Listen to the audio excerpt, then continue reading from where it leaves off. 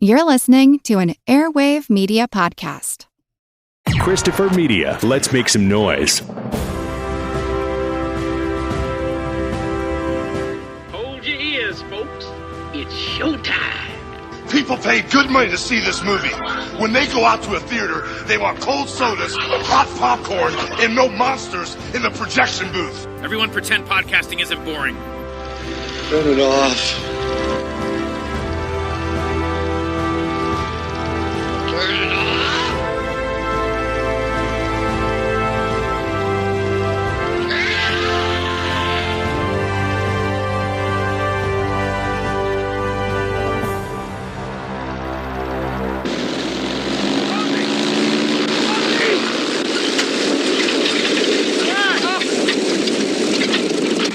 Position.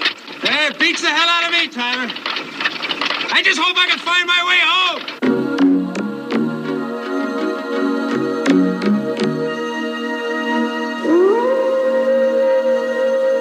home. His name is Tyler Powell.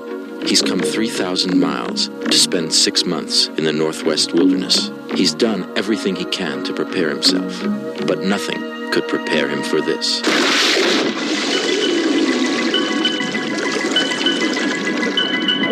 Now, the director of The Black Stallion brings you another story you will never forget.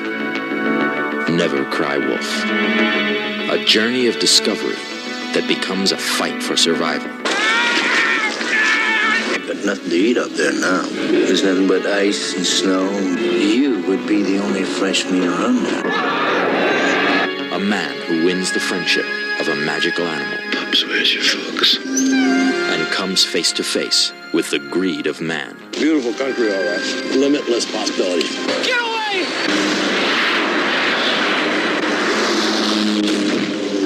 A story that will dazzle your senses. Capture your imagination. Maybe you're like Utek. Maybe a long time ago, the wolf devoured you. And show you the secrets of a world you've never seen before.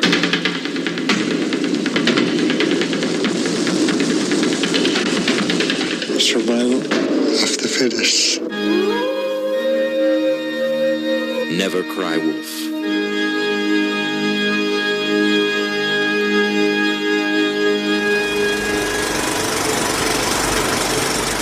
Welcome to the Projection Booth. I'm your host, Mike White. Joining me once again is Mr. Chris Stachiw.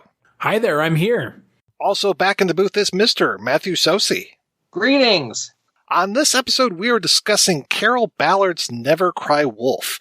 Based on a novel by Farley Mowat, it's the story of Tyler, played by Charles Martin Smith, a bureaucrat who is sent into the northern wilds to study wolves and their impact on the caribou population. We will be spoiling the film as we go along, so if you haven't seen it yet, track down a copy and check it out. We will still be here when you get back. So, Matthew, when was the first time you saw Never Cry Wolf, and what did you think? I actually saw it in the theater back in 1983. I was sitting at the altar of sneak previews on PBS, and I think I remember Gene and Roger both praising the film. And I was also intrigued because there were the two main actors in this were, at that time, kind of two that guys in Charles Martin Smith and Brian Dennehy.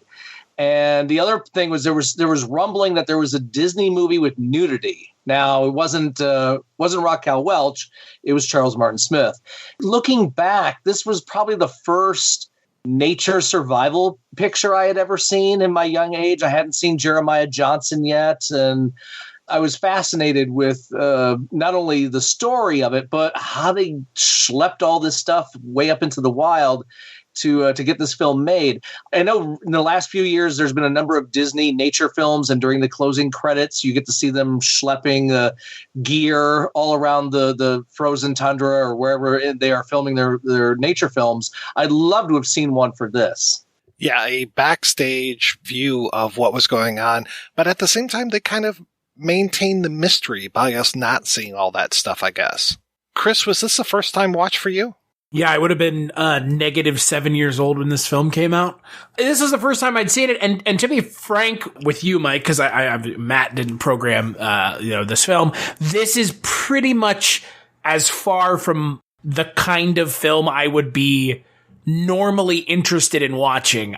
For me, I'm not a huge, just like vanilla drama type guy. And then like nature films normally aren't my bag, but that all out of the way. I like this movie a lot. I wouldn't say it's a lot of fun, because I don't think fun is the word I would use to describe this film. It is a very well-made film, a very well-shot film. Like Matt said, Charles Martin Smith, 9 times out of 10, he's not the guy being given a lead in a film. But here, when he's given the ability to actually lead a film, guy crushes it completely. I don't know why this wasn't a door open for him to go on and be a lead in other things. I mean, look, I know he's acting against, it's just him out in the woods, in the wild, doing things. Like, you can't teach that. You can't tell an actor to go do that. They have to live it. And I mean, you hear and you read all these interviews with Charles Martin Smith about how much time he put into this role and this character in this film. And for once I can say, man, not only does it come across on screen, but I don't even think all of it comes across. There's so much going on here that they couldn't put all of it into this film, even if they tried. So like Matthew, I saw this at the theater when I was 11 years old. I think my mom was right there at the altar of Siskel and Ebert that you're talking about. And I definitely was watching a lot of At the Movies as well, and still remember some of those old, well, obviously that fantastically catchy intro theme, but then also some of the reviews as well. Remember the skunk being on the seat next to them when they would do their stinkers of the week and all those kind of things. But yeah, I fell in love with this film. This is a movie that I taped off of cable when taping off of cable was kind of a brand new thing. And I can't even tell you how many times I've seen this movie over the years. I wish I could go back in time and see it on a big screen again, because this movie is so lusciously shot, so well done. I'm not sure what made me put it on the schedule of things to talk about this year, but I am sure glad that I did, because folks, if you like this movie, you're in for a treat, because we've got just a shitload of interviews coming up with a lot of people that were there for the 2 years that this thing was being shot. I couldn't believe the amount of work that went into it. Rewatching it again today, I was like, okay, yeah, I can see why it probably took so long to do, you know, talking about those shots of the wolves, Charles Martin Smith out there in the wilds. I mean, just the caribou scene towards the end, it sounded like it took them a few weeks to do that. So yeah, there was a lot of work put in to make this movie happen. And I'm excited to talk about this movie with you guys. Before we go any further, Mike, because you mentioned the 2 years already that it took. Charles Martin Smith has had 3, but I don't know, maybe that was the year of prep. When I think about things that take this long to make, i.e., I think the last thing I think of that we spoke about on a podcast, Mike, was Lord of the Rings. The 3 Lord of the Rings films took, 3 years to make? 3 years to make? And that's 3 films. This film took 2 years to make, 3 years of Charles Martin Smith's life, and it's 1 movie. The perspective of that can't be ignored because, again, like you've said, I think everything that they've done comes across on screen. There is so much that went into making this film. It's probably just as interesting as the film itself. Chris, I wanted to piggyback on what you were saying earlier about footage of Smith, not so much acting, but being. Around the same time, this was the same era, my dad and I got to see in the theater, actually the same movie theater that I saw Never Cry Wolf, was the film Heartland with Conchata Ferrell and Warren. And that film ends with the 2 of them birthing a calf. And my father leaning into me and saying, they don't teach that in acting class. Yeah, I mean, they don't teach how to be out naked around caribou in acting class. I mean, and look, I mean, you know, the story, the book, Never Cry Wolf by Farley Mowat, I mean, those things that he does in that book, you see them on screen. And I don't know if Charles Martin Smith was actually eating mice, but he sold that he was. I know that there are people on the other side of a camera filming him, freezing his ass off in the early, first half of the film, but he's out there doing it. You can't fake that. You can't fake those vistas. You can't fake any of that. You have to be there. You have to be there. Yes, no CG caribou here. The funny thing about this movie is, in the book, they talk about Churchill, which is in northern Canada. And 3 years ago now, Jesus, I don't even remember anymore. 3 years ago, I went with my family to Churchill, Canada, to go see polar bears in November when it was like -40 outside. I'm not saying I have experience with being out in the middle of nowhere, but they don't teach you how cold that is. Because it is, think of the coldest you've ever been times 10. Because you can't get warm. The idea of being warm is not even warming enough. It is miserable. But yet at the same time, you're awed by the beauty and the splendor of where you are, and so you don't care if you're freezing. It ends up being worth it. It was just giving me somewhat flashbacks of being up in northern Canada, and just like you see Charles Martin Smith on screen looking cold because he is cold. There is something to be said for that. There really, and I know I'm preaching to the choir here with y'all, but there is something to be said for like, it's cold, he looks cold because it is fucking cold. This is not a joke. Yeah, I wondered if you were close to that spot, because I remember when you were telling me about that and that trip and seeing the Northern Lights and all that kind of stuff. And then I started doing research on this, and I was just like, I know Chris was pretty far north, so I wasn't sure how far you went. In the book, they go north from Churchill farther. Churchill was as far north as we had gone. So this is like removed, because Churchill's pretty removed. You don't go to Churchill for any reason if you're not a native, unless you're going to see the local wildlife. So he's going farther than that. I mean, middle of nowhere. Right past BFE. And there is something really that makes me anxious about seeing someone on a giant frozen lake. I don't know why, but like, as not like a city person, but like as someone who's grew up in the suburbs, like, you're always told to stay away from those kinds of things. And here he is on this giant, massive frozen lake, and I'm just sitting there thinking like, oh my God, this makes me so uncomfortable. Mike, since you saw it at the same time I did, was that your first movie experience of the moment where somebody falls through the ice?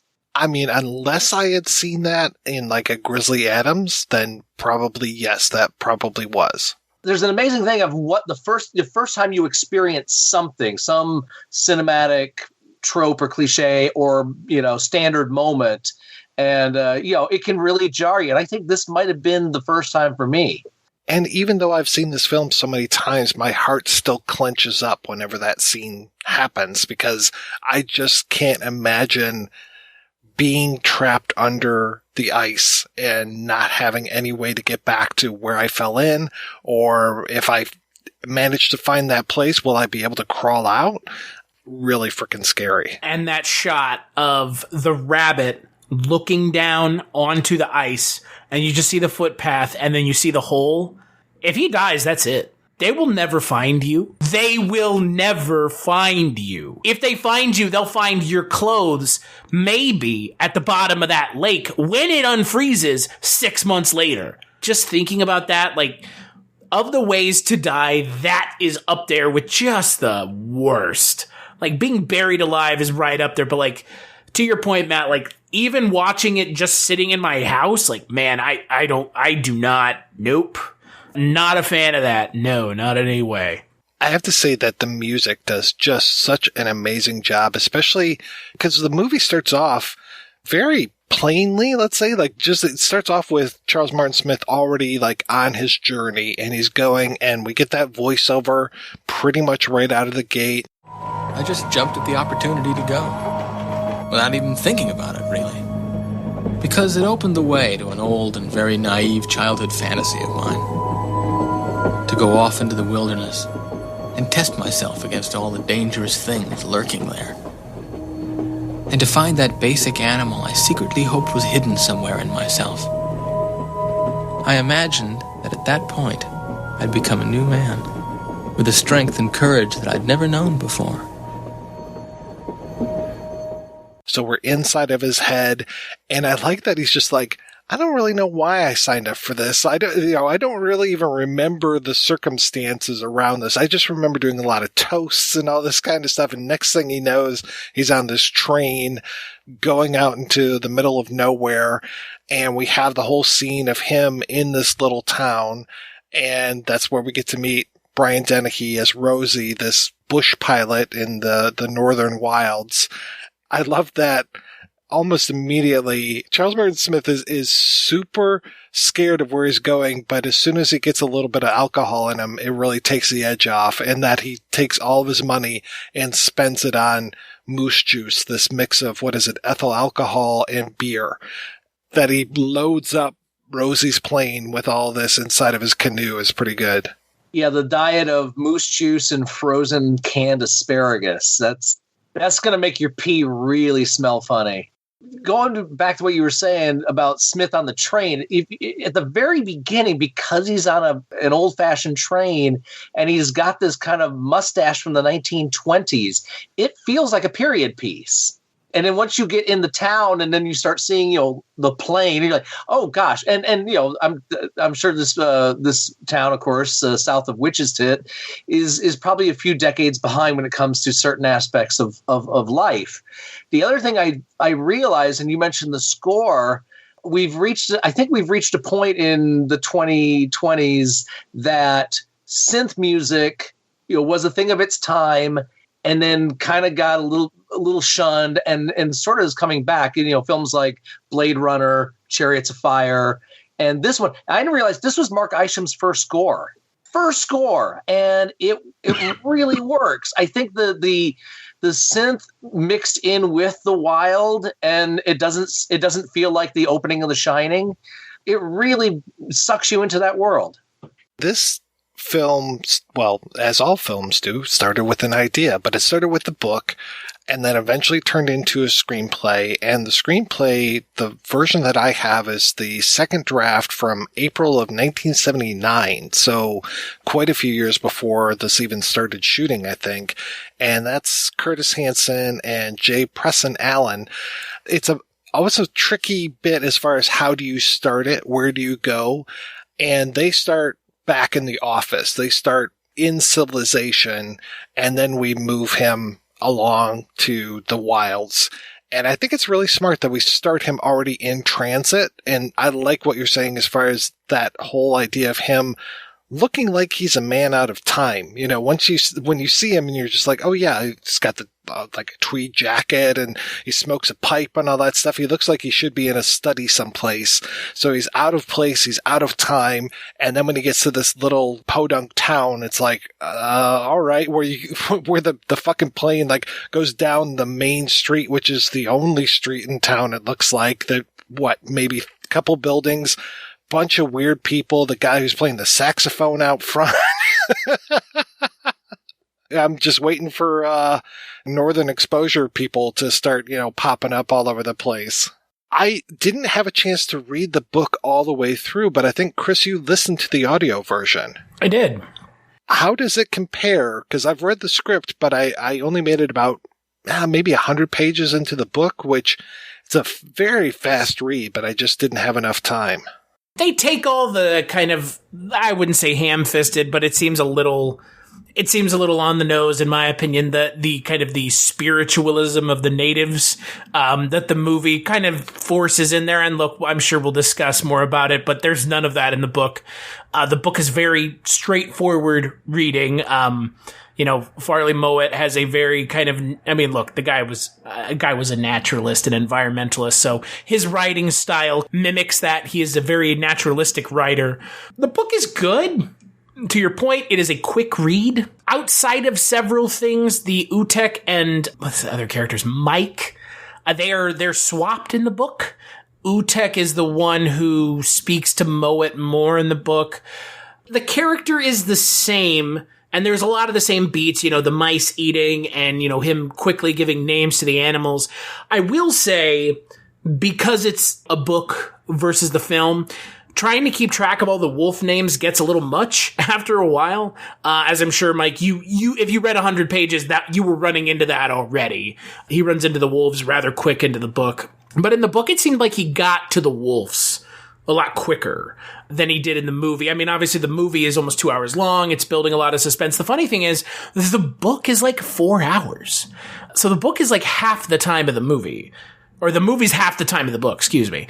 I'm not sure I got any more out of the book than I did out of the film, because the film, for all of its problems, which I don't think it has many aside from 1 or 2 small ones, the film does a good enough job, at least what I would consider to be the point of writing a film script off of a novel, is synthesizing the basic idea of the novel, translating it to screen, and giving the audience who may have read the book and may not have the similar story beats with some other kind of, the other writers' interpretations of the book, because that's always going to happen.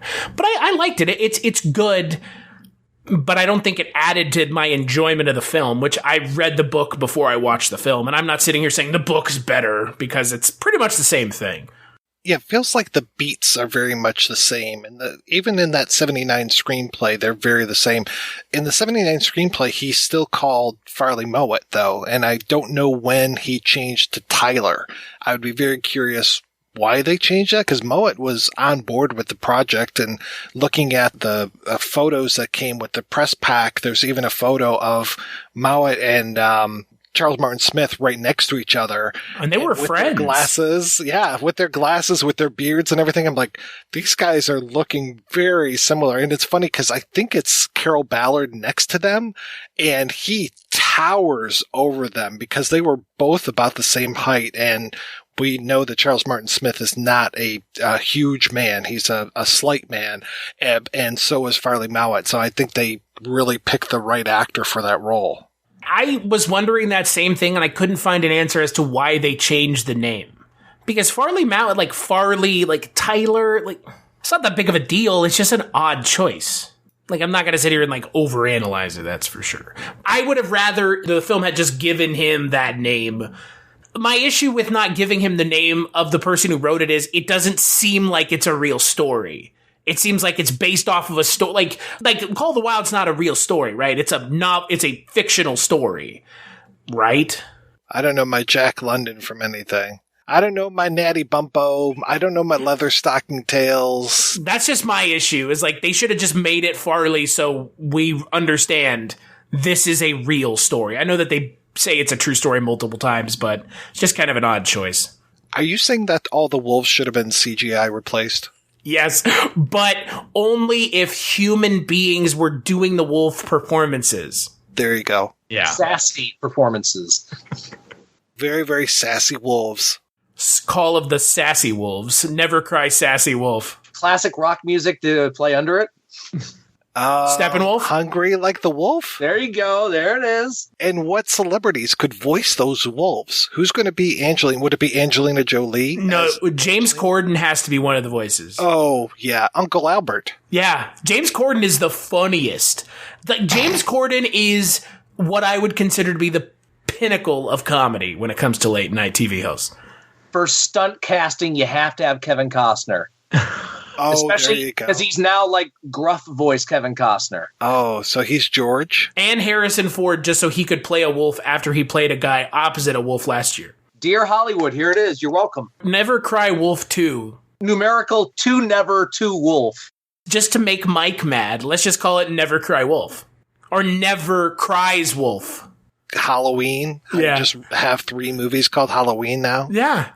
Yeah. We'll call it Farley Mowat's Never Cry Wolf. I did find it interesting that they swapped out Mike and Utek, that it's Mike that finds him first.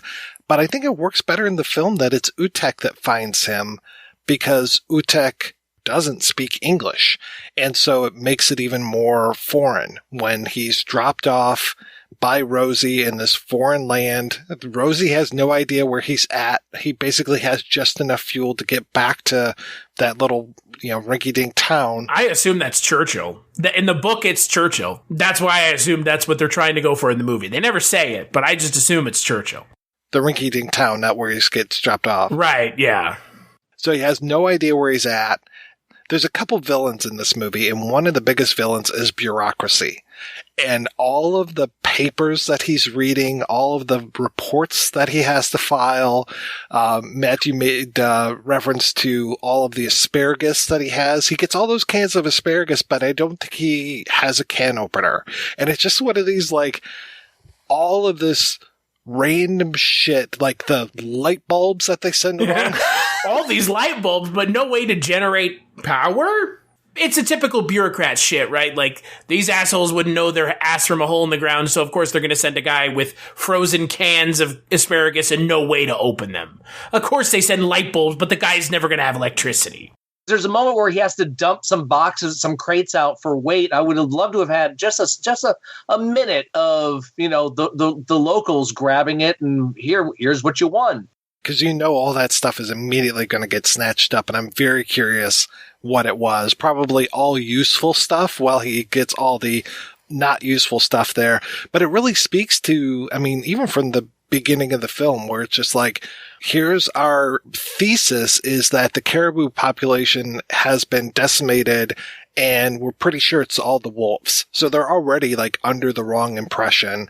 The film is basically showing us why that was the wrong impression and just showing us what a-holes these bureaucrats are. And it starts off early with all of this useless stuff that he's laden down with, and then just kind of goes from there as far as who's the real culprit behind the caribou disappearance and who's the real villain of the film. In the book, they don't do man is the most dangerous animal of all, but the film does. I didn't need it because it's pretty obvious.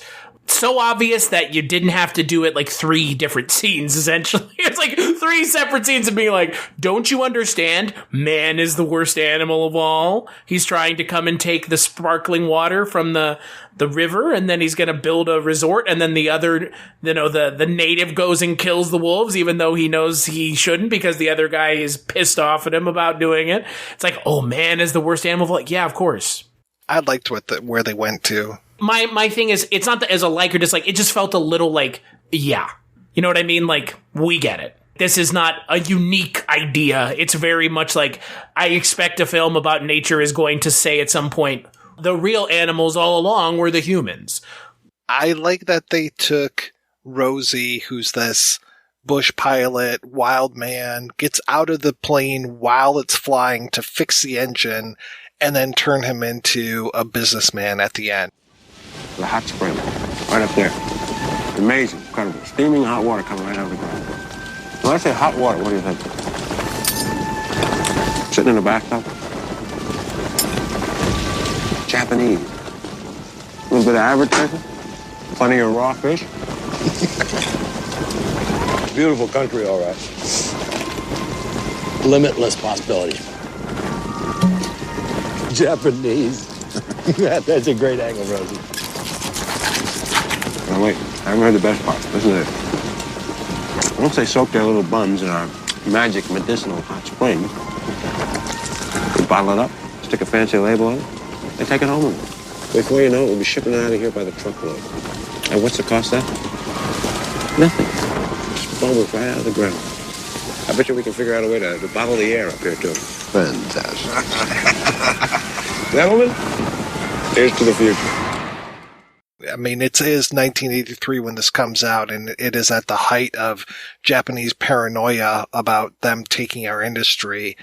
And I also like that the other villain is Mike the Inuit, and his whole thing of all that time where he's smiling throughout so much of the movie, and then when he finally gives that final smile and you see his teeth fixed and he talks about survival of the fittest, it's just like, wow. And that he's got the camera, he turns around and takes a photo of Tyler before he leaves. It's just like, okay, here's useless shit that you have. Thanks a lot. You know, thanks for killing George and Angeline to buy a fucking camera and probably a new gun and get your teeth fixed. Early on, Rosie talks about how real estate is the future, and that's the real gold, and that's the real currency, and a little foreshadowing for what's going to happen. Yeah, we're a terrible species, human beings. Yes, we truly are the worst animals on the planet. Yes, and in fact, actually, as you were talking, I in our imaginary remake, the Utek would be the magical Inuit. Yeah, right. Pretty much. I mean, he kind of is in this film. Not so much, but he kind of is. There's no lingering shots of him looming over us with saintly care.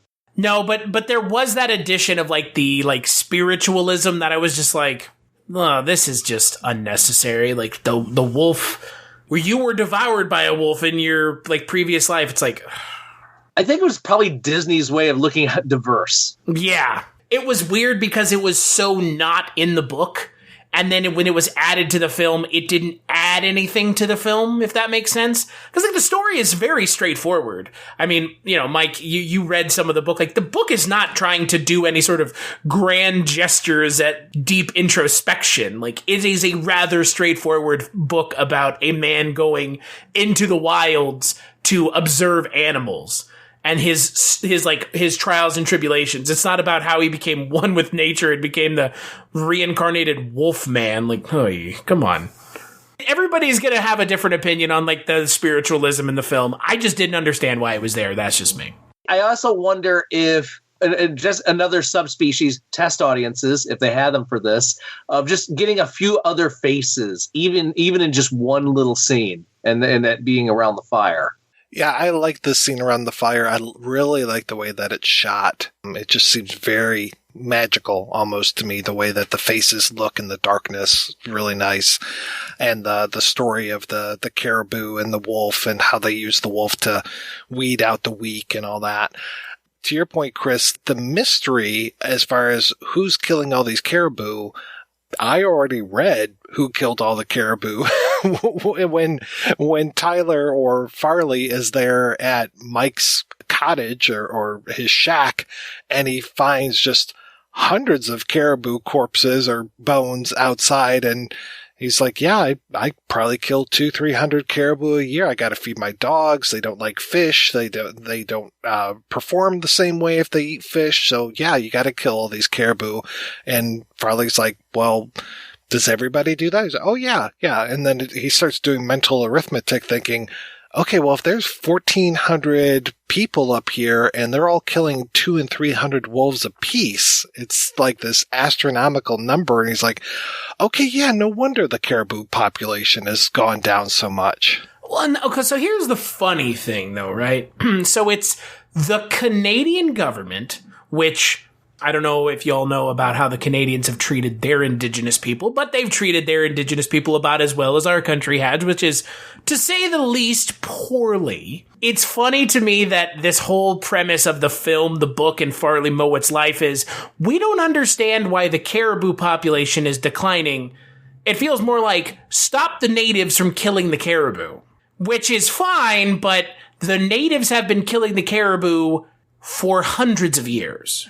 It feels a little like that, but more than anything, it looks like we have to blame the wolves for this. Wolves are historically bad guys.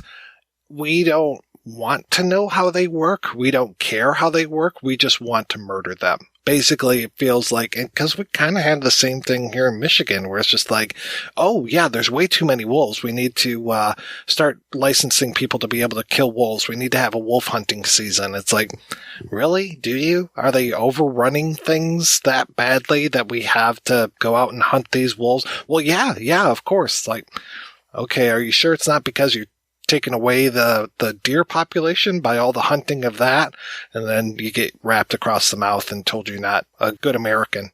Don't question the white man if it's not the white man doing it. And when a wolf moves into your neighborhood, the property rates go down. I'm glad Matt said it because I was about to say it too. Daughter dating one, and Mike, you're a Michigan guy. Isn't Ted Nugent in charge of Wolf Force instead of Space Force? Isn't he in charge of Yeah. He puts on that loincloth, and just goes out there and starts killing everything. I heard that they're going to build a wall and make the wolves pay for it. In this film, there are good people on both sides. Right, exactly. But I think, there's that fine line between survival and greed, and, we know where Mike went with this by the end of the film. There is part of me that does not blame him given the situation that he is in with his family. But yeah, I mean, to your point, Matt, there is a fine line between. It's like what Bill Pullman says in Spaceballs. Take only what you need to survive. Nope, I'm going to kill 500 caribou a year. Like, fuck, caribous are huge. How much meat? Like, I feel like one caribou could realistically feed a family for longer than the character in this film is pretending to claim that it doesn't. Just based off of the fact that I, surprisingly, am a hunter, not an avid hunter, but I do go hunting, and I only hunt things that I will eat. I have killed animals the size of a caribou, and that meat lasts forever. You'll have pounds upon pounds of it. You'll never be able to eat it all unless it was the one thing you're sustaining on, and even then, you would be able to eat off of it for a while. How are your guitar solos? Because, like, that's the weird... I mean, again, it's like this weird plot line of, like, who's killing the caribou? It's the wolves, but it's not. Like, yeah. It doesn't even make any sense to think that many wolves kill that many caribou in a year. Like, what the fuck? Just that we've been trained to think of wolves as being that ultimate villain. And I love the guy, even in the little rinky-dink town where he's just like, you better watch out because those wolves are going to come and tear you apart just for sport. And it's like, okay. And no, Tyler gets along well with the wolves. I mean, there is a little bit of that magical realism in the film of him being able to go out there and live amongst the wolves and not have to worry. You know, of course, I'm thinking of like Herzog's documentary about Bear Man. Grizzly Man. Grizzly Man. That's on my list here. You know, it's funny you mentioned that because early on when he's in the wild, there's the moment where he's hiding under the canoe because animals are lurking about. So, you know, it's an interesting narrative to say, yeah, you get this warning and then here they come and you hide because that's what you do. But yeah, it was a nice setup for that for later on. I will say, Mike, to your point about the magical realism of the book and the film. That magical realism was called into question by a number of people who are scientists or naturalists in the same vein as Farley Mowat. Frank Banfield of the National Museum of Canada compared Never Cry Wolf to Little Red Riding Hood, saying that both stories have about the same factual content. It is magical realism because, like, I've never been around wolves, so I assume that it's like that, but it sounds a little convenient. Well, you have to get in there. You have to do this stuff if you're going to tell the story. Yeah, like, you never let the truth get in the way of a good story, right? So what you're saying is the Canadian version of the dingo ate your baby. Or the dingo didn't eat your baby and lived side by side with you for 6 months out of a year. I will say, though, Mowat had the best response to this guy giving him a hard time. He sent a letter to the guy who was complaining, and he signed it, Mowat's Wolf Uncle Albert. At least Farley Mowat could laugh about it, which is nice. But I don't know how much of the story is real, but if Farley Mowat had written a story that said, I went out to hang out with the wolves, and they tried to kill me the moment I was there, or they ran away immediately and I never saw them, that is an abject failure on a number of levels. So just saying, yeah, I met them and there were a bunch of folks out there, like, that's way more interesting. I don't know how believable, but obviously this story helped change the perception of wolves in the public eye, so it did its job. And I do like the pacing of how he finds them, how he tracks them, to see how armed he is the first few times that he is after them versus him living next to them. One of my favorite scenes in the whole world was him going out and marking his territory and singing Gilbert and Sullivan as he goes around and marks his spot, and then the way that George comes and marks the opposite side of each of that, and then they're living in harmony after that. And it's like, that's nice. I mean, I just like the way that this story unfolds, and I find that each little level up, each time we interact with the Inuit, each time he interacts or observes the wolves, it all adds to something. It doesn't feel like there's really a wasted scene in this film for me. Sadly, they couldn't afford the rights to the song where Tyler and George sing Ebony and Ivory. Going back to what you were saying, Mike, this is for you young folks out there. This is a slow paced film, but it's not a slow film. Nowadays, we watch films, and one of my immediate reactions, well, that could have been 20 minutes shorter. And if you wanted to hurry this film, he could have found the wolves within the first 20 minutes of the picture. But we get to spend time with him and the environment and him learning to survive. Oh, and then we get to the project. And I think the pacing of that works very well. I love even just the sequence of him figuring out what the wolves are eating. That they're eating mice. And then how he takes on that whole experiment of, I'm going to eat these mice too. And that also leads to some great comedy of him interacting with Utek and Mike. Utek, the guy that played Utek, had been in a couple documentaries, but Mike was found for this, and he feels like he is just a natural actor. And I was watching a little bit of behind the scenes, and Charles Martin Smith talking about how you really, as an actor, you don't act with non-actors the way you have to kind of respond a little bit differently than you would if you were acting against, Brian Dennehy or something.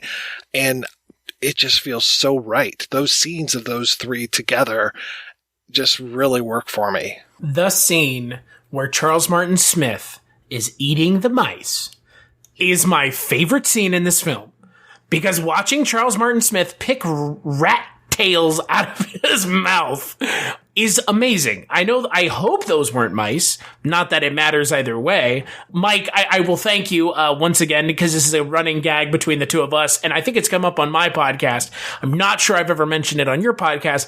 Most of the time I watch something for the projection booth, I'm watching it with my wife. She went, pretty on the nose. Let me guess who you're watching this film for. Mike, right? And I was like, yeah. And she's like, I was like, what gave it away? And she was like, I don't know. The guy eating the mice was probably a pretty good indicator, because the thing that got her was when he was crunching on the small bones, which he mentions in the book about how small the mice bones are and how that's like the big stumbling block if you're eating mice, you're eating the mice bones. But to your point, Mike, the amount of comedy in that scene, that's great physical comedy. Well, it's great editing, too, of those mice reacting. First, them kind of staring him down as he's thinking about eating the mouse, and then his reaction and just crunching away and relishing it, and then all the mice just disappearing. When I was reading the book and I came to that, it's not really a scene, it's more of the internal monologue in his head about eating mice.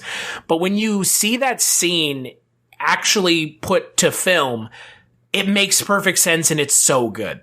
It's absolutely one of my favorite parts of the film, because it kind of breaks up the pace of this film, because this film is very, not introspective, but it's a very, like you've said, Matt, slow moving film.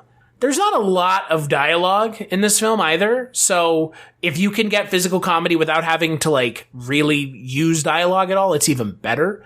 But that scene is a lot of fun. I mean, it's just kind of an odd scene in this film, given how kind of serious this film ends up being. And studying fecal matter to find out what they eat and how they eat. With a gas mask. Yes. Like I said, I don't think there's anything that I would necessarily change about this film. I just really like the pacing. The scene towards the end with the caribou, that is just remarkable to me, the way that is put together as well. And just the music working so well with that, and actually getting to see the hunt and see naked Charles Martin Smith running around the tundra. It's pretty awesome. Well, a lot of those caribou were classically trained. They did shows at Stratford and work with Christopher Plummer whenever possible. When you have caribou in their production of A Midsummer Night's Dream, this is not the first Disney film that has nudity in it. Even though everything says it is. Right, because apparently, according to, the reliable source, the internet, but apparently there's a bare ass in the film version of Pollyanna. But I just haven't gotten around to watching Pollyanna because I have other things to do. So there's your Disney nudity portion of the show, folks. Don't look it up online at work. I will say that caribou scene is probably the most impressive scene in the film. Like you said, Mike, I mean, it took them weeks to film it, and I don't have any question as to why that is. Let's put it that way. It seems pretty obvious as to why it took so long. Yeah, because we always hear the joke of, the director waiting for the sun to be right or the clouds to be right. So you have that, but also like, how are the caribou feeling today? How are they running this time? And Charles Martin Smith got his wind sprints in, to be sure. I did flip to the end of the book, Chris, and the end of the book is not good. It's very depressing. Yeah. It's even more depressing than this movie is depressing to me. That epilogue. Oh, yeah, the epilogue that essentially says, like, yeah, all the wolves are going to die. Like, they're all going to die because of us, and it's our own fucking fault, and we tried to blame the wolves. We tried to blame the wolves, and we're the ones actually killing the wolves. Good job. The final thing that I read in the version I read, let me go to the end here, was... During the winter of 1958 to 1959, the Canadian Wildlife Service, in pursuance of its continuing policy of wolf control, employed several predator control officers to patrol the Keewatin Barrens in ski-equipped aircraft for the purpose of setting out poison bait stations. In early May 1959, one of these officers landed at Wolf House Bay. He remained in the vicinity for some hours and placed a number of cyanide wolf getters in appropriate places near the den, which he ascertained was occupied. He also spread a number of strychnine-treated baits in the vicinity. He was unable to return at a later date to check on this control station because of the early onset of spring thaws. It is not known what results were obtained. I forgot that they go and poison all the wolves, too. Boy, isn't that great? Fuck me. I mean, I thought you were talking about there's a part at the end where, and thankfully Wikipedia actually has it, so I unlike you, I don't have to search it down, thank God, Jesus Christ, because I don't even remember how far into the ending it is, but they essentially say, like, we blamed the wolves, but we're the ones actually killing the wolves. That's just as bad. I mean, what you read is obviously horrifying. Just here, let's poison them all. Fuck it. That's awful. Which is why when we get to the, if I may, get to the final moment of the film, because first you have Tyler walking off with Otek, and I'm like, okay, he's going to be the new mountain man, he has found his new purpose in life. But then you have the final silent moment of the two of them, and he teaching Otek how to juggle. It's a lovely, weird ending, but I guess it seems a little less dramatic or depressing as him marching off to his next life chapter, to take up a cause. And then it's just two friends, and one of them doesn't know how to juggle. It is nice to end on that, because if you didn't end on that, you would end with him playing, the bassoon, trying to get the wolves to howl so that one wolf would come and pick up the now orphaned cubs. Right. Yeah.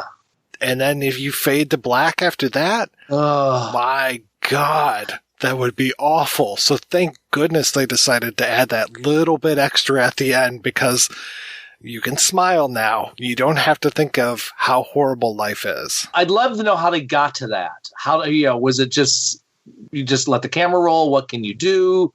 What can you teach? Just, from an acting standpoint, it's a great choice. I mean, it sounds like there were millions of feet of footage that were shot for this thing, so who knows when they even shot that. So let's go ahead. We're going to take a break, and we are going to play a whole bunch of interviews after the break.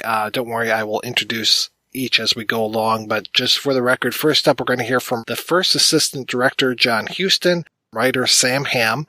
Then we're going to hear from writer Richard Kletter, then writer Eugene Corr. Then we'll hear from the editor, Michael Chandler, and last but not least, cinematographer Hiro Narita.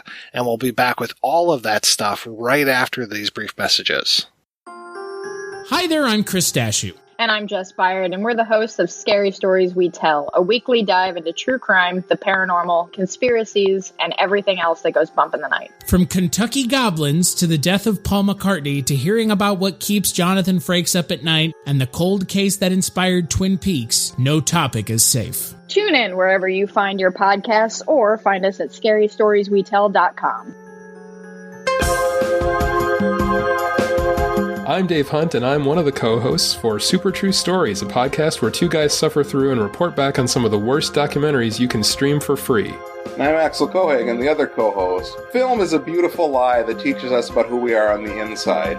Dave and I look at the documentaries that are the ugliest of truths, teaching you about mixed martial arts and fishing, poorly faked ghost stories, and everything you wanted to know about core production values and stock footage. Check us out on iTunes, Google Play, or at supertruestories.com.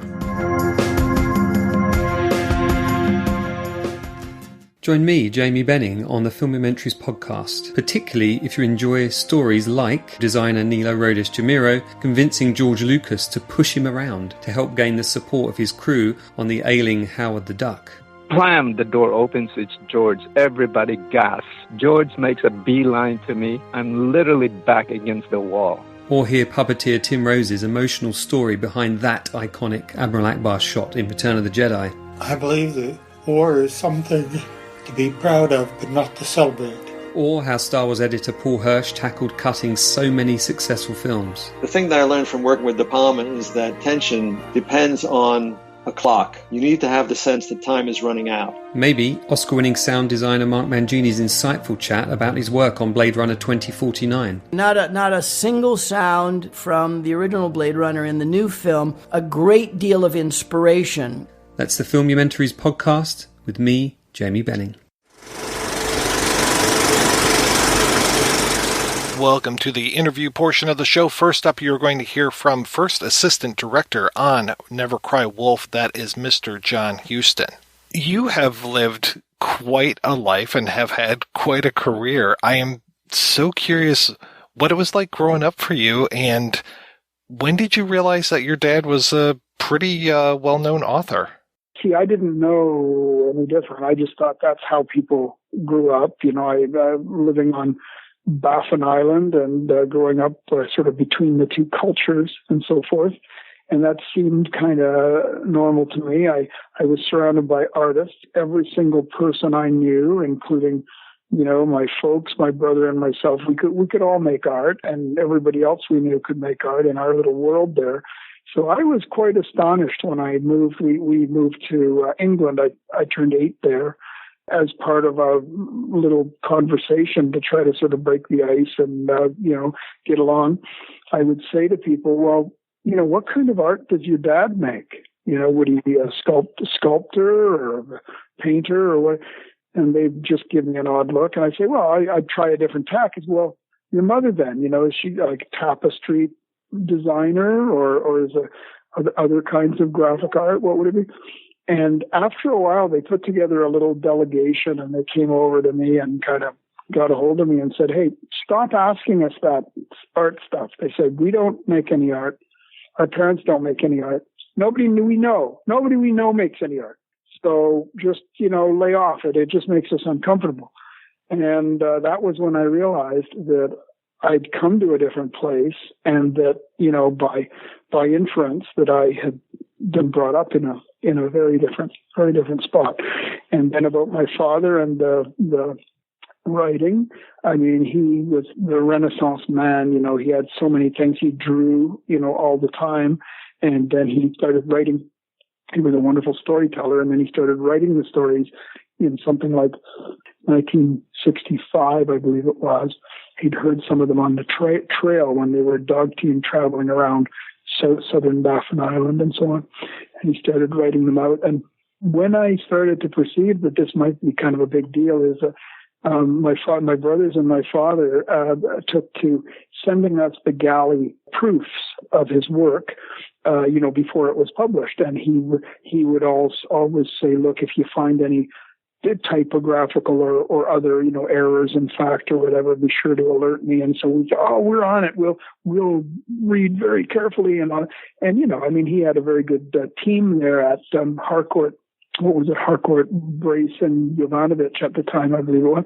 And in any case, you know, they didn't need any help proofreading the things, but we at the time were thrilled to be part of the process. And when we started seeing language versions, his stuff was put out into, 74 languages or something like that.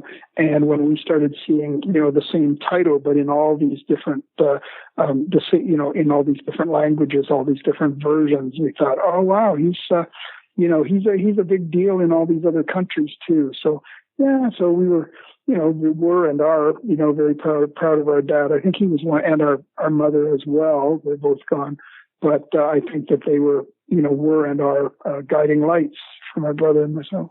Tell me about how you got to work on The White Dawn, the adaptation of your father's book. Well, it might sound like blatant nepotism because, there it was. My father wrote the book, and then there I was working on the picture, and my father, I went and said to him, I was at college, and I went up to his place. He was in Rhode Island. I went up there for the weekend, and I said to him, hey, listen, if there's one thing that you could ever do for me, Dad, just one, never mind anything else, just I would like to work on The White Dawn. I want to learn how films are made. I want to get back into the Arctic. I want everything about it. The director of the film, Philip Kaufman, was a hero of mine. I mean, I don't know, there's no way you could cut it that it wasn't great. And there's no way you could cut it that it wasn't terrible if I missed out on it. So I just threw all my eggs in one basket and said, look, Dad, that's it right there. Never mind any inheritance, forget everything. Just if you can do that. And he said, well, gosh, he didn't know I really had felt that way, but he'd do his best. Sure he would. My father always helped me in any way he could. I think it was a subsequent weekend or something that he said to me, look, John, with great, regret, he said, I really ran this up the flagpole. I spoke with the producer, Martin Mansohoff. I spoke with the director, Philip Kaufman, and I believe the production manager, Don Guest, who also produced Paris, Texas, which was an amazing film. And so he's a great guy. And what did he do? Production managed the Beverly Hillbillies for 13 years or something. He was an amazing guy.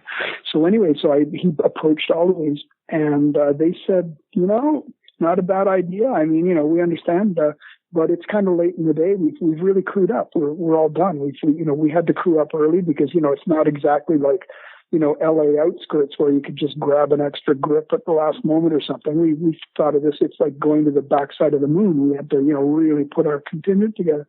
So we're really done with that. Thanks. I mean, maybe we'll keep them in mind for something else or whatever. And so anyway, when I got the news, I was not super happy. I was there for the weekend up in Rhode Island at their farm there, and as an 18th century farm they had. It now belongs to, who's that? A Rothschild, one of the Mouton Cadet winemakers now. But anyway, my father had that for a while, and so while I'm up there, we were having dinner and doing other stuff. The phone rings. My father says, "Oh, okay, everyone be quiet. It's a call from the coast." So after a little bit, I, kind of listening in, I'm quite interested, and I hear, "Oh yeah, sure, Phil. Yeah, oh geez, Phil, that would be no problem. Oh yeah, no, I don't see any problem there." And I'm very strongly getting the idea this would be Phil Kaufman, the director. I pulled one of the more audacious moves in a rather audacious life, I guess, and I just went up to my dad and I said, "Hey, give me the phone." He goes, "What? We're not giving you the phone." He says, "Look, this is my first big break, my first big chance in show business. I'm not going to have my kid, excuse the expression, fuck it up." I said, "Oh, no, nothing like that. No, just give me, look, it'll be like 1 minute. Just put me on the phone for 1 minute. That's all I ask. I'm not going to mess anything up for you." So I'm just kind of staring at him levelly, and I've got my hand out for the phone. And normally I would treat my father with significantly more respect. This was really a singular event. So my father looks at me just as levelly. He looks at me as a rattlesnake might look at a rabbit or something, sort of staring me down for a while, but I'm not being stared down. And so after a little bit, he gets back on the phone. My father was great at so many things, but lying was not one of them. He's never very, very good at that at all. And I watched him make a complete fool of himself. He says, "Oh yeah, Phil, listen, geez, there's somebody at the door. Yeah, that's it. Yeah, that's it. So, Look, I'll put my son John, I'll just put him on the phone, just to keep things rolling. I'll be back in 1 minute." I guess that's fine with Phil. He turns to me, he says to me, "You've got 1 minute. Don't fuck this up." And he hands me the telephone, So I came on the fly. I didn't have any clear planned out idea of what I was going to say. So it was all a rush of words to the face. And, I was trying to cram everything into, 10 or 15 minutes of sober, measured conversation into my 1 minute, right? So I have no idea what I said. I could not recall a word of it, but I imagine it would have been something like, hi, Phil, you must be Phil Kaufman. Well, listen, I just love all your work. I mean, I think you're amazing. And, I really, really would love to have a chance to work on this film. And, I would do anything. I mean, I don't care. And listen, if it's a matter of money, I don't need money. I just, it was something like that. It was just, blah, blah, blah, blah. And, and after a while, I kind of ran out of gas and stopped. And I heard Phil Kaufman. He says, wow. He says, listen, I had no idea. He said, when I heard from your dad, I got the sense that he thought it'd be a pretty cool thing for you to do for experience, but I didn't understand how much passion you had. He said, geez, that's awesome, but we still don't have a job for you, but it's awesome anyway, but he said, it's all screwed up. And he says, the only thing I'd suggest, he says, our first day of shooting is May the 7th, 1973. That'll be our first day scheduled. And he said, I don't know, if you wanted to be there, I mean, we're off at the end of nowhere and very often you go to a remote location and, somebody doesn't make it or they get a big gig close to home at the last second and they cancel out. You don't know, this stuff.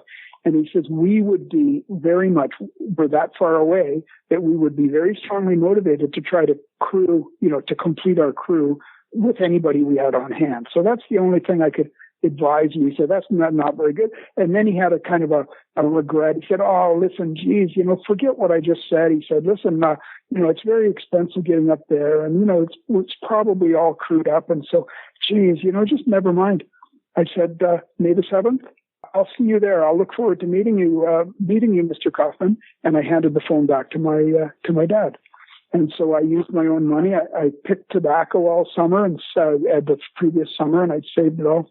And I used my tobacco money to buy a ticket and everything. And I got up there I was there on the first day of principal photography, and I got there, and the thing was all screwed up. I walked across the floor, probably by the family resemblance, facial resemblance. Philip Kaufman figured out immediately as I was coming into the room, who I was, and he goes, "Oh, Jesus Christ!" A really warm reception.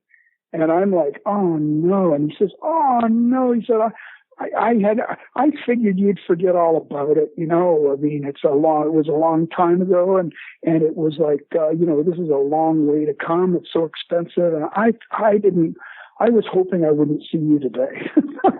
Oh, well, thank you. Yeah. Good to see you too. And he says, no, but there's nothing for you, man. It's, like I told you, it's all screwed up. So I said, okay, well, and I just felt like, a stake had been driven through my heart. There went all my savings, such as they were. And so I said, yeah, well, that's okay. Yeah, it's okay. I mean, there's no flight out today. I mean, the soonest I could fly out would be like tomorrow. And in the meantime, if it's okay, if I'm welcome, like I would just hang around on set, stay out of the way. And I'd just learn a little something, get a little something out of the experience, if you don't mind. And he goes, oh, sure, geez, be my guest. I mean, just, yeah, hang about, kind of thing.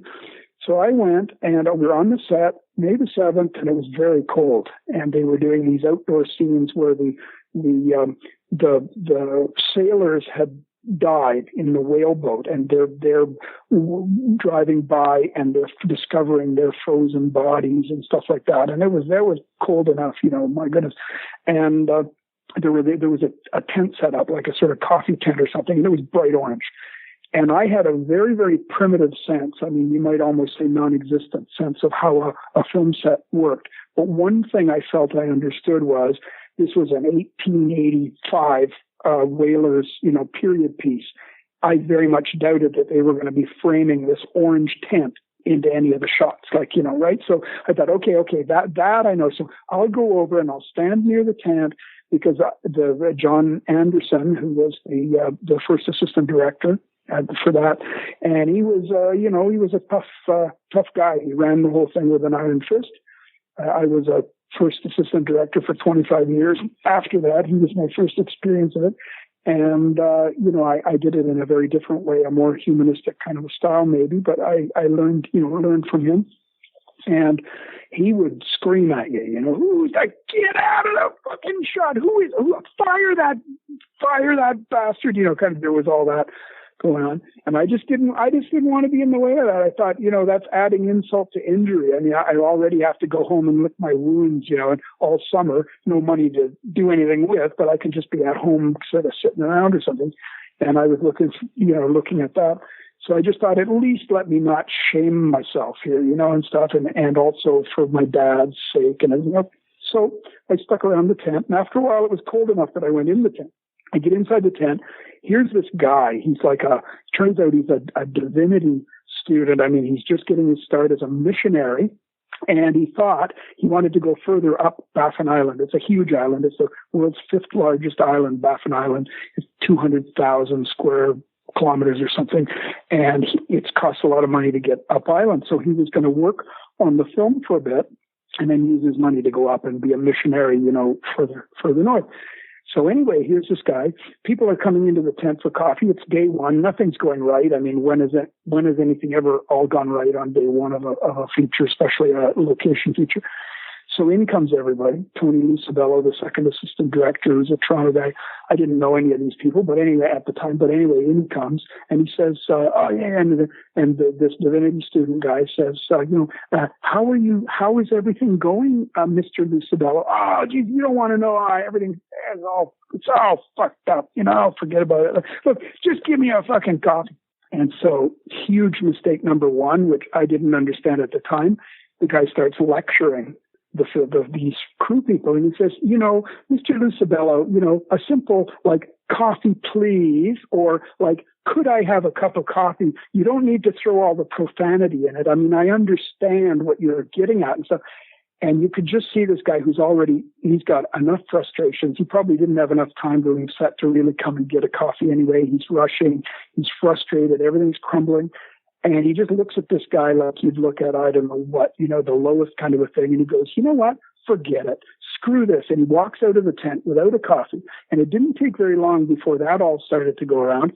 And in came the production manager, Don Guest, who, again, I didn't know, but he had a lovely big long ponytail down his back. And he was sort of a hip and cool looking guy with the mind of a great white shark, and so disarming in that way. And so he comes up and he kind of smiles, hi, he says, and he just prompting me, like he's trying to say, hi, John. He didn't know my first name. So he goes, hi. And then he starts kind of rotating his hand a little bit as if prompting, like, come on. What is it? I guess. And I go, oh, and see, I was, Ivory Tower, I was a, Ivy League, student, which means I didn't really, know, I hadn't seen much of the world. And there I was in my little tower. And I didn't get all this sort of street stuff. And he's kind of prompting me for my name. And only after the longest possible time, I go, John. And he goes, very good. This guy's a moron, but he does know his name after a certain amount of prompting. He can recall his name. So you get a silver star. And so anyway, so I'm like, yeah. And he says, hey, John, have you been standing around here long enough to know what this guy? And he doesn't look at him. He never looked at him. He just puts his thumb over his shoulder. Have you been standing around here long enough to know what this guy did for a living? Operative word, did. And see, I'm not very swift. I thought, wow, I'm the top thing. I'm a university guy. I can speak Latin as well as English or anything like that. I thought, wow, but no wow at all. I was slow. And so I'm like, I see. And I suddenly realized my world had just been reversed on me in a second. And I was the last one to know about it. And I'm like, well, gosh, Mr. Guest, well, that's quite amazing. Well, so you mean, so I've got a job. And the only thing that I could think of to say, like you're getting employment would be like something bright and positive. So I said, so when do I start? And, his brow furrows. He's already regretting this. This is like, we're going from the fat into the fire. We got one, moralistic guy and one regimental idiot. Neither's better than the other. So he just sort of looks at me kind of disappointed, says, "You lazy fucking bastard. You've already started." And he turned on his heel and he walked out of the tent. And he became a friend of mine over time and everything, but, he wasn't that friendly that day. But it didn't matter. I mean, he could have whipped me with a cat of nine tails because I got the job that I had dreamed of, like all on, May the 7th, 1973, and that put me squarely into the film business. It's a long story, but I don't know how to abbreviate that one because there it is. It's all of a piece in a way. From what I understand, you didn't go to school for filmmaking, so how do you take that experience of being the coffee boy on White Dawn and kind of parlay that into more of a career? I did a little bit. I mean, I studied French cinema at the Louvre for 1 year, and while I was at Yale, I studied film and so on. But not, it was like, film study. It wasn't like a formal. I didn't make a life out of it. At the time, I was interested in graphic art. I started as a printmaker and also in psychology. So I built my major, fortunately they were very flexible at Yale, and I was able to build a major out of, art and psychology, and the art was kind of both like the graphic art plus film. But, so as you can see, it ended up being, it was in the mix there, but it wasn't, my primary study.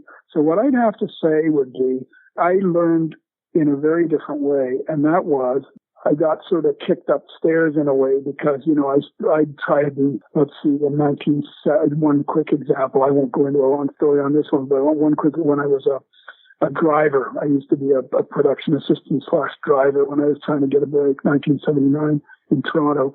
And the director was incredibly rude and abusive to the cast. So they all, quit, or at least they did like a timeout or something.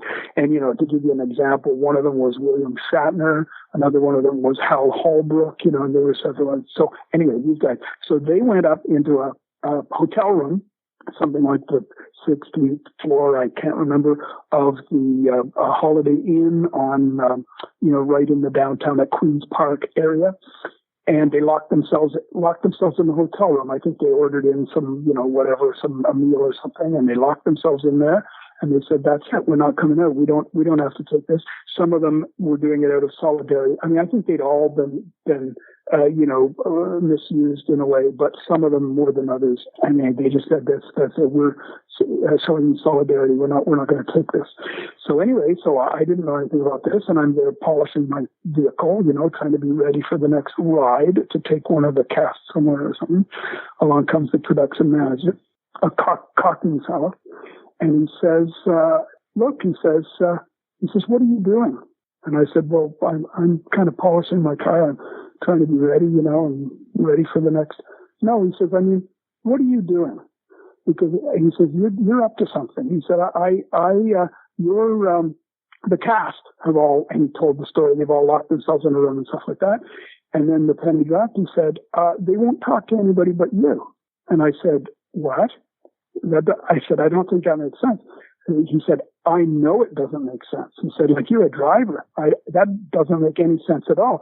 He says, "Are you peddling cocaine to these is that what you're their connection, right?" He said, "That's all it could be. That's all it could be." I said, "Look, I got nothing to do with any of that. I run it 100% straight." And he's like, "Nah, this isn't straight at all." But he said, "Anyway, never mind. We'll deal with that later." He said, "Right now, get your ass up to the 16th floor, find out what they want, and we got to have them back. We're in a disaster here. Do whatever it takes to, within reason, do whatever it takes to negotiate some kind of a deal and run it by me. We got to get them back on set." So I went up and knocked, and they were very, very much full of foreboding. Who is it? And I explained. I opened the door. I went in. I talked with them for better part of an hour and made some notes. And then I came out and I said, "Look, here's how it goes." And they said, "Okay, well, whatever." And anyway, so one of the things was that, the director wasn't supposed to touch anybody. He wasn't, no, I don't mean anything sexual, but he was, that whole thing where, they have their hands all over you, like that sort of alpha chimp thing where a guy like puts his, like what Trump does, he's got his hand on your shoulder and all that. Like they don't want any of that stuff. And he said when the whole thing, he says, I'm kind of traumatized. Hal Holbrook said, I'm not staying past 11 p.m. tonight. I don't care what's going on. Have my car waiting right beside the camera. And John, I don't want Liz to hear any, we just need another thing. Nothing like that. Just I'll walk away. You'll be driving and you just take me home. And I said, okay, well, I'll see what I can do about all this. So when it came to 11 p.m., they're like, oh, no, that's impossible. No, it's just and I gave them some notice and all that. No, that's not going to work. No, he's going to have to, we'll need him another half hour. And I said, well, no, that won't be happening though, And so I hear a call from the darkness, and it's Hal Holbrook, whom I hold in very high esteem. And he says, John, he says, is my car ready, pal? And I said, yes, it is, sir. And okay. And so anyway, so at 11 o'clock, I said, I guess that's it. And he said, yeah, I guess it is. And he walked over, stepped into the back of the car, and I drove off with him and stuff. And so that left me feeling like, I got a kind of a training on set. That's just like would be one kind of example, but there's 1,000 more. And I got training over the years by doing all that kind of stuff. So now today, my dream was I wanted to, write, direct and produce. And, I write, direct and produce. I originate my own projects. I do what I want. And, that all of that stuff came from just listening carefully, watching everything. And, anytime I didn't understand something, I would try to ask about it. But I learned pretty quickly that, it's like everybody around you, and yourself included, but everybody around you has constructive attention deficit disorder. Not that they particularly have that, but they might as well, because nobody has, any time to really do anything. It's just like if we can just make our day, that's going to be all we could encompass, and don't talk about anything else. So I came to understand that. And so we'd do location scouts, for example. And Carroll Ballard would be location scouting for Fly Away Home. And there'd be something that happened and I didn't quite understand it. I wanted to increase my understanding. And so, we'd get in the car and we'd have a 40-minute drive to get to the next possible barn location or something. And while we were driving, he'd be kind of tired. He'd look around a little bit, he'd ask a couple of questions, and then you could see him. He wanted to sleep. He'd take a little power nap. I didn't want to disturb that. Then after that power nap, I got to read him, and so he'd kind of like wake up. He'd look around him as if he didn't know what country he was in. And then he'd just he'd look like inquisitive, like he wanted to do more, engage in some way. And so that was my moment. I watched for that, and I could tell you to the split second when that was, and I'd be ready. And whether I was driving, usually by that time it was someone else driving, and I'd be watching, and I'd go, "Hey, Carroll, yeah, Houston." I said, do you mind answering a question that has nothing to do with today's stuff? It's just something personal. No, go ahead. That's fine. And so then we'd have this little talk, and he'd fill me in, and all that. And that's my education. My education was gleaned from, and so it's all real life examples. That there's no chalkboard, exercises. Like every last thing was like when you said X to, actor Y, and then he did Z. Like, what was that? What I don't understand. Oh yeah, okay, no, I can explain that to you, whatever. And so it was an education, a rare, and I don't know how else you get it other than how I got it. Tell me how you got the gig working on Never Cry Wolf and what it was like working with Ballard. I moved out of the Arctic in 1979, and I told you I had that show I was just mentioning when I was a driver and stuff. And then, a PA driver, and I wanted to get into the Directors Guild. And so I kind of put the ding on this very same fellow who had told me, who had suspected me of, whatever, some kind of wrongdoing, because the cast had insisted on me and stuff, this same guy, Tony Thatcher.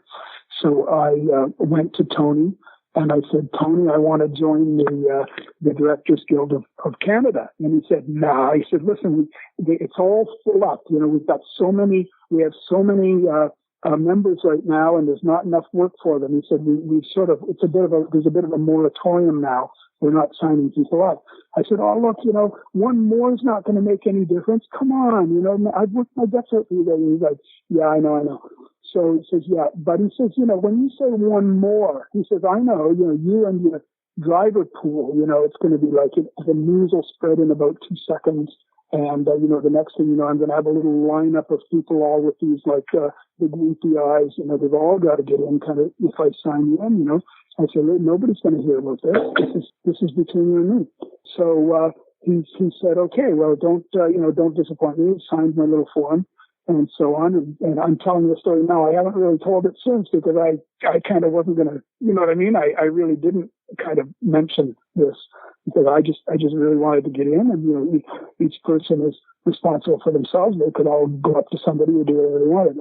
I did my thing, so I got in. So I was a brand new member of the Directors Guild. I hadn't really done much with it, and I hung out my little shingle there in Toronto. I had a little apartment, and there wasn't really a business much, but I put my name on a little company and stuff, and I was hoping for some good things to happen. So then the next thing you knew, very shortly thereafter, astonishingly shortly thereafter, I get this phone call. And this phone call is from a truck up in, now this is 1979, before, cell phones weren't like that big a deal and all that kind of stuff. And so it's this, in cars, you used to be able to get like a sort of a mobile, kind of like a radio phone type of a thing. And a huge big unit. You could never carry it on you. Right, almost like a satellite phone or something. Yeah, like a satellite phone.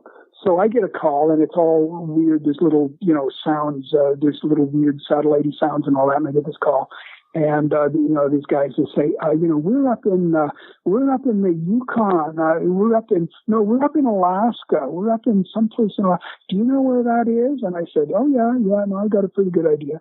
And so they said, well, we're trying to find some Eskimos or Inuit, to be in this movie, and we wanted to know if you could work for us for a while. And they said, we're Walt Disney Productions.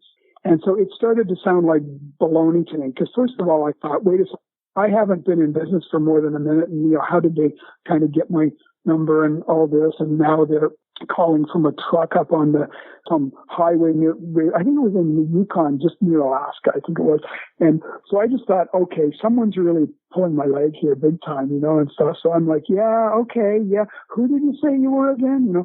And no, Bobby Steinbrecher and Walker Stewart, I guess it was. And so they said, yeah, we'd like you to do some casting for us. Yeah, could you make your way up north, up the places could you head up there, and we'll give you we'll have a videographer meet you up there, and you can go around for a couple of weeks, and find some people, get them on tape and stuff, and we'll pay you for that. Well, so I said, I just thought this is one of those things, that I really have to think about what's going on. So they said, oh yeah, the other thing is we're off in a sort of distant, but we can't really get you any money, right now.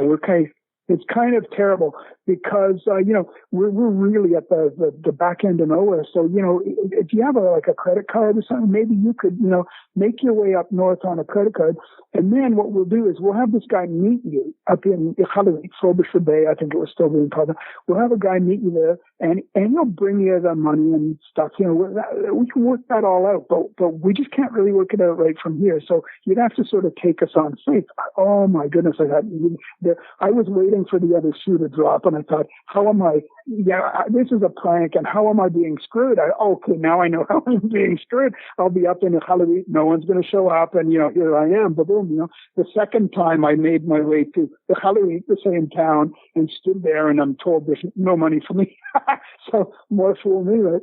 So in any case, I said, look, can we talk again tomorrow? I said, I'll have to look at my I had no schedule. I had no agenda book. I had, I just started, who are we kidding? But I said, I'll have to check my schedule and my agenda, this and that, whatever I could think of. And I said, can we speak again tomorrow? Maybe like this time tomorrow. Oh, sure. Yeah, we'll call you tomorrow. Okay, great. And I got off the phone. One of the reasons I got off the phone was because money, like I didn't know anything, much. And I thought this could either be nothing, it could be a huge minus, or it could be a plus, and so I phoned my dad, and I said to my dad, what do I do? They asked me sort of like what would be my daily rate, and I said, look, that's when I stopped. I kind of panicked, and I said, yeah, look, we can discuss all this tomorrow. I got to blah, blah, blah. So anyway, I talked to my dad, and I said, so, what should I say to them? Because, if this is a real gig, like, this could be really, really help me get started with my new little company. So my dad, he did it like a card trick. Like he said, don't tell me, he said, pick a number, don't tell me the number. So I pick a card, don't tell me what it is, don't show it to me. You pick a number, of how much, what's the highest amount, in good conscience, without blushing and fainting, what's the highest amount that you could command for a day's work, And so I said, okay. And I kind of put that in my head. And I said, okay, I got it. He said, okay, double that. I said, what? No. Come on, son. He said, look, you're Canadian, we all started Canadian, he's been living in the States. So he said, you're Canadian. He said, Canadians always underestimate themselves, and you're no exception. So come on, double it. I said, okay, Dad, okay. And I said, I don't know if they'll go for it. He said, yeah, well, let them decide whether to go. You can always negotiate down. Let them decide whether to go for it or not. Don't you undercut yourself. Let them do it. Oh, okay, Dad. All right. So the following day, we talked about all kinds of stuff. They came up with some more stuff that made me feel a little more confident. It sounded pretty loopy the first call, and I think the reception was better the second time. They drove up to a higher peak or something. And so in any case, it was all sounding a little better. It still had this credit card thing, which was, pretty crazy, but the rest of it sounded pretty good. So I said, okay. They came to the end. They said, look, this is all sounding good. So the only thing is, we never got to discuss your daily rate. I said, oh, yeah. Oh, okay, sure. As if, I just had done an oversight, but now I had it worked out. So I told them, so I gave them this doubled number of the biggest number I could imagine times 2. I gave them the number, and they're like, oh, okay. I thought I was just going to hear the phone slam down. They said, oh, okay then. And then we got to the end of the call with some more logistics and stuff. And at the end of it all, just a minute, just before, we got to talk about your money again. I thought, oh, here we go. All right, okay, it's all good. Here we go. So he says, yeah, we got to talk about your money again. I said, really? Yeah. He said, no, you didn't tell me whether that was Canadian or U.S. Now, at that time, the differential was about $1.50. Like every American dollar was worth about $1.50 Canadian. It was a very big, 1980, it was a very big difference. 1979. So I thought, in for a penny, in for a pound, what will my dad do? So I said, oh, well, Bobby, I always quote out in American dollars. I always quote out in U.S. dollars, Bobby, and I've never quoted anything before in my life. So he says, oh yeah, well that's what I thought. Okay, anyway, never mind about any of that. And so on we go. So anyway, that was the start of me. I went up for 2 weeks. Then I get a call, and I send I get up to the airport there. Oh, yeah. I get up to the airport there, and I look around, and the plane comes, and, the plane goes. There's a bunch of bags come in. People come pick up all their bags. The bags all go. Nobody around. There's nobody in the airport. And I'm just standing there, and I thought, wow, more fool me, man. There's nobody here. I'm just, there was one guy who looked kind of like a American senator type. And so I said to him, you wouldn't be no, nothing like that. So then nobody else. And so I thought, okay, well, I've really, truly been screwed now. That's a lot of money off my credit card to be standing here, and a lot of disappointment, and quite a little bit. I had nowhere to go. I had no idea of what to do next. And I was just standing there. Eventually this kind of interesting looking fellow with a huge, big, thick eider-down jacket came poking out from behind the cargo area. And I guess he'd been rustling with his video equipment or something. I don't know. But he came out and he says, "Hi, are you John?" And I said, "Yeah." "Brad?" "Yeah, it's Brad from San Rafael, California." He says, "Well, it's nice to meet you." But he said, "Look, before we get any further, I got a whole lot of money for you, dude." And so he pulls out this envelope and hands me this great big fat envelope, and I'm all good. They'd given me everything that I spent up to there, plus I think there's another 20,000 in there just to kind of get us rolling. I don't know, but anyway, money wasn't the problem. The problem was trying to find these Inuit for Never Cry Wolf, and I didn't know it at the time. I mean, I came to know Carroll Ballard, for sure. But at the time, he was just a name, and I had no idea how exacting this search was, And so, anyway, we searched around. We searched for 2 weeks. We searched around, and at the end of the time, we said, "Okay, that's it. We've run out of time." So then Bradley is heading back to San Rafael, and Carroll Ballard lived very, very close to that, like Santa Helena, I think, very close by. And so they head back, and he takes the tapes with him. So naturally, that's the most economical way to do it. Takes the tapes with him to share them with Ballard and stuff. So great. I think, okay, great. And I send along an invoice, I think, or something, and I head on home, and I just think, well, there you go. That was, it started off as 1 week, and it got expanded to 2 weeks. So I thought, wow, it's already gravy. Like, I got these 2 weeks under my belt and a great credit, and how wonderful is that? So, and that's the end of that. So I get this phone call, and they said, "John, we apologize. We haven't been completely forthcoming with you.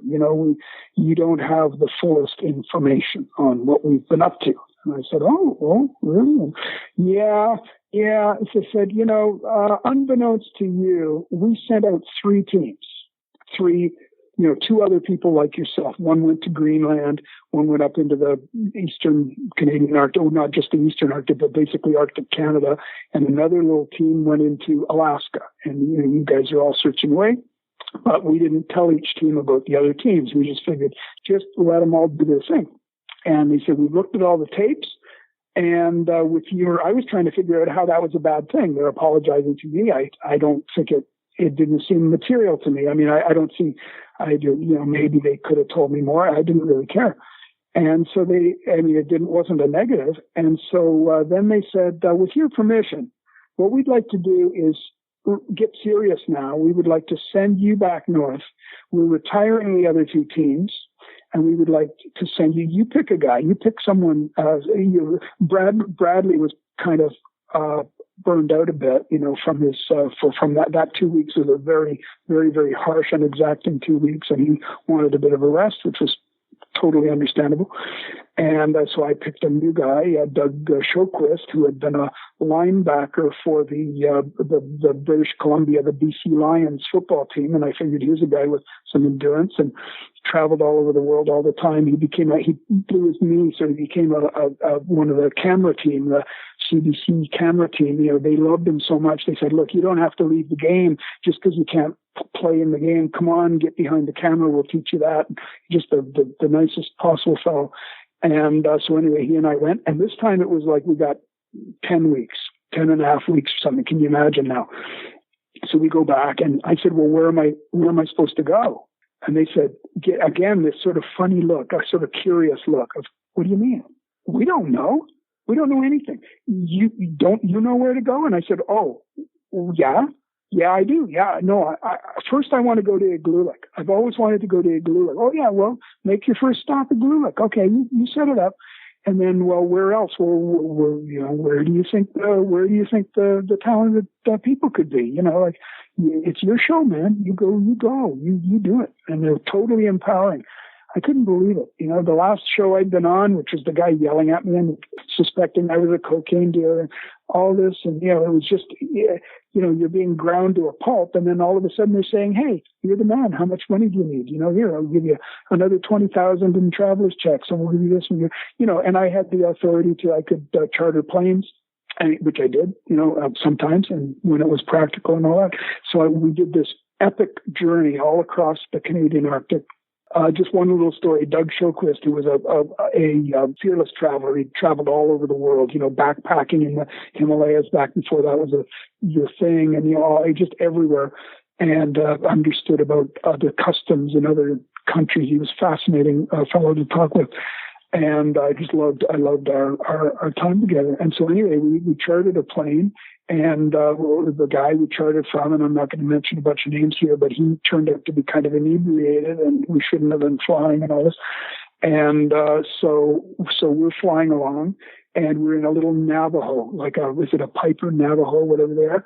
So lots of visibility. We're not back and cooped up in some compartment. We're just, you look all around, and there it is, 360 and stuff.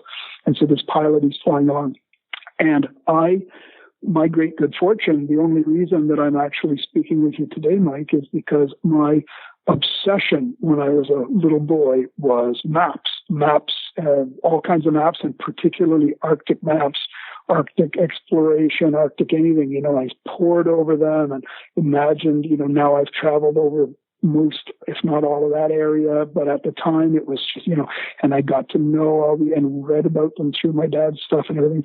And so I had a real strong shape sort of in my head of what that landscape kind of looked like. And we're flying along, and I turn to the pilot and I say, that wouldn't be the tip of the Boothia Peninsula, would it? And he says, well, yeah, wait a minute. Yeah, that's coming up. That's the tip of the Boothia Peninsula. I said, really? He says, yeah. I said, that's unfortunate, because if that's the tip of the Boothia Peninsula, we've missed Pelly Bay. And he goes, oh, that's not good news, because he said, I got some other not good news, which is we don't really have very much gas left. And he says, I don't know where, if that isn't, okay, then I don't know where Pelly Bay is. And I said, oh, okay. And so now Doug Showquist, he turns to me and he says, this is all going to be okay, isn't it? The intrepid Doug Showquist had a moment. He had a moment of fear, which you'd never see before or again. And I said, Doug, it's all going to be fine. And, so anyway, we turned the plane around and we started flying back along our flight path. And I said to Doug, you could help this thing out. You just watch. Watch for anything, any sign of, civilization, any sign of human activity or anything like that. So we flew along, and this guy's shaking his head. He's tapping the gas gauge. It all was not good. And I'm just thinking, okay, we go down in the Arctic in this little tiny plane. Wow. People have died before, a whole bunch doing that kind of stuff. So anyway, we're flying along, and all of a sudden I saw it. There was, I don't even know what it was. There was a triangle. And it was like a hot pink, like a fluorescent orangey pink triangle. And I didn't know what it was, but I did know that it was human made. Like, you won't see that in the Arctic in any other way. Everything else was so kind of bleak and understated tones. And here's this thing. So I go, there, that's it, there, pointing and stuff. And the pilot, he just turned in that direction and dropped her down on fumes. And what do you think that orangey pink triangle was, Mike? It was the tail section of a Canadian Pacific. They went out of business after that, but not because of that. But back when there was Canadian Pacific Airlines, a CP jet, and it was the triangular tail section of the jet, and the jet was all spooled up to go. And as we landed, the jet took off. And other than that orange triangle, which belonged to the jet and took off, the rest of it was white on drab on, it was like everything else. It was like every other part of the Boothia Peninsula, right? So we had that little window. I venture to say, if we had gone forward by another minute, that means it would have taken that'd be 2 minutes, because we would have had that much more time to try to head backward. So let's say we still had the fuel, there would not have been an orange triangle for us. So anyway, we had all these wonderful, and we got, okay, I nearly forgot this, is probably the main point of the story. One of our two actors for Never Cry Wolf, the older fellow, Zachary Ikimangnap, lived in that community. So we dropped down there, And we're standing there he just left us on the runway, fueled up and blah, blah, blah. And we started walking up the road with all these heavy video cases. We thought, well, we're going to do some casting here. And everywhere we went, we said to people, well, we're looking for someone to be in a movie. And they all said, oh, yeah, Zachary. We said, well, it could be, sure, it might be, or it could be you, or it could be your dad. And no, go see Zachary. Oh, yeah. And his wife Martha, go see Zachary and Martha. We said, yeah, sure, okay. But, you have a really interesting, no, go see Zach. So it became obvious pretty quickly that we're not getting anywhere. Like, nobody in the rest of the town wants to talk to us. They got nothing for us until we've gone and seen Zachary. And he had been in a whole series of documentary films of the director, Asen Buliksi. You'd probably be familiar with them. I mean, if you saw them, you'd think, oh, yeah, that guy, it was ethnographic stuff, very sort of famous in a way for over a good many years, these university films. And so he knew his way around a camera and all that. And they just thought, well, you've come to our town looking for a movie actor. It's Zachary, go see him. So that was our first interview there. And wouldn't you know, I mean, when Carroll Ballard saw him, in the end, I went to, and Doug and I went there, and then Doug headed home, and they kept me there to show the films, all this footage. Can you imagine, between the first 2 weeks, and it was like 13 weeks of footage. It was a lot. And and to share, I think, this little motel room, a little hotel room, the Sleepy Lodge or something in Whitehorse in the Yukon. And we sat and hunkered down in this room, and I spun tape for him. And when I say spun tape, this was a Panasonic 3/4 inch pneumatic deck. It's about as heavy as I don't know what, so it's like carrying around an old Singer sewing machine or something. And so I spun this stuff, these huge tapes back and forth in that deck and stuff. Ballard would say, okay, just stop right there. And we'd skip through a lot of stuff, stop there. And I came to realize he had incredible focus, and he was such a quick study. Like, I would stop and try to explain something to him. He'd go, yeah. Okay, look, keep moving. Come on, fast forward. Because he was reading stuff on some other level.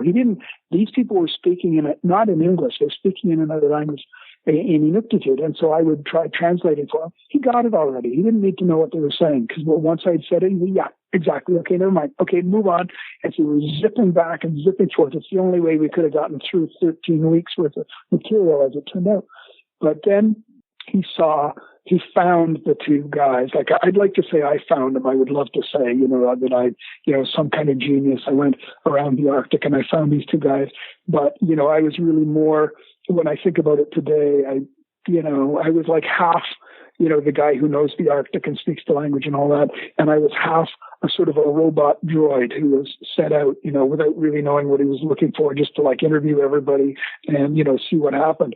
And one of the guys who was chosen, Samson Jora, he would have been my pick for he was like the last guy imaginable. I thought he had completely blown his interview, like totally. And I, at the time, we closed everything up. That was the interview before. I've told the story in the wrong order.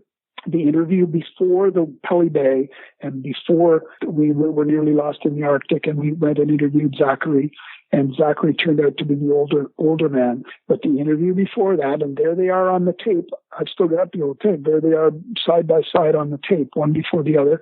The last interview I did in Baker Lake before moving on to Pelly Bay, or Cougavik as it's called today. The last interview was with a guy, Samson Jora, and we'd finished. We were done in Baker Lake. We had this little sort of a community center that the town had kindly lent us, and we were packing everything up. And so, I should say Doug was packing everything up. He did all that stuff mostly, and he had the gear all packed up, and he said, okay, where to next, boss?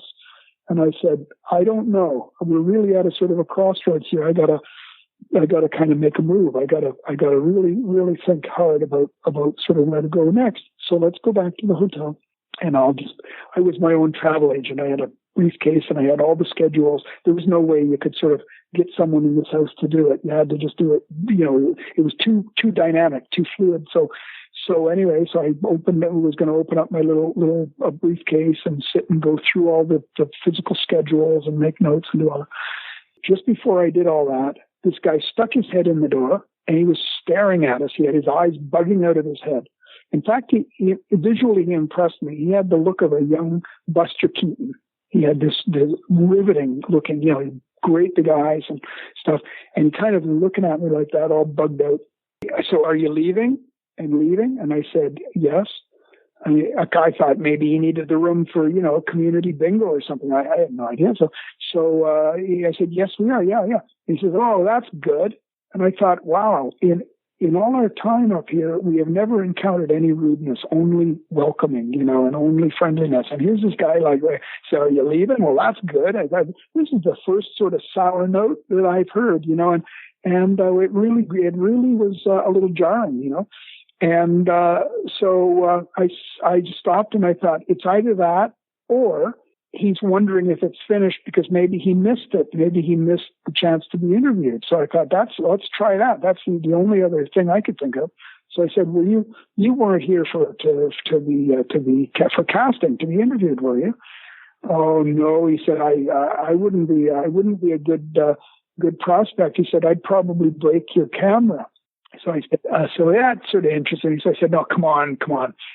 And I turned and looked at Doug and I thought, man, he's just spent 45 minutes packing everything all up to travel. And just on my look, without a word, this is the kind of guy he was, without a word, he just turns back to his cases and starts opening them, setting up all the lights, doing the whole number all over again. And that was Doug. And so in any case, so I said, please come and sit down. So we didn't have scripts. There wasn't, first of all, I don't know how much of a script I was given. I think I might have been given some bit of a script, but it was a problem because, the cross-cultural thing and it not being people's first language and all that, it was very stilted. I tried a little bit of that, having people sort of memorize a few words or even read stuff. That's the deadliest.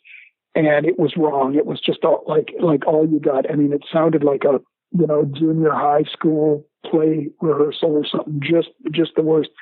And so then I put away the script and I said, okay, listen, do you have something, there were various different things, but I'd say, is there something that happened to you in your life that, some singular event, that you'll never forget that you can, bring it to life for us, tell us this story. And I thought, at least you'd get this person kind of recounting a story and, maybe using their hands and whatever it is, you'd get some sense of the character of the person. And so that was what I tried to do. So I said to him, you got anything like that, and as we went across the Arctic, it started to repeat. It turned out that especially with the sort of senior hunters who we were looking at for the older man, for the Utek character, their singular event almost to a man was that they'd fallen through the ice and into the freezing, dark, steaming black water and how they'd gotten themselves out of it and how they'd lived through it. Yeah, they were plenty animated when they told that story. And, then I asked Samson because he was dying, his interview, it was terrible. It was like halting and he was just sort of staring and, faltering. And I just thought it was partly out of a sense of embarrassment because I thought, with Doug is like the best of the best. And here I was, I'd just kind of given him the look and he'd just undone all the gear. And now we had this nothing interview and he was going to do up all the gear again. That's about an hour and a half of work there. Not that he isn't getting paid and stuff, but if you have crews, since then I've come to have, my own crews and I realize, it's not about that they're getting paid. You got to respect, you don't just waste people's time and just have them do stupid stuff over and over again. After a while, they're not that keen to do what needs being done. So anyway, out of respect for that, I just, I felt kind of bad and I thought, let's try to make something out of this. We're here and we've got the equipment all set up. So I thought I'm going to give it a push, And so I said, Samson, we need something more out of you. We give it a bit more of a go because we haven't really gotten anything here. And, maybe you could tell us a story from your own life. I don't know. Did you fall through the ice or something? I don't know. You could tell us a story. A polar bear, chased you out. I don't know what. Tell us a story. So he looks at me and he looks at me and Mikey looks at me.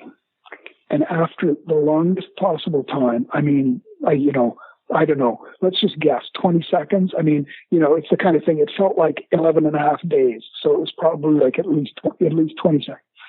So he's looking at me and he says, and verbatim, he says, no, John, actually, I lead a very boring life. And then he stared at me. Buster Keaton, as a young man, stared at me.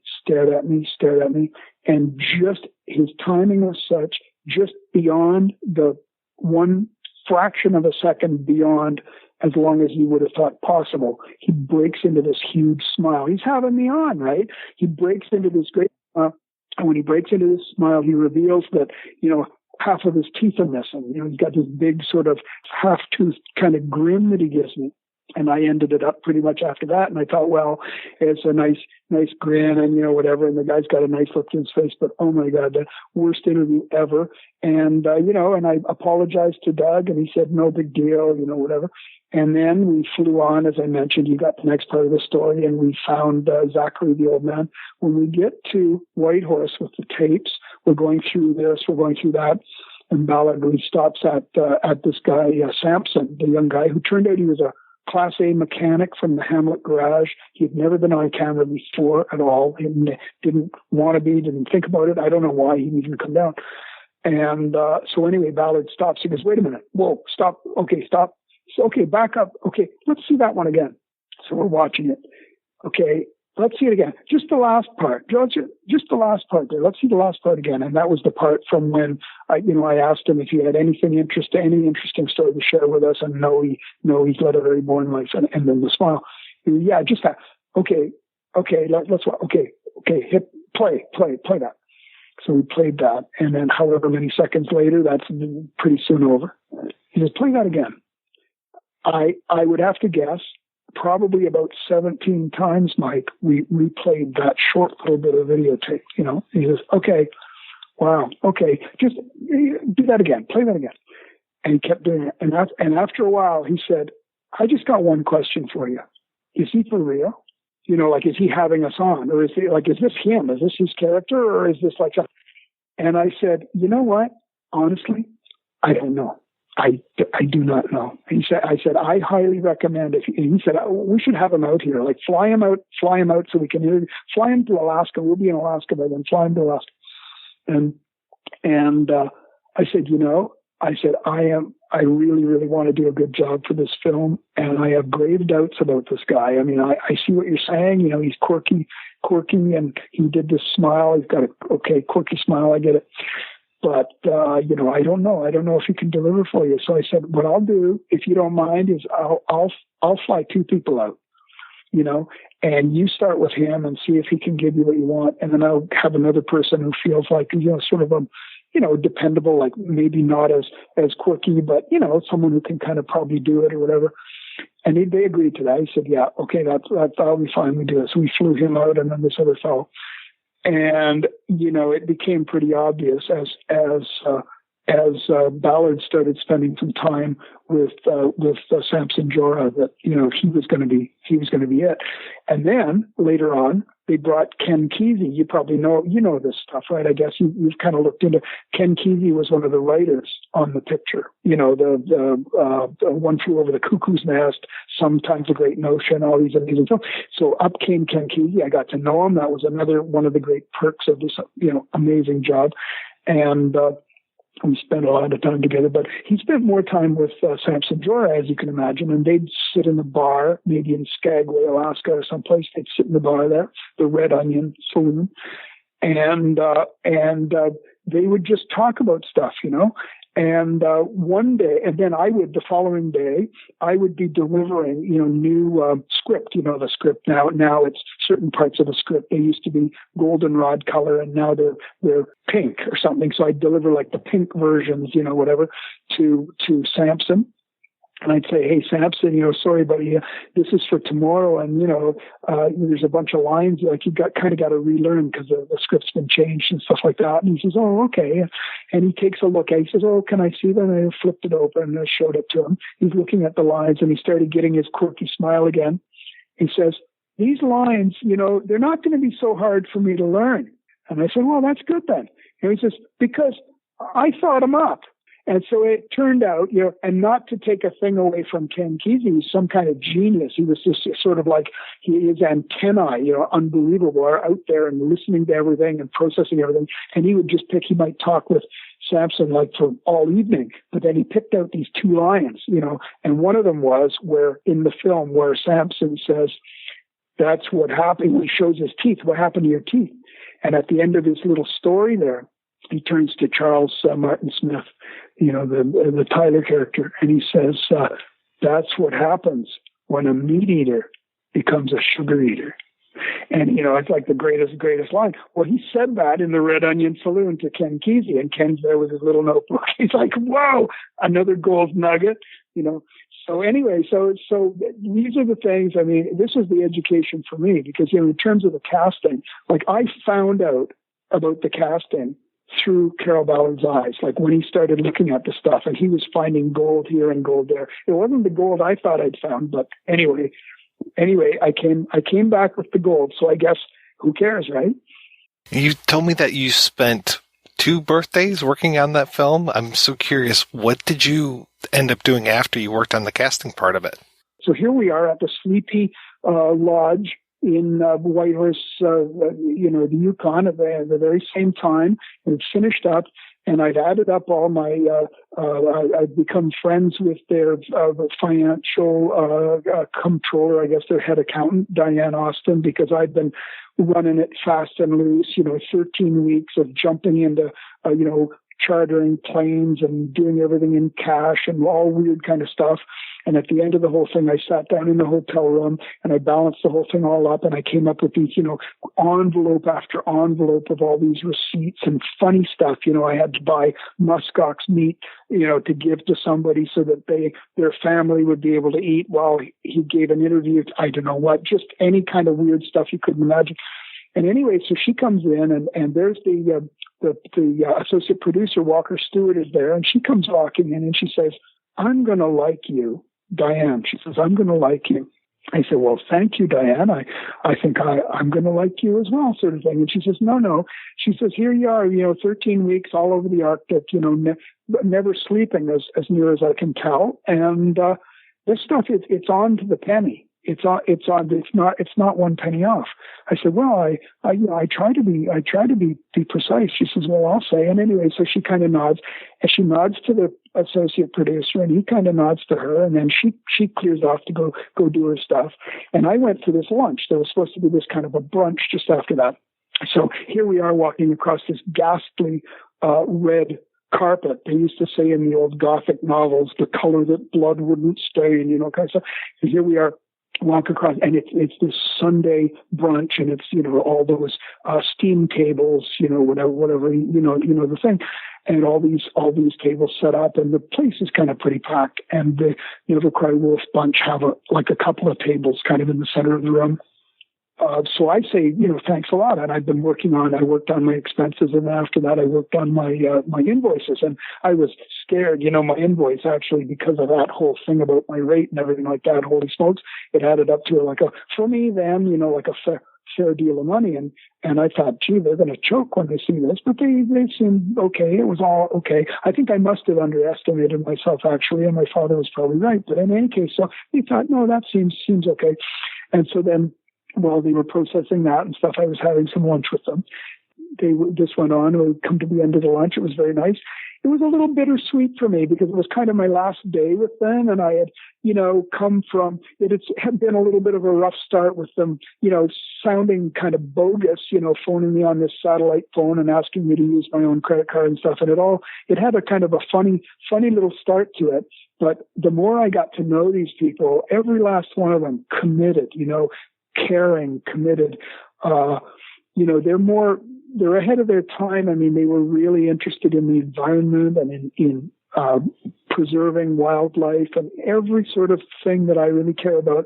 And they became dear to me, like, even though most of the time I was off scouting, but just, the time that we started to spend together. And I thought, I really could do with more of this. This is a noble company. It's a noble, wonderful group of people.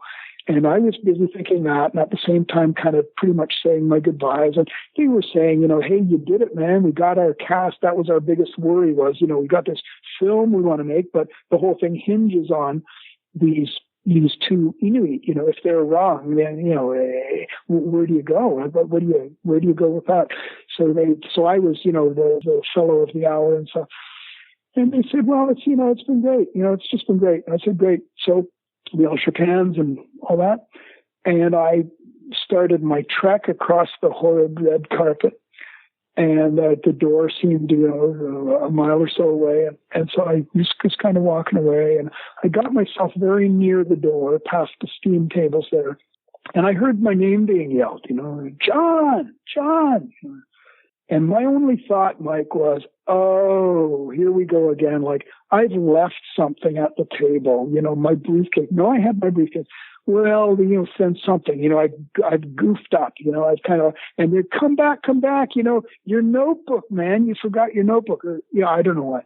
So I went walking back a little sheepishly. I just thought, oh yeah, like, what, because it was very clear this is over. And I would have loved to have just made it through the door and off to the airplane and, a lovely chapter, a lovely ending of a lovely chapter.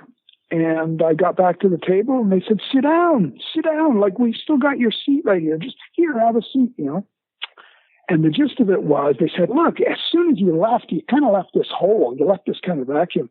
You left us thinking, wait a second, these Inuit, like, do they speak English really? And I said, well, somewhat, I said, yeah, the young fellow speaks, certainly some English, although he's stronger in his own language. The older fellow, not really at all. He might know 3 or 4 words. Exactly. So what are you doing leaving? Like, how's this all going to work? Like, we haven't thought this through. So, like, you've got to stay. And I said, I don't think I can stay. I said, I knew that this was all ending and stuff, so I've kind of made some arrangements, and I've got this new company that I've kind of walked away from for 13 weeks, and I kind of got to go. And they said, oh, no, wait, no, that's all wrong, And I said, anyway, and fortunately I'd had, I had joined the Directors Guild. There's that little story I told you. It turned out to be key in all of this. And they had taught me a little bit about credits, making sure that you got a proper credit, not just the money, but, an industry standard credit for what you do, which would work, towards your future, because everything goes by reference in the film, referral in the film industry, and you got to be able to prove. You say, I was in that film. See, look, there's my name in the credits and all that sort of stuff. So I knew that much, So then I said to them, well, when you say stay, like assuming I could stay, which I don't think I can, but assuming I could stay, like, as what? Like the casting's all done and stuff. Like what, well, don't worry so much about that. It's not really about that. It's like, if you could just like stay on, we'll just, you can look after the Inuit. Like, maybe, I don't know, like, take them fishing and stuff and just kind of make sure they're happy. And, so I said, oh, so what would my credit be? Like a Inuit happier upper? Or like, well, yeah, and they're like, well, yeah, whatever, whatever, it doesn't matter, like we just realized that this whole thing, you could leave, and then like, here we are with these guys, how's this, even like, if either of them doesn't understand like what's going on in the script, like we're going to need somebody with them to kind of, and it has to be someone who knows film, because, we could have a translator who's going to transliterate like, well, it says blah, blah, blah. But someone who kind of knows the shot and stuff and says, well, you just need to, here's what you need to know. You don't really need to know the whole scene. You really need to know that, this is what you're going to be doing. That's what they want to know and stuff. So anyway, so I said, at that point, I said, well, I don't, that's great, but it's not, I've got ambitions. Like I want to do more stuff in the film industry, and I want it to have, solid industry standard credits attached to it and stuff. So I think maybe like I've done my bit here, and I'm going to kind of move on. And so they're like, don't go anywhere. Don't do, sit there, just stay there. We got to have some conversations. And so they went over 2 tables over. They're having this big conversation. They're having a conversation with somebody else, because John Wardlow, who was the stunt double, who was the photo double and stunt double for Charles Martin Smith, was there. But he was a Directors Guild member out of the Vancouver area. And there was some pushback because the company wanted Ballard's second assistant director, who's up out of America, Colin Michael Kitchens. He was called Mike. We called him Mike Kitchens, but he was Colin Michael Kitchens, and he's from around San Rafael as well and stuff. And they wanted him to come up because he'd been on The Black Stallion, the previous picture, and knew the director's operating style and stuff like that. So they thought that'd be an asset. But there was some pushback in Canada saying, wait, hold it, a second assistant director. We've got lots of people who can be good second assistant directors. We got to be, you can bring in your producers and this and that, but hey, and you brought in your first assistant director, but now, he really should take a Canadian second assistant director and all that, who's a Directors Guild member and stuff. So they're in the middle of, unbeknownst to me, I got no idea about any of that. They're in the midst of this great big flap about that, because it's come down to, well, is Mike Kitchen stepping on an airplane or isn't he? It's right down to that. So that's all happening. And while they're in the middle of that kind of stuff, I'm sitting there at the table and just kind of, sharing a few stories as I want to do. And somehow or other, maybe I've picked up on some vibe or something, I don't know, but somehow or other, it comes into my head to mention that, I joined the Directors Guild of Canada. I joined the DGC. And at this table, it's as if, I couldn't have gotten a bigger reaction out of all these people if I had whipped out if I'd tasered them. It was like, what? And I'm like, well, I mean, when I joined the DGC, and they go, what? I go, hey, stop doing that. It's not that big a deal. Wait, bullshit. And I said, whoa, come on. Listen, I can reach into my wallet. If you're serious, I can reach into my wallet. I can show you I'm member number 1720. I have no reason to kid about anything like that. Show us the card. By this time, I'm thinking, wow. Here I am thinking this is a friendly bunch. This is even weird. So I showed them the card. They didn't pick me up and run me across the room, but they picked up my DGC membership card, ran it two tables over, and started blandishing it about. And they said, this guy, John Huston, who did our casting, he's a DGC member. No shit. No, bullshit. I kept hearing, bullshit. No. They say he's an Arctic guy. He's a Baffin Island guy. No, never mind. He's a Directors Guild member. Look, here's his card. Oh, bullshit. So anyway, after a little bit, they come over. Everybody comes over to the one table. Is this for real, Houston? Well, yeah. Yes. Why? Why?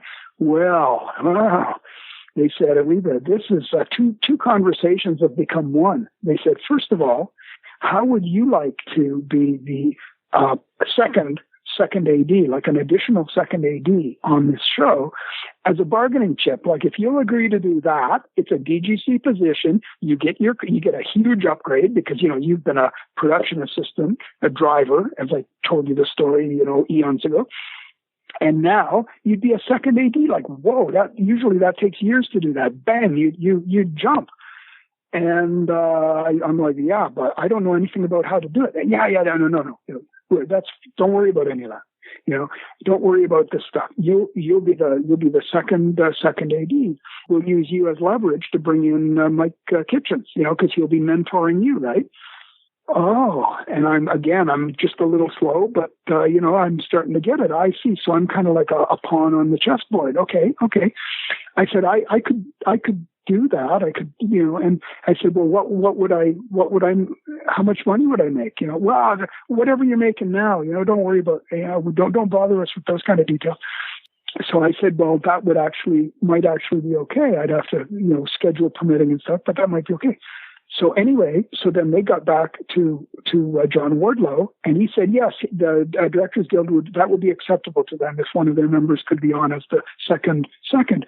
And then they said back to me, they said, don't worry about the duties. You can just go fishing with the the Inuit and happy them up. You can be their happiness enjoyment officer or whatever it is. But now you got your credit, right? So like, you're happy, right? So stay. So I said, listen, like, this is all wonderful, but I told you at the beginning that I've got this issue, which is that I've been neglecting my, my brand new business and all that kind of stuff. I've actually got to go back there. So all of this is fascinating and certainly turbulent. It has been more flips and flops in the last half hour than I could believe. But I got to head back to Toronto. Okay. Look, I tell you what, we'll fly you back. We'll fly you back to Toronto. You go do your stuff. Can you wrap it up in 5 days? Go back, do your stuff. And then we're going to fly you, basically they flew me around the continent. They ended up flying me back to the Arctic from all the way east, all the way north, and then back all the way west to join them again. And by that time they said, now listen, when you come back, there's no more stories about, that you got to go home or you got to do, you go wrap your stuff up and then you're ours. And then you just stay here with us, as long as we need you. And so I said, okay. And as long as we need you, there was a hiatus for winter because it was too dark to shoot. And so there was some going back and forth. But basically, I was there as long as I needed them. And that turned out to be, that spanned 2 birthdays and more. And nobody ever talked about any change of rate or anything, even though I had gone from being a sort of a daily. Nobody ever thought about it. So I carried on for all that period, all those months and everything at that wacky rate that nearly made my heart stop to mention it. And, so at the end, it changed my life because I bought a building and I bought art to put in it. I started an art gallery and bought a company vehicle. All of this stuff came out of Never Cry Wolf. It was like, to how to get your life started, kind of thing. I owe a lot. I owe a lot to that picture mentally, but I owe a lot to that picture in every other way too. You can see why I stayed in the game. It's like, you don't need how people, subscribe to, I don't know what, like Netflix or something, and they try to watch really exciting pictures, or maybe they go to a casino and they, gamble a bit of money, or they, and they get a jolt out of it. Well, from my stories, you can see that, this was like the best game in town, like for a young guy who's, wants adventure and all that sort of stuff. It was just getting through a day was like a high risk, a high stakes poker game, just sort of making it from one end of the day to the other sort of thing. So I guess I got kind of hooked on that. And then the other part of it, because it isn't just an adrenaline thing, the other part of it was that there was combined with that sort of heady stuff, there was also this reverence. And that's something I want to mention about Never Cry Wolf, that these people cared so much, about the fate of the wolf and all that sort of thing. And we were given this book to read, which was called Of Wolves and Men. Do you know it? It's by Barry Lopez. And Barry Lopez, a great wilderness writer. And Barry just passed away just 2 weeks ago or something like that. And he was a dear friend of mine. I didn't know him at the time. I got to know him through his work. And Of Wolves and Men was kind of revolutionary because it was really helping you to sort of understand, sort of the psychology and the place in the place of the wolf in our world, and all that. And then later on, I got to meet him, and I've traveled the Arctic with him and all that, and called him friend. And I was grieved, to hear of his passing and all that. But I must say that was one of the things that, you had the sort of adrenaline on the one hand, and then on the other hand, you're sitting with Ken Kesey, and he's asking you to translate for him because he's asking a question of the older gentleman or something. And then a little bit later, you sit down to try to better absorb the words of Barry Lopez so that, when I'm working with the wolves, I'll have a better sense of their psychology and that sort of thing. So I had this little thing that I used to do on Never Cry Wolf, and that is when I went to bed at night, which would be late, I often would work 20 hours and then I have 4 off, 20 on, 4 off. And so by the time I went to bed, there's nothing left. And all I had left before, I'd hit the pillow and before everything went dark, the last thing I would do is I would I don't know if praise the right word, but wish, or something. I would express the wish to be more intelligent. I just thought, I wish, I pray that I will wake up a little smarter than I am today, because, like I just needed it in order to be able to grasp the situation more fully. And then Carroll Ballard would take a piece of paper and one of those retractable pencils that he had, and he would scratch a little rectangle, in roughly the aspect ratio that we were shooting in, and he'd make another little rectangle, and he'd put he'd put a little sweep. It looked like maybe a Nike swoosh or something with a little sort of arrow at the end of it, and then I'll put a little bit of a circle and intersecting the other one. And he'd say, "Well, you see that, Houston?" And I go, "I see it, but I haven't the faintest idea what you're doing there, buddy. You better talk me through it." Because it turned out that I wish I had that. I bet he kept it in his notebook. I'd love to have that today. That little swoosh intersecting the circle, as it turned out, was the guts of the caribou scene.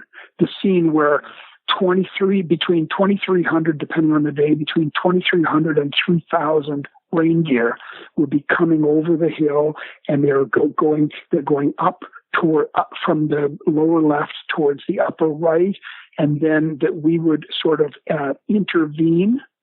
We would sort of intervene in.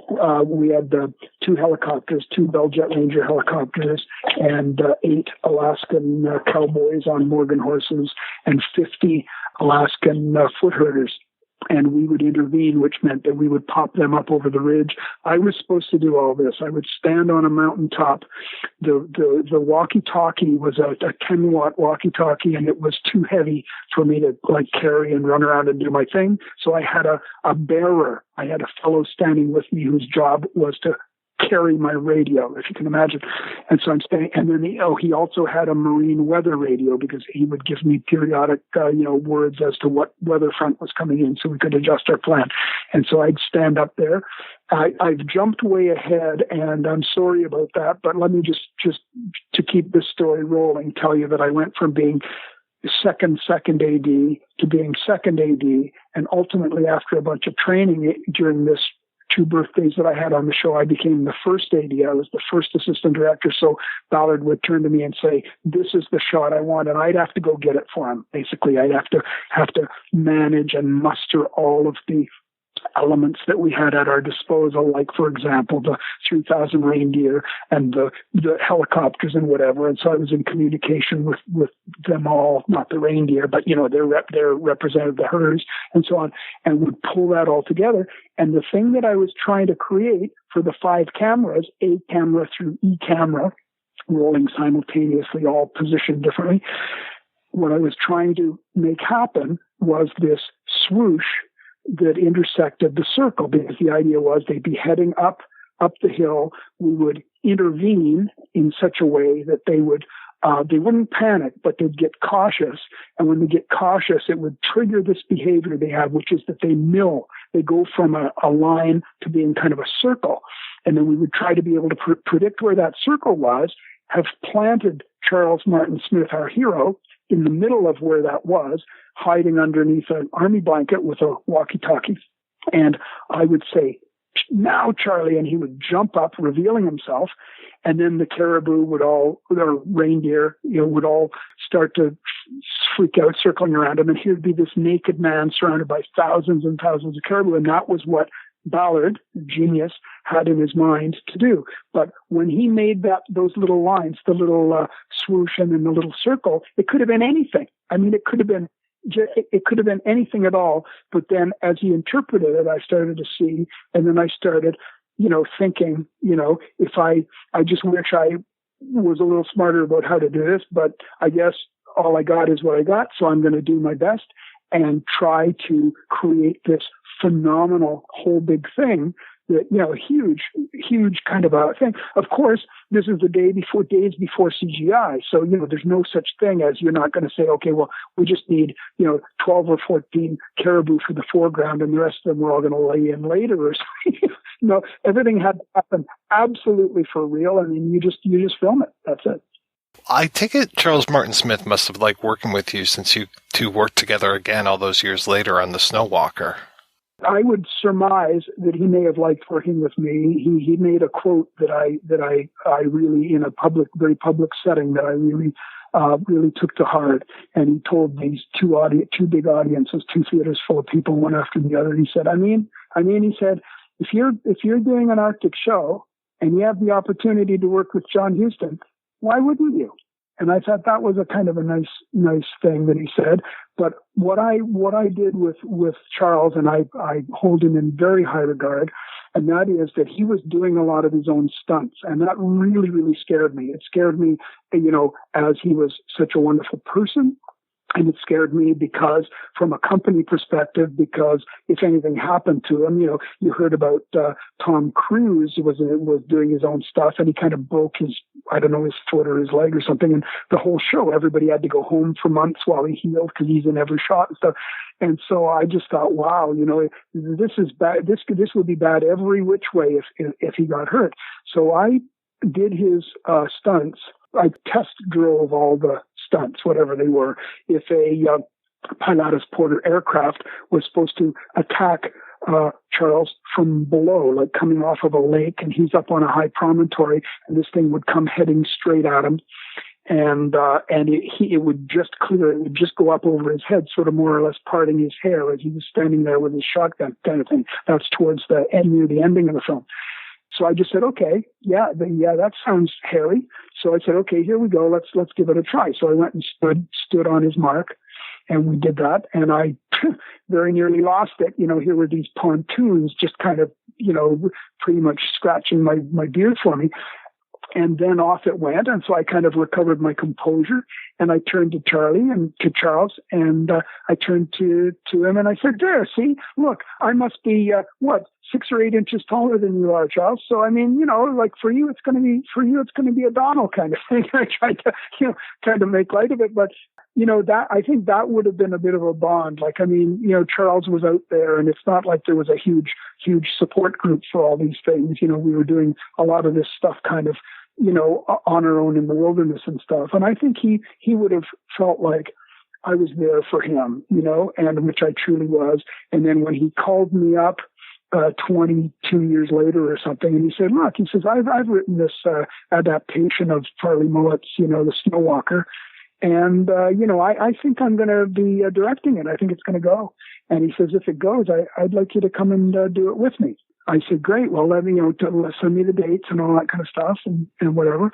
And so he did. And I wrote him back a thing, and my schedule was crazy because I was doing a film of my own at the time and a bunch of other stuff. And so I wrote him I composed this long email to him saying, well, depending on which date it is, and, as long as it works for this, and where it all sounded a little bit legalese probably, but, trying to just the truth of it, to just say to him that, like I would, within the limits of my ability, I would like to try to help him get his picture done. And I wrote this big long thing, it'd be like a page or two, well, it's in an email. And, I have this habit of checking just before I send something because, those stupid little mistakes that creep in. So I just kind of scanned it. And as I was scanning it, I thought, boy, this isn't really much of an old friend. This is more like a kind of a legal letter, sort of protecting myself. But so the fortunate thing about emails is, it might have taken me an hour to write it, but it took me about 2 seconds to hit delete, to select all and hit delete. It took me about another 5 or 6 seconds to say, Charlie, I'm there for you, your friend John. And I hit send. I hit send very, very fast before I could change my mind. I hit send. And as soon as I hit send, I had this almost like a scream went through me. I thought, what are you doing? You're the world's most irresponsible person. You've made all these undertakings, to broadcasters and to insurers and to everybody. You're going to deliver this film you're doing and, all that. as director and all that stuff. And now you just you email this guy and say, oh yeah, I'm there for you. With, open-ended, no schedule in mind, all that kind of stuff. And so I just thought, God, I have to be mentally ill. And you wouldn't believe it. Like over the following, I gave a year to that production. And I went and did everything they required. And it would seem, the schedule would seem wrong. It would all be, I'd be like, oh no, this is, and then somebody would phone and say, oh, well, there's been a delay. Like we can't start in this week. We're going to have to go a month later. I go, well, that'll work. Okay then. All right. And we go ahead and we somehow get that part of it done. And I was just on tenterhooks. I just held my breath for a year. And at the end of it all, finished it all up. There was never a time that they needed me that I couldn't come somehow or other, weirdly, even though I was doing this whole other totally conflicting thing at the same time. So at the end of it all, there's this festival. My film is nominated for an international Emmy Award, and I mean, there's some nice stuff happening. And so the people, the broadcaster and stuff, they have this big party, big long table, and everybody's happy. And I'm telling stories, and telling the story about the Snow Walker, and I said, that I had given a year to that production and stuff. And one of the fellows, everybody's laughing and smiling, and the wine's flowing. And there's just one guy sitting there, and he's perhaps my closest friend of the whole bunch, Charlie Doucette. And he was the sort of a maritime, like the Nova Scotian stringer for this broadcaster, I guess. And he's just sitting there quietly. He's got a kind of a pensive look on his face, and he's not saying very much, and he's letting everybody else do the talking, and they all kind of shoot their bolt, and in the end, it's kind of, we're all just sitting there and nobody's saying anything. And this quiet little voice, Charlie says, Charlie Doucette says, John, he said, there's just one thing I'm wondering about, he says. Oh yeah. He says, what year was that? The year that you gave to the Snow Walker. What year was that now? And I thought, oh shit. Oh shit. So, cause he's talking about, I was contracted to them for that whole, for a sort of 2-year period of time. And, when was it that I went off and gave a year to, so I said, Charlie, and fortunately he's a friend. So I said, Charlie, did you ever miss me? Well, he says, it's not that, but I said, no, was there ever a time when you looked for me and I wasn't there? And he says, well, no, John, no, I couldn't say that there was. I said, well, then that's it, isn't it?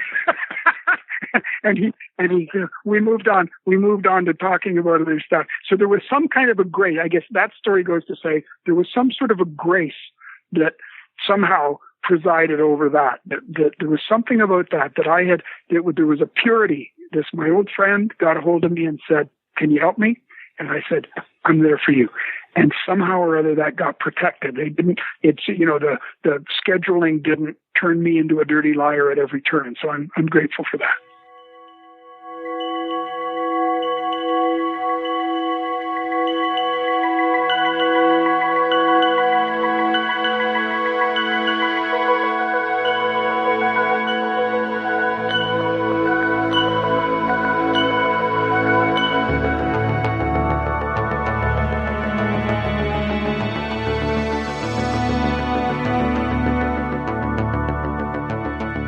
Next up, we're going to hear from screenwriter Sam Hamm. I know last time we talked a lot about Batman, and when I look up your name, that's the thing that always comes to the top. Sam Hamm, he worked on Batman. I am curious, though, this was one of your first gigs, if I'm correct, working on Never Cry Wolf, and how did you come to that? And if you don't mind, I'd like to ask you how you kind of got into the screenwriting business. Those are actually slight variations on the same question, because Never Cry Wolf was the first actual production that I ever worked on. I've written a couple of spec screenplays and stuff like that before, but the way I got into it is actually kind of hilarious. It is a fluke that I'm in the movie business at all. I had a couple of buddies in the late 70s, and we were all sitting around semi-employed with and not much to do, sort of like, as people in the pandemic of today. We decided that, since we had a lot of free time, maybe we should put it to good use. And we would hole up in a room for, 10 days and see if we could write a screenplay. And we actually did. And it was a pretty bad screenplay. It was about a new wave band and, various shenanigans and so forth and so on. The weird thing that happened was one of us had a good friend who was the daughter of J. Preston Allen. And I don't know if you know Jay's name or not, but she was a pretty influential screenwriter in her day. She wrote Hitchcock's Marnie, and she wrote Cabaret, and she wrote Prince of the City and all of this kind of stuff. And it turned out that she had a development deal with Warner Brothers. She was partnered with Sidney Lumet, and, they were going to do some pictures together, and they were also going to develop some other projects on the side for Warner's. Two of us were horrified that the third guy had taken our crummy first draft and shown it to Jay's daughter because we didn't think it was ready to be shown yet. Then we were even more horrified because we found out that the daughter had passed the draft on to Jay, and we were sort of like holding her out as our big hope. She was our best connection to the movie business, and we were furious that this guy had just kind of gone in behind the backs of the other two of us. He was very self-assured. He thought, well, we have this draft. Why not show it to people? The big shock came when Jay actually bought it for next to no money. She took out an option on it. And, it was basically enough to pay our rent for 3 or 4 months each. And so, we were very excited by this development. And the thing I did not find out until a couple of years later, I don't think it was the quality of the screenplay or the appeal of the idea or anything like that. But Jay's daughter, who was, our sort of connection to Jay, was at this point seriously thinking about moving to Kenya, where she wanted to work with the Kenyan National Theater Company. And Jay was looking for an excuse to keep her daughter in the United States. And so she made her the associate producer on this script, which her daughter had brought to her. And I swear, I think to this day, the only reason I'm in the movie business is because Jay did not want her daughter to go and join the Kenyan Theater Company. But anyway, to get back to the second part of this story, Jay had done a couple of drafts of Never Cry Wolf, which her husband, Lewis Allen, was one of the producers on. Louis Malle had been attached to it, and they were all set to go with Louis Malle, and they suddenly had financing troubles, and it got too late in the year to shoot. Part of it is it's because it's a movie set in the Arctic. There's only a very small window of time every year when you can shoot. You basically have from like March to August. And, after that, there's no hope of having a film production. There's not even enough light during the daytime to shoot a movie up there. During the hiatus, they lost Louis Malle. They brought on Carroll Ballard. And once Carroll Ballard was attached, Disney came in as a financier. So the movie Never Cry Wolf became actually the first independent acquisition that was ever released through Disney. It was the first movie they ever released that they hadn't made in-house, because Jay did not want to go up into the Arctic and hang out with Carroll Ballard and a bunch of wolves for several months at a time. She was looking for, somebody young, cheap, and malleable to throw into this job, and came to me and said, "Would you like to talk with these guys about it?" I said, "Sure." And I went in and took a couple of meetings with Carroll Ballard and the other people in the production, and we had one meeting where he gave me this wolf stare. He gave me what I found out later was the famous Carroll Ballard wolf stare. He sort of like turns and stares at you, and he gives you this look sort of like, "Ooh, is this guy going to kill me and eat me right here?" I sort of like looked right back at him, not aggressively or anything, but sort of like, "And how are you today, sir?" But apparently he liked the way that I looked back at him, so I got the job. And I was up there for 2 stints. I think I was after Jay and before Ken Kesey, who was on the project he was on it for about 6 weeks. I was up there in the spring, and then they said, "Oh, we're bringing on Ken Kesey." And I thought, all right, well, I can't compete with Ken Kesey. And I went back to my apartment in Brooklyn, and I was just sort of goofing around. He said, "Well, keep working, keep writing scenes and stuff like that." And I said, "Well, why am I going to write scenes? Ken Kesey is up there doing screenplays." So I get this frantic call one weekend, and they say, "Well, we found Ken Kesey face down in the bathtub, and he was tripping, and he almost drowned. Somewhere in Skagway, Alaska, you've managed to come across him." some bad LSD. They called me up and they said, bring all the work you've done. I'd been back in Brooklyn for like, a month and change. I hadn't done a lick work. I hadn't done any work. I said, well, I have to have to do some stuff before I can come up, but I can come up like, next Monday.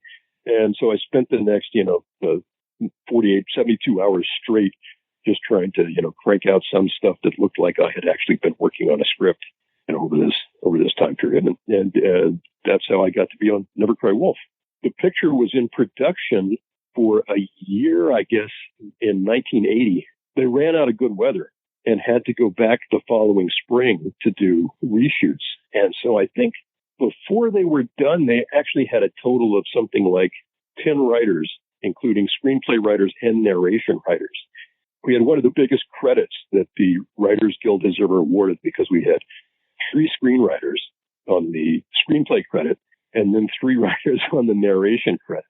And, they had, it was wild. They had all kinds of different people. I think they had Michael Herr come in for a while, the guy that wrote Dispatches, the Vietnam book. He tried to do some voiceover for it, which he had also done on Apocalypse Now. It was wild. It was not a writer's showcase, I'll put it that way.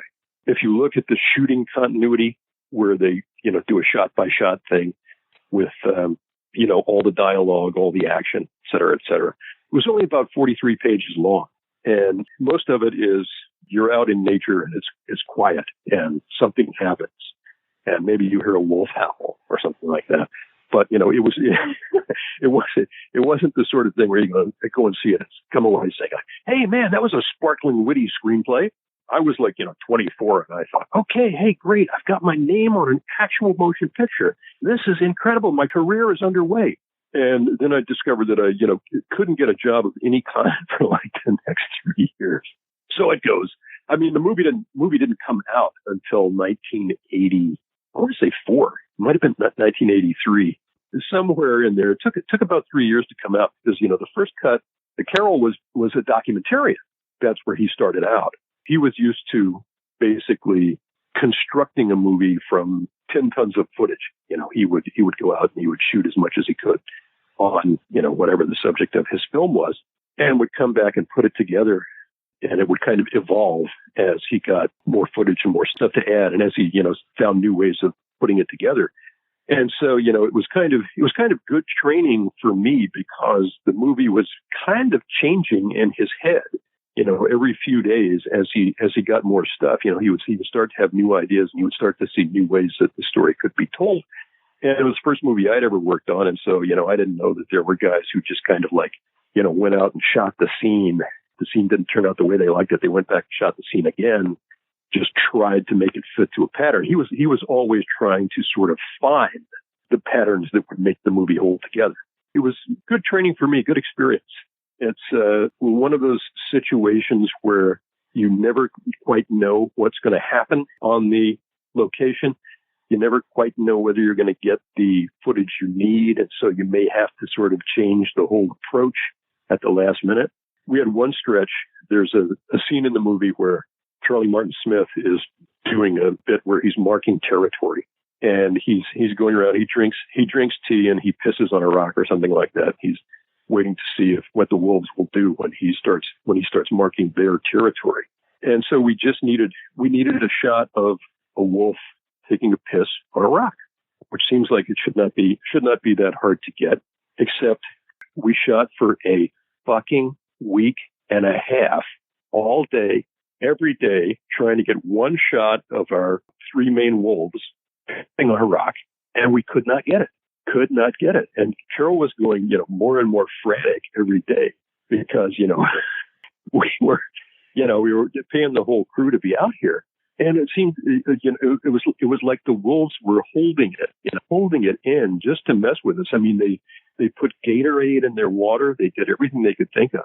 If you watch the movie, you will see there's a moment when a wolf goes up and pisses on a rock. And what is actually happening is that his leg is being jerked upward by a wire. He doesn't lift his leg in the way that a wolf would normally lift his leg. He just happens to be passing a rock, and all of a sudden his leg jerks upward. And you cut away very, very quickly. Very, very quickly, you cut away to Charlie Martin's face and sort of nodding sagely as you hear the sound of wolf piss hitting the rock. dubbed over the shot. It was, there you go, man against nature. Carroll against the wolves. You went up, you came back, you went up. How long was that period from the first time you went up there to the last time you got back? I think it was about 5 months. 5 months with an intervening month, because it was, I was up there from like March through May, and then came back like at the end of June and stuck around until mid-August, probably would be my guess. I would have to check that out to tell you for sure, but yeah, I was up there for a good long stretch. And we started out in northern British Columbia. We were actually out in the wilderness when I first came onto the picture. Everybody was living in trailers. We then came closer into civilization. We were out in Nome for a while, which was really interesting because, Nome, if you look at Alaska, it looks sort of like a profile of a face with a nose sticking out in the middle. And Nome is on the nose, and the roads in Nome only go about 30 miles outside of town, and then they stop. Everything that comes into Nome comes in by air. There is no real ground travel or anything like that. And it's actually closer to what was then the Soviet Union than it is to any sort of major population center in Alaska or Canada. We were out there for a while. That was a pretty bleak place because it was populated almost entirely by miners who wanted to go out and make a lot of money in a short amount of time and didn't care how miserable it made them. They just wanted to stockpile some money that they could take back home or send back home to their families. Any night of the week, you would go into a bar at 5 o'clock and order a beer, and by 5:30, most of the people in the bar were so drunk they were face down already. Kind of a bleak environment, I would say, but the cool thing is part of the time we were hanging out briefly in Skagway and Juneau, mostly in Skagway, which was the port of access for British Columbia. And it was weird in 1980 because the U.S. had an embargo, a trade embargo with Russia. And, the big deal was we couldn't take part in the Olympics. The port of Skagway, because it served British Columbia, was the only port on American soil where Russian ships could dock. And so as a result, the crew would be out shooting, and I would usually be, back in my hotel room writing whatever they needed, waiting for the next phone call. Hey, we need some this, we need some that, so forth and so on. And so I would usually have some free time in the afternoon, and I'd go over to one of the bars and shoot pool.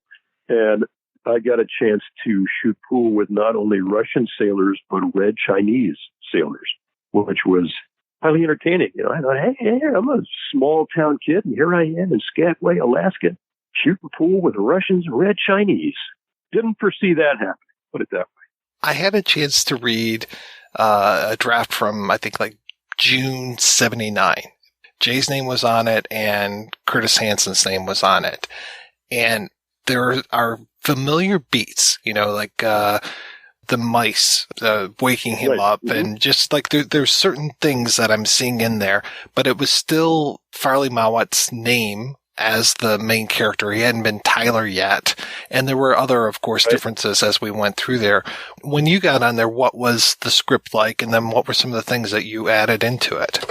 The draft that you read is probably pretty close to the one that was in existence when I came on, because I think the original one is Hansen. Jay had done a couple of sets of revisions. Richard Kletter wound up coming on the year after. He came on for the second year of shooting at some point after I was on it, and so the credit on the movie is Hansen, me, and Richard Kletter. The stuff that we added, a lot of it is just basically stuff that we found when we were making the movie that was interesting. The whole sort of subplot with the Inuit hunter who is trying to get his teeth replaced was basically result of casting that actor. And he, after a couple of weeks, did not want to be on the production at all. He was not enjoying himself. And the way that they kept him on the production was to promise him that his teeth would be ready by the time he finished his part. By the time he finished his shooting, he would get the false teeth. That subplot is one that was actually working itself out on the set as we were going along. But, it's a lot of it was just a matter of we have this situation or we found this, trying to adapt to what's there, what we have. There was one moment that I remember vividly where there was a scene held over from Jay's draft. And it was a scene where Charles Martin Smith is sitting around a campfire listening to all of the Inuit telling sort of, their various tales, creation tales, and so forth and so on. Jay had put something in there about Lake Kuyak. And so I thought, all right, that seems like, a good piece of grit, or, so I assumed, I figured there was a Lake Kuyak. And so I threw Lake Kuyak into the scene when I was doing a rewritten version of it. And I walked over to the set that night. They were shooting indoors in a warehouse. The Inuit actors start laughing and pointing at me and elbowing me, all kinds of stuff like that. And I'm going I went to the assistant director and I said, hey, what's going on? What's so funny? And they said, oh, well, they figured that was you. Kuyak is the Inuktitut word for fuck. So you have them telling some story about Lake Fuck.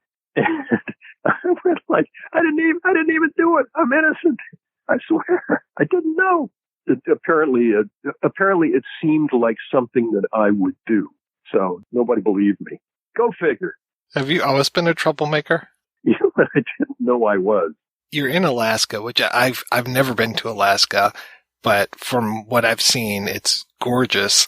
But what was the weather like? Was it a okay shoot? Was it miserable? Because just the story about the wolf not raising its leg for 5 days sounds like it could have just been a nightmare. It usually wasn't too terrible. I mean, we had stretches where it was quite cold. I mean, when I first landed, it was parka weather. Everybody had their fur-lined hoods up, all that kind of stuff. We were there for stretches when it was fairly balmy. You could go out in a light windbreaker or something like that. Other times it was just cold, but yeah, I mean, it's incredibly beautiful. I mean, I got to see the aurora borealis at night for long stretches, which is one thing you don't forget. The landscape is just beautiful. We were shooting in Skagway, which is sort of an enclosed harbor on three sides with mountains around it. You understand why the cruise ships and stuff like that all want to come up there and stop. I mean, that was the main industry of Skagway, was tourism. And, so the streets are basically, bar, knick-knack shop, souvenir shop, bar, burger joint, bar, knick-knack shop, souvenir shop, scrimshaw shop, et cetera, et cetera. But, and, then you'd pass some place where they do like a nightly show where they dress up like the gay 90s and so forth. So the whole town existed. They were importing people every summer to come and staff the hotels because, there was a little stretch when they could make a lot of money. And it was, basically from May through August every year. After that stretch of clement weather and sunlight ended, you couldn't get people to go there for love or money. So you were up there in 1980. The film doesn't come out until 83. What are you doing in the meantime? And do they even have the courtesy of hey, we're having the premiere. Come on out, Sam. Let's do this. Oh, yeah, sure. We kept up with it, but the first cut of the movie was 4 hours long and it didn't have any wolf footage in it. Carroll had not gotten around to the part where you insert the wolves into Never Cry Wolf. As you would expect, it was kind of, changing and evolving over this period of time. And it took 1980 and 1981 to shoot this up. And then they were trying to figure out how to make the narrative work because so much of it is internal. It's basically one guy. It's one guy who is alone in the wilderness. And, we kept trying to come up with ways to get the sort of necessary exposition across. He would talk to himself. He would talk to the wolves. He would, all of this kind of stuff. And, because Carroll was violently opposed to using voiceover, then there was a point where they just kind of threw up their hands and said, well, we got to use some voiceover. And they did. And it worked fine. I mean, it's not intrusive. It gets you over some of the rough spots in the narrative where you don't quite know what the heck is going on. Sam, thank you so much for your time. This was great talking with you. Oh, it's easy and fun. Happy to gas on whenever I get the chance.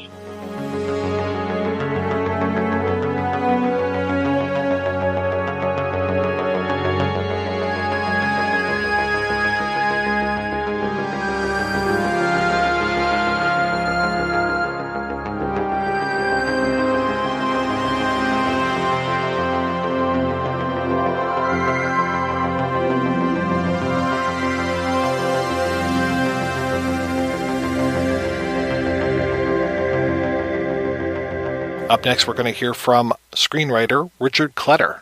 This was one of your earliest credited gigs, and I'm very curious how you got into the business and how this one came about for you.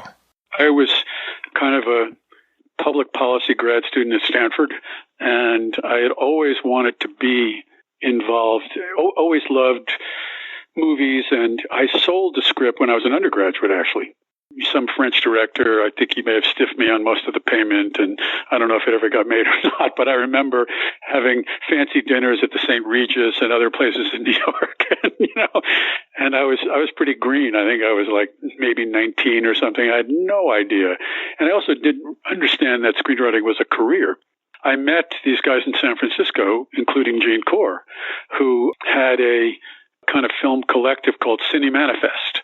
I had made an educational film with one of them as the cameraman, and I fell in with them, and we wrote I think Gene and I maybe, and maybe somebody else wrote a script that, we got a call from Martin Scorsese's agent, and I had no interest in moving to Southern California, but eventually I did, and wrote something that got me hired to do the Black Stallion sequel. That sequel was written with the first one in mind, so very spare, not abstract. I mean, it had a coherent narrative, but very sparse. And the executives on the project who were, I think Lucy Fisher was one of the executives, and I don't want to castigate Lucy. She's a very good executive and a good person.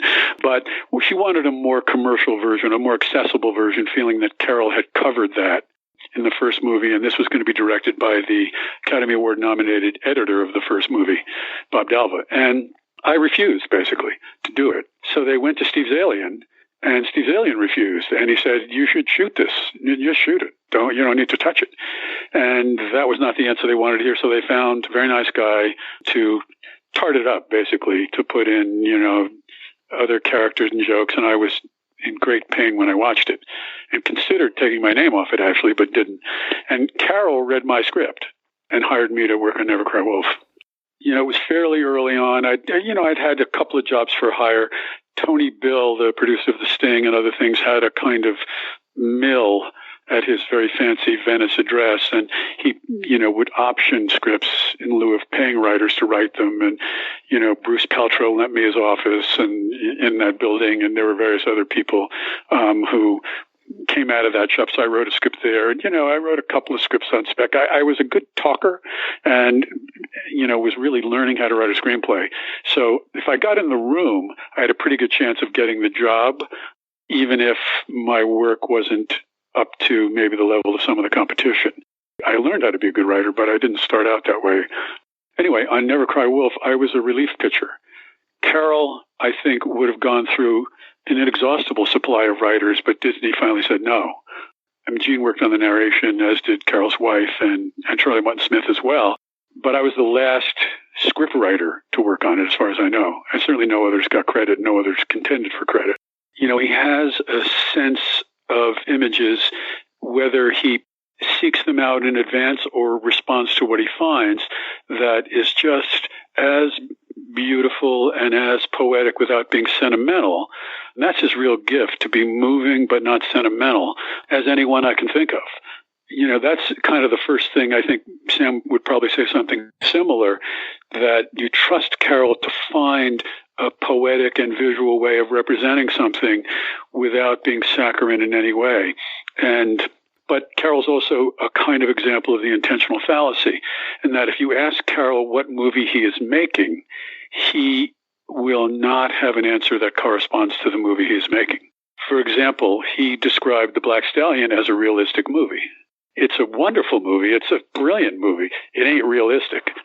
So one of my jobs was to I'm the opposite of him, was to ground the story, the character and stuff as much as I could in, some narrative structure. He wasn't indifferent to it. He just didn't think that way.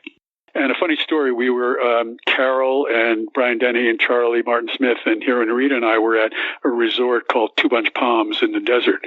And we were working on, rehearsing and working on scenes and stuff like that. And they had these hot pools, and Carroll and I are standing in a hot pool, and who comes swimming up to us underwater? It's Curtis Hanson. I knew Curtis. We sort of hung out a little bit together in Venice, and Carroll had never met him, and Curtis worked on it years before Carroll was involved. So that was how Carroll met Curtis Hanson. Curtis popped up to say hi to me in this pool, and I was standing next to Carroll. Where was the project at the time? Because I know when I talked with Sam, he was saying that he went up to Alaska for, I think, 4 months in, I want to say it was 81 or 82. I think it was 81. So when was this that you got involved? This was 82. Carroll had shot some of it and stopped, maybe because of weather, but also because he didn't know what the movie was, frankly. And this is not in any way a reflection of Sam's script. It's just this reflection of Carroll's kind of wandering interest in narrative.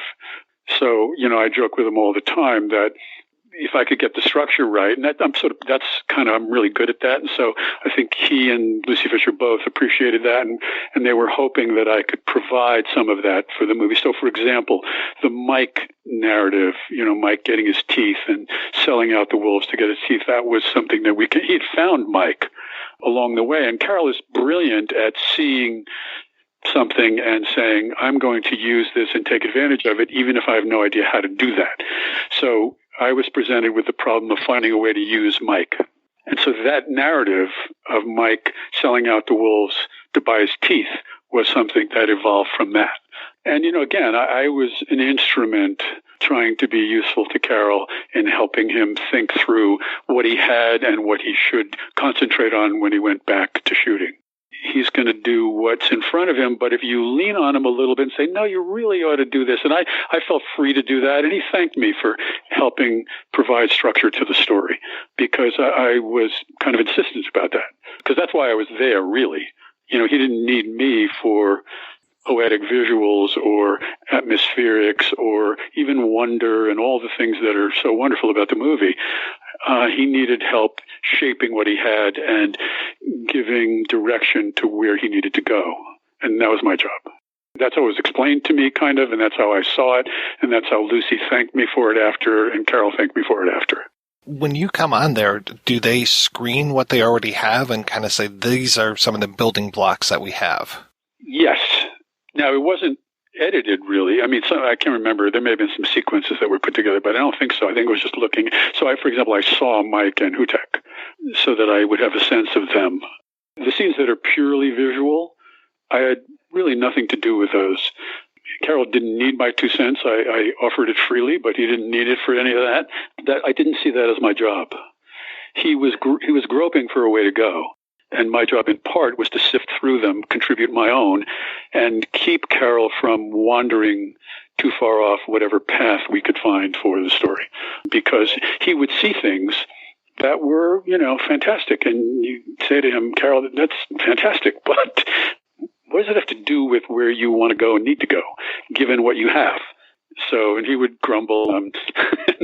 His wife was a lovely, lovely person. I would say, okay, Carroll, we're, done now. And Carroll would grumble kind of, and Christina would say, Carroll, Richard's leaving now. Say, good night, Richard, and thank you. And he would mutter, good night, thanks. But it wasn't personal in any way. He didn't dislike me at all. It was just how he is. So I was not threatened by any of that. I was amused by it and was actually arrogant enough not to be cowed by it. So one funny story, which I don't know if anyone has told you, but is in a way my favorite story of the shoot, and that is the caribou scene.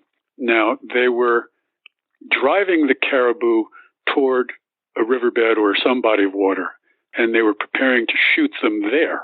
Very elaborate process getting them there, and they were told by the wrangler, who told the AD, well, this is a great place because the caribou won't swim.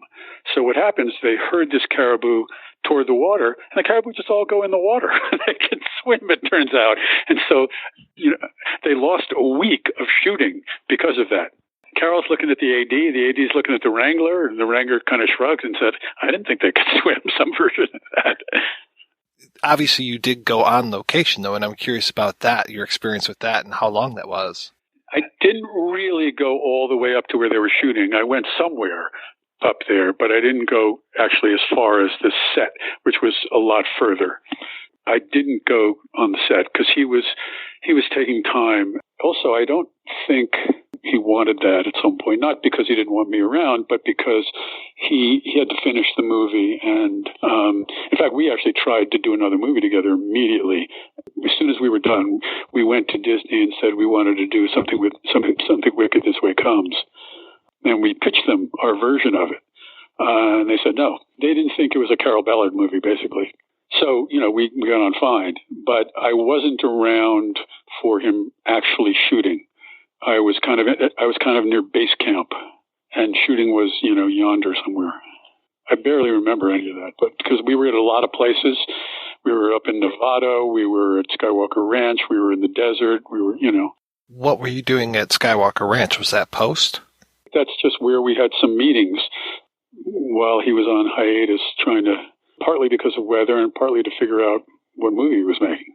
At what stage is the project when you finally leave? Because you were talking about there's narration that gets written. I imagine that's well after you go? Well after, yeah. I don't know that there was any plan for narration at the time. I think when they looked at the movie, they realized they needed some. Carroll knew Gene, and so Gene got the job. I mean, I wasn't part of that at all. I was long gone by then. I think it was a considerable time after. My guess is, and I don't know this for a fact, Gene could speak to this, or maybe already has, that the movie was put together largely, and then they realized they needed access to Charlie's inner life, had to figure out a way to, if they couldn't dramatize it, to talk about it. So what was it like for you to see the whole movie come together and to actually see it on the big screen? Carroll and I went to the Academy screening, which was a huge success. It was an interesting experience for me because, I was relatively young and new. And, first you want to get a job, then you want to get a movie made, and then you want to get a movie made well. And that happened pretty early in my career. And so I thought, oh, is this it? Because Carroll and I are standing in the lobby together, and people are coming. All kinds of people were there and congratulating us, and, especially Carroll, but, me as well. And then I went home, and I thought, well, is this what I've been dreaming about for, these last few years? Is that it? Is my life different now? It doesn't feel different. I could get better jobs and things like that, but which turned out to be true, but it didn't change my life, really. I mean, not in ways that I could feel emotionally or psychologically. It changed it materially, but so I remember being stunned by that. I don't think I wrote a word for 3 months. I think I was just trying to say, okay, well, that's, is this the apotheosis of my dreams? This is as good as it's ever going to get. And in some ways it was. So I thought, well, what do I do now? I don't know if other people had related experiences on other projects, but that was certainly mine. It was a very vivid experience.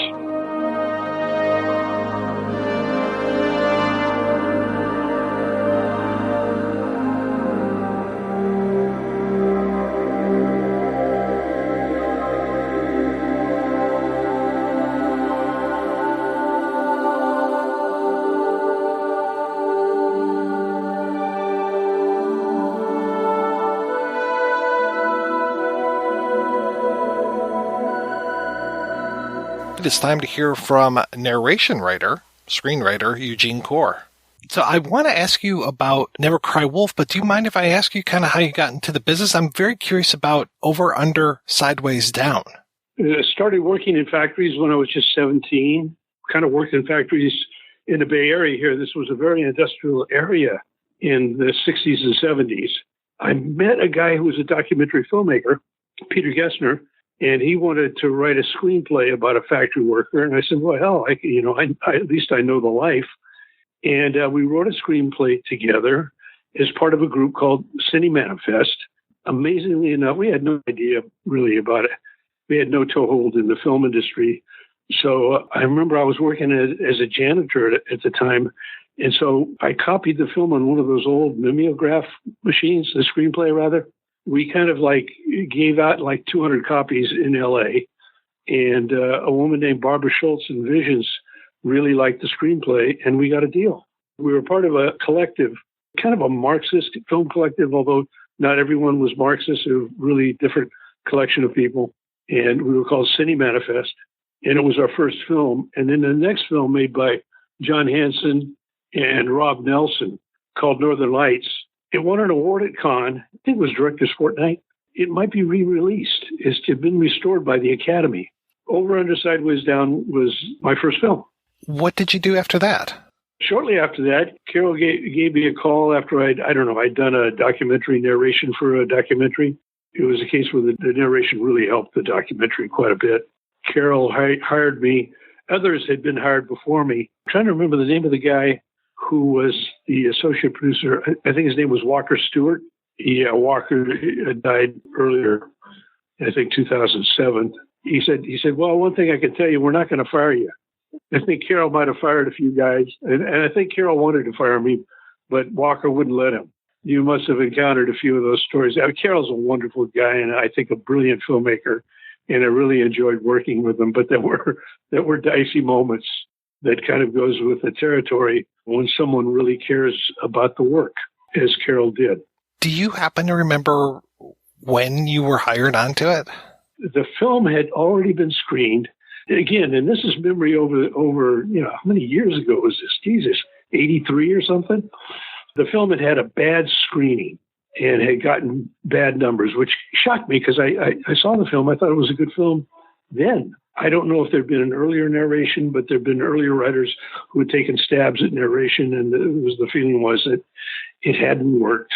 And, I took a number of passes at the narration and worked closely with Carroll.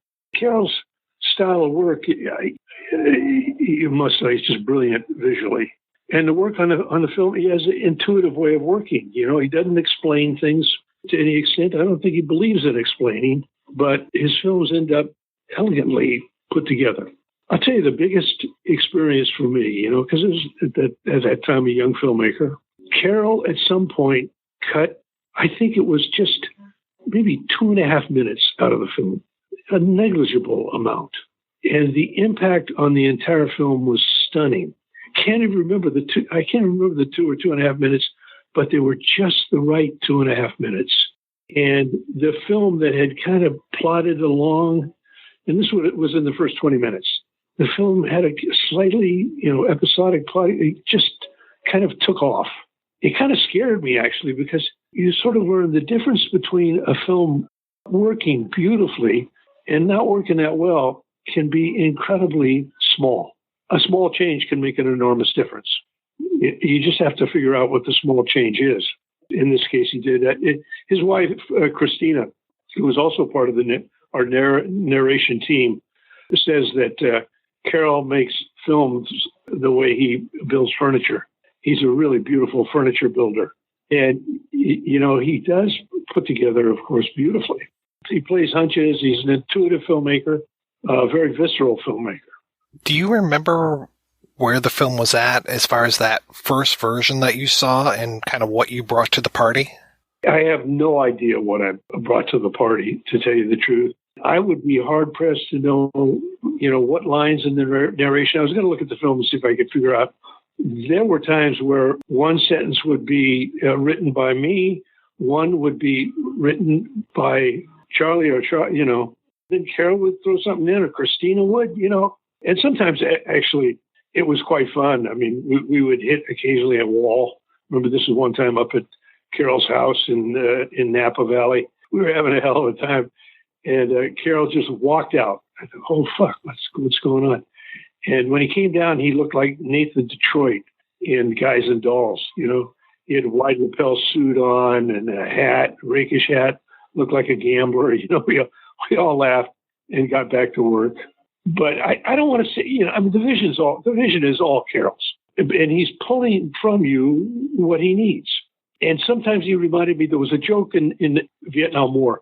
There's a guy walking around and he's bending over all the time. He's in the Air Force, or he's in the Army, I guess.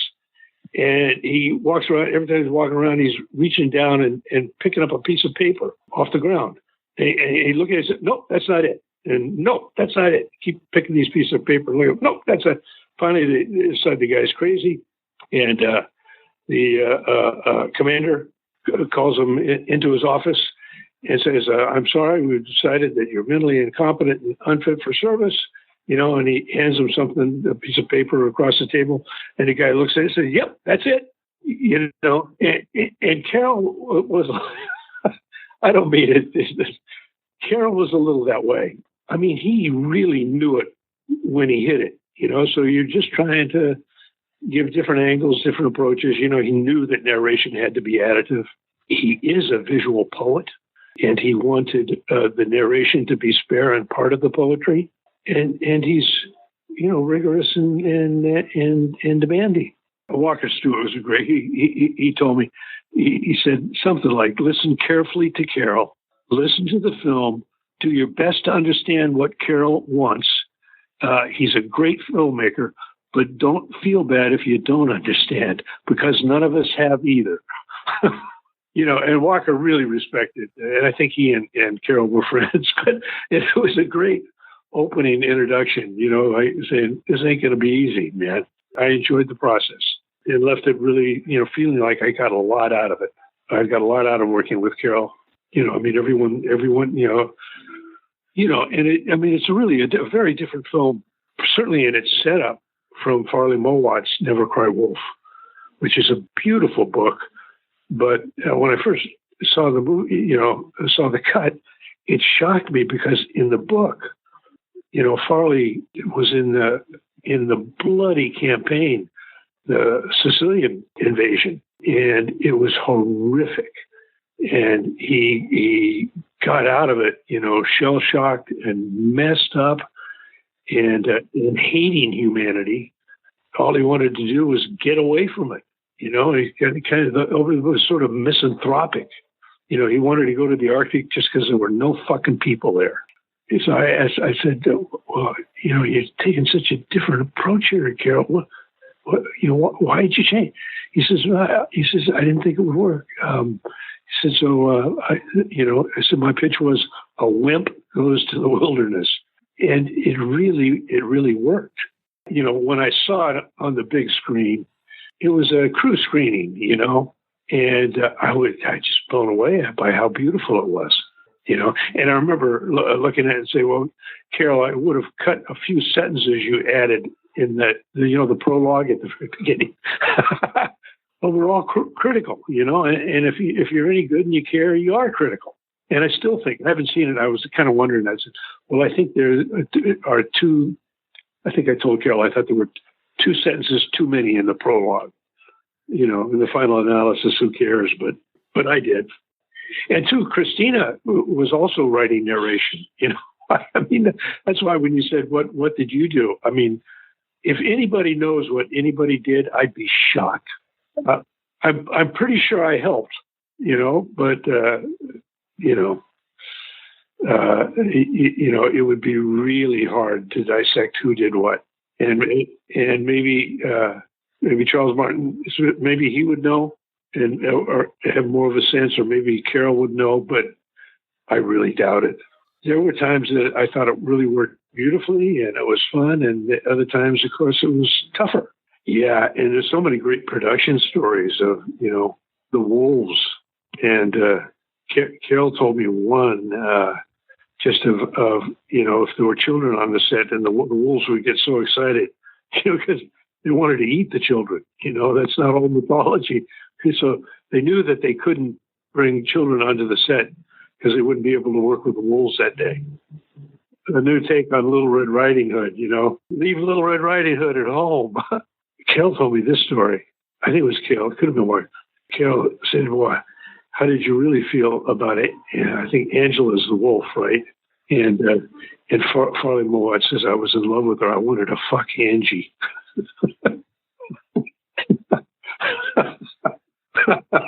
He didn't, but that's, and the guy, but he said he fell completely in love with her.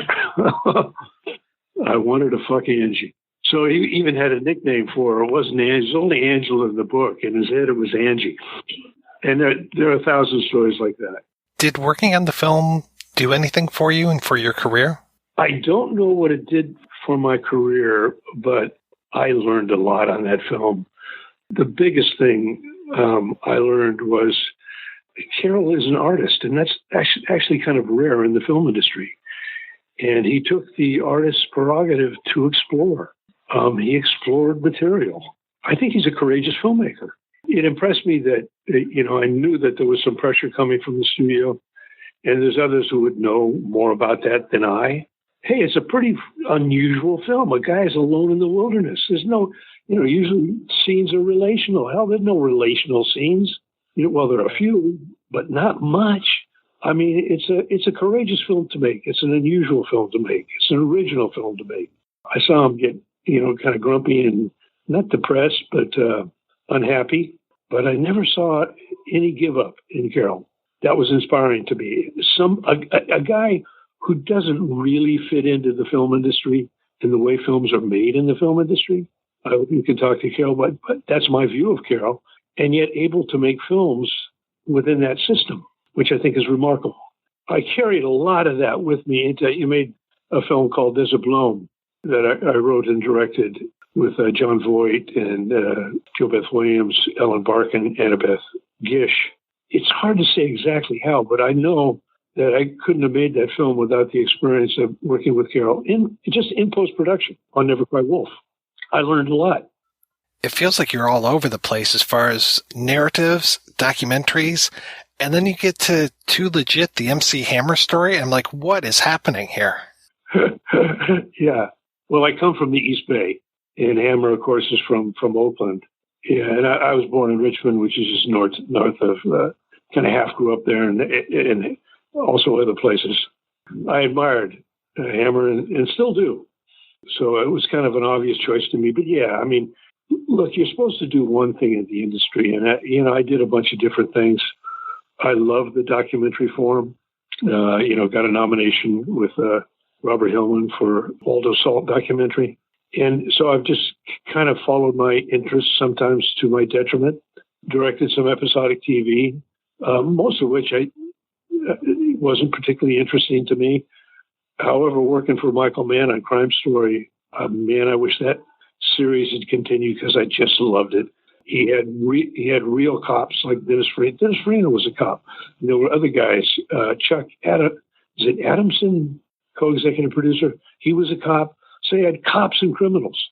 And Nick Mann would get so excited when somebody would knock over this production safe and we have no money, We had real criminals, and I wouldn't want to say who they are, but there were in the production. And that was one that I just adored, that series, and enjoyed working on it. Farina, oh my God, he was just electric to watch. I loved that guy in anything that he was in. I couldn't agree more. Holy shit! And he quit being a cop in his 19th year. In your 20th year, and before he'd really made it, your 20th year, you get a goddamn pension.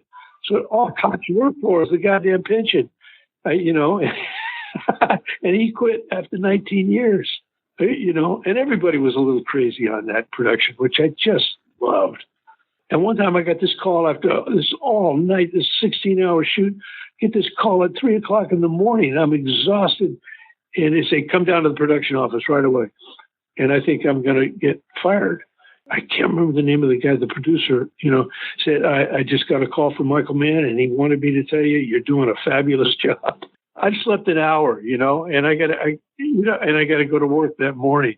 And that's just the way the whole thing was, Our production doctor was Elvis Presley's doctor. And you still could get anything you wanted from him, That was fun. And I did, various director's cut. They give you 4 days an episodic show to do a director's cut. I always thought my director's cut in 4 days was better than the final when they took it over, because there weren't that many at that time. It's not like TV now where there's so many wonderful writers and filmmakers. They kind of like were radio shows with pictures, But Michael Mann, we were making little features, Anyway, so I turned in my 4-day director's cut, and then I got back a Michael Mann's cut, which I think he told me he did while he was like watching TV. It was just amazing. It was so much better. And he went, oh, okay, well, some people are just extraordinarily talented, and he was. What are you working on these days? Are you able to work with COVID? You know, I've written a play that I'm really proud of, on commission with a local theater here called San Francisco Playhouse, which I think is a wonderful, wonderful theater in the city. And I turned it in February. In March, COVID hit. And I think the Playhouse is going to survive. It's a wonderful theater. I didn't get paid. They don't have any money. They don't have any audiences. They're fighting to survive. So the timing for me couldn't have been worse. I luckily was able to read, I would say, about half of the table read of about half the play with a thing called Actors Gymnasium, which was started by Bobby Moresco. And there's Actors Gyms in New York and L.A. And I'm up in Berkeley in the Bay Area. Wouldn't have been able, oddly, to participate because it was all on site. But with COVID, it went to Zoom. So I was able, every Saturday between 2 and 5, I would get 10 pages of my play, Mud City, read by extraordinary actors who were available because nobody was working. And then people started to go to work, and I realized I was spending most of the week just trying to get a cast together. It didn't work anymore. So I'm in the process of, I think I'm going to, I am about to try and see if I can turn it into a 4 or 5 part miniseries. Mr. Core, thank you so much for your time. This is great. Well, Mike, I'm glad you're doing this. And it'll mean a few more people will watch the film.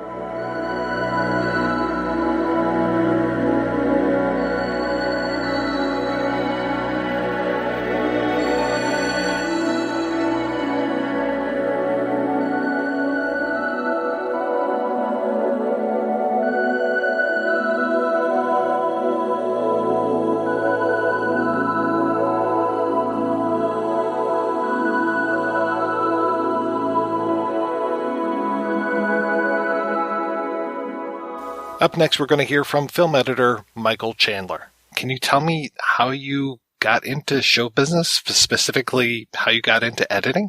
I went to film school. I started making little things with a Super 8 camera at college. They had one, and nobody else wanted it, so I would take it out on whenever we had time off and make little things. And then I made something out of, you were actually shooting on tape and cutting on videotape, if you can believe it. That's how ancient it was. But I made a little doc on a high school, New Haven High School.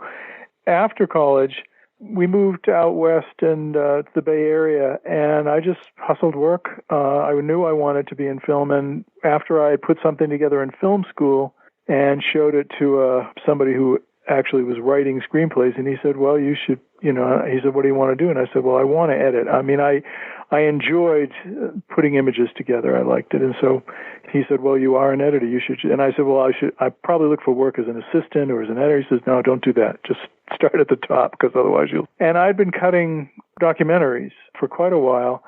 I had graduated to doing like hour-long ones.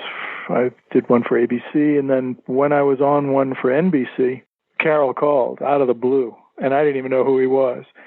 And he just said, I'm looking for documentary editors. I'm sick of hiring these feature film editors. I didn't really know what he was talking about, but he said, yeah, no more of that. You do documentary? And I said, yes, I do. And so it was literally, 2 weeks later, I think I walked in the door. I found out why, actually. In the first couple of scenes that he gave me, the first one was, he would label his scene certain thing, and I think this one had fog in the title. I think it was called Foggy Bottom, and I think it was sort of a play on words, because it was where you remember the scene. It's where Tyler first spies the wolf, but he's heeding the call of nature, so he has to pull up his pants, and then he starts on this trek. And what it was just shots of, I'll just keep calling him Charlie because I can't remember Tyler seeing him off in the distance or running around a corner and across a boulder. And there was no rhyme or reason or plan or anything. It was documentary. It was literally shooting tons of footage and you somehow figuring out how to make this, spying the thing and then chasing it and losing it and regaining this wolf, making it interesting. And I was thrilled. I just thought, oh my God, this really is just like a documentary, but it's not. And then I saw the second reason he wanted a documentary film editor, because I don't know if you remember, films used to be shot on film, and when you'd get into the editing room, you would have a box, about a 12-foot square box, and you'd have two of them for every, each one was about 10 minutes long, and one was picture and one was sound, and you'd put them on these big flatbed editing machines, chems usually, sometimes Steenbeck. You remember the scene, not the first candlelight scene, but there was a second campfire scene where Utek's wife joins them, and that's where they actually talk about cutting the sickness out of the herd. And that scene was labeled Amarok, which was, the name for the wolf. It's the name for the wolf spirit. And I went over to the rack to pull down the boxes to start editing the scene, and you might have racks usually were about 6 shelves high and about 4 feet wide. And you'd grab maybe a top shelf, on occasion a shelf and a half, maybe 2 shelves. This thing was the entire unit. Like it went 1, 2, 3, 4, 5, 6. So you're talking maybe, 5, 8, 10 hours of footage for a 5-minute scene around a campfire. And I thought, okay, we're not in Kansas anymore. But again, it was because Carroll always felt you had to find it in the material. You had to find that moment. You had to find that look, the fire in the firelight glowing in the glasses, or that strange look from Utek's wife, just sort of sitting there in the shadows. But it really helped to come from that background, and I see why he wanted somebody from that background to do it. When I spoke to the writers, they were just talking about how much was being shot. I think it was Sam brought up the scene of the wolf raising its leg, which apparently was done with thread rather than... But it sounds like they spent all day doing that. I can't imagine how many takes there were of this stuff. There were gigantic numbers of takes on everything. I remember I'd never seen, usually, well, it used to be, 3 or 4 takes and 5 or 6 takes. Now it's quite more since it's shifted over to digital. You have a freedom to just shoot more. It doesn't really cost you anything, so you can go up, 10 or 12 takes. Well, I remember one scene I was on take 26. That one mainly because it was a single shot, and Carroll tried to capture. That was when the old geezer at the beginning, before Charlie leaves, was being warned off the wolves. They'll tear your heart out. They'll eat your heart out. And he could never quite get the single take shot that he wanted. When he finally got one, sometimes Carroll would shoot, and in this case, he was shooting and he was watching the action so much, and he said, "Well, take a look at the last take. That's going to be it." And I looked, and it was out of focus. And when Carroll saw it, he just flipped out. "Never again. I'll never shoot anything again." I mean, he, because he was so caught up in the acting that he forgot the technical. In terms of the amount of footage, I always felt bad because we used a fraction. I mean, it couldn't have been less than 1 million feet of footage that Hero shot everywhere. And I always thought, somewhere in the Disney vaults, there are multiple films to be made out of the Arctic, just sitting there. Beautiful footage that nobody will ever look at. Who knows? Maybe somebody can transfer all that stuff to 4K and it'll have a new life. Now, was that story-related stuff, or was that more just like the atmosphere? Because it seems like there was... No, I'm talking more, just shooting, what you would call B-roll, shooting the scenics, the visuals, because just like what you were saying about the dog lifting its leg, you would have to do that for a specific scene multiple times, but in shooting scenery and the beauty shots, they just shot forever. And they had some gorgeous stuff, you could only use so much. Was Carroll with you the whole time during the editing? Yeah, Carroll is a hands-on guy too. He likes to be in there, and we would be in multiple rooms working on stuff. When I came on, Carroll had already. I remember he showed me he had worked up where Charlie falls under the ice, and it was a revelation. I remember looking at it, and it was. If you watch it carefully, it's a series of jump cuts. Actually, there's no match cutting in that scene, and that's what contributes to the intensity of the scene, the desperation of it. You get this jarring. And I remember for me, it was, oh, wow, can you do this? Can you actually put a scene together like that? And I had to watch it again to say, yeah, it actually works. Nothing here quite matches, and everything matches perfectly, because that was always Carroll's sense, was to mine the material for what it was, but also to always look at it in a fresh way. Well, I remember at one point he said to me, to use your right brain. Carroll said at one point, he said, no, you can't do this kamikaze cutting. And he like chopped his hands like a samurai, or like a karate chop. And it took me a long time to figure out what he meant. But what he was saying was, stop cutting with your left brain, cut with your right. He expanded what was possible. It's like he was feeling the action. He was feeling the emotion of the shots, and he wanted you to do that. There were a lot of things like that. And just in terms of basic editing, I remember I had a shot, I don't think it's in there anymore because it was truncated in the final thing, but where the sort of little shelter is drying, he's drying out and everything's dripping. And Charlie lifts his head and he listens. And I had cut it, I'll just arbitrarily say I had it on for, 2.5 seconds. And Carroll said, no, you got to think sound. Think sound. And then go back and look at the shot. And then it would play for like 5 and then 8 and then 10 seconds. And I would leave it there and I would think, wow, this is just, I don't know, okay, but I wasn't used to the way Carroll was working. Carroll had Alan split there all the time. In other words, it never used to be that way. You always brought your sound people in afterwards. You'd get your picture, you'd lock your picture, and then they'd come in and they'd do the dialogue work. They'd add in some effects. You'd put your final music in. And this was different. I would finish, I remember the scene where Tyler was taking the photographs, along the ground of the spring flowers, and he was moving that old-fashioned camera and taking shots on the ground, and then all of a sudden Utek's boot comes in. And by then I had begun thinking sound, but I still wasn't aware of just what could be done with it. And I turned the scene over to Alan, and when I got it back, if you watched at the end there, he's got a whole symphony of things going on right as the thing sort of climax. He builds in without music, just using sound, this sort of crescendo to the moment where he suddenly looks up and Utek is there. That was a revelation to me that sound was such an integral part of it.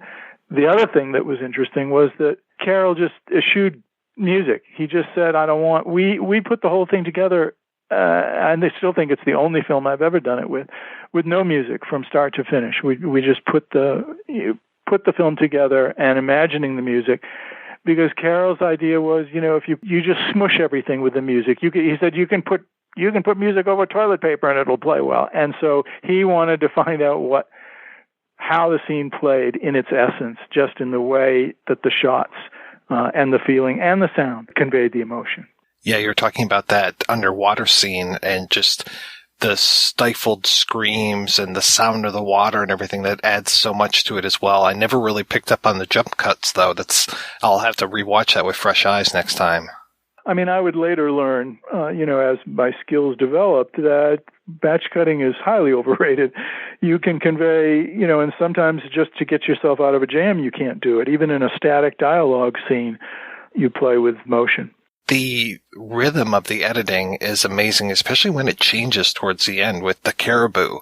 That scene in particular, talk about a wordless scene, but just the way that the rhythm of the edits motivates the action is just fantastic.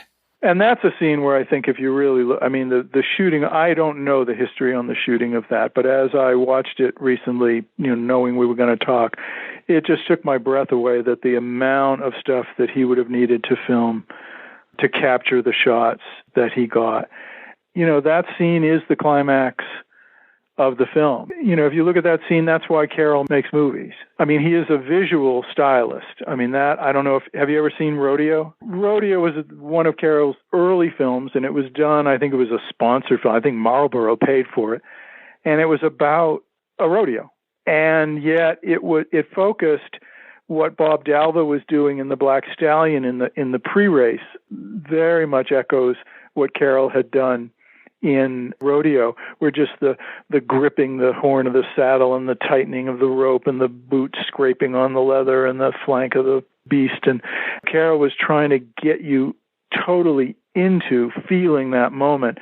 So he's a tremendous visual stylist. Also, there's, as you watch the movie, you see so much of there's humor in it, and some of it is sight gags, which again, obviously, because it's, based on just Charlie's expression or the moment. Even the ice scene where he suddenly drops, that drop is very funny. Even though it's like, you're laughing before you realize what a pickle he's gotten himself into. But he wasn't just a stylist. I mean, he had a philosophy, and I think that because Carroll's output maybe wasn't so large, people forget that a lot of it was profound. You know, he was trying to say something about man. He was trying to say something about the environment and man's relationship to the environment.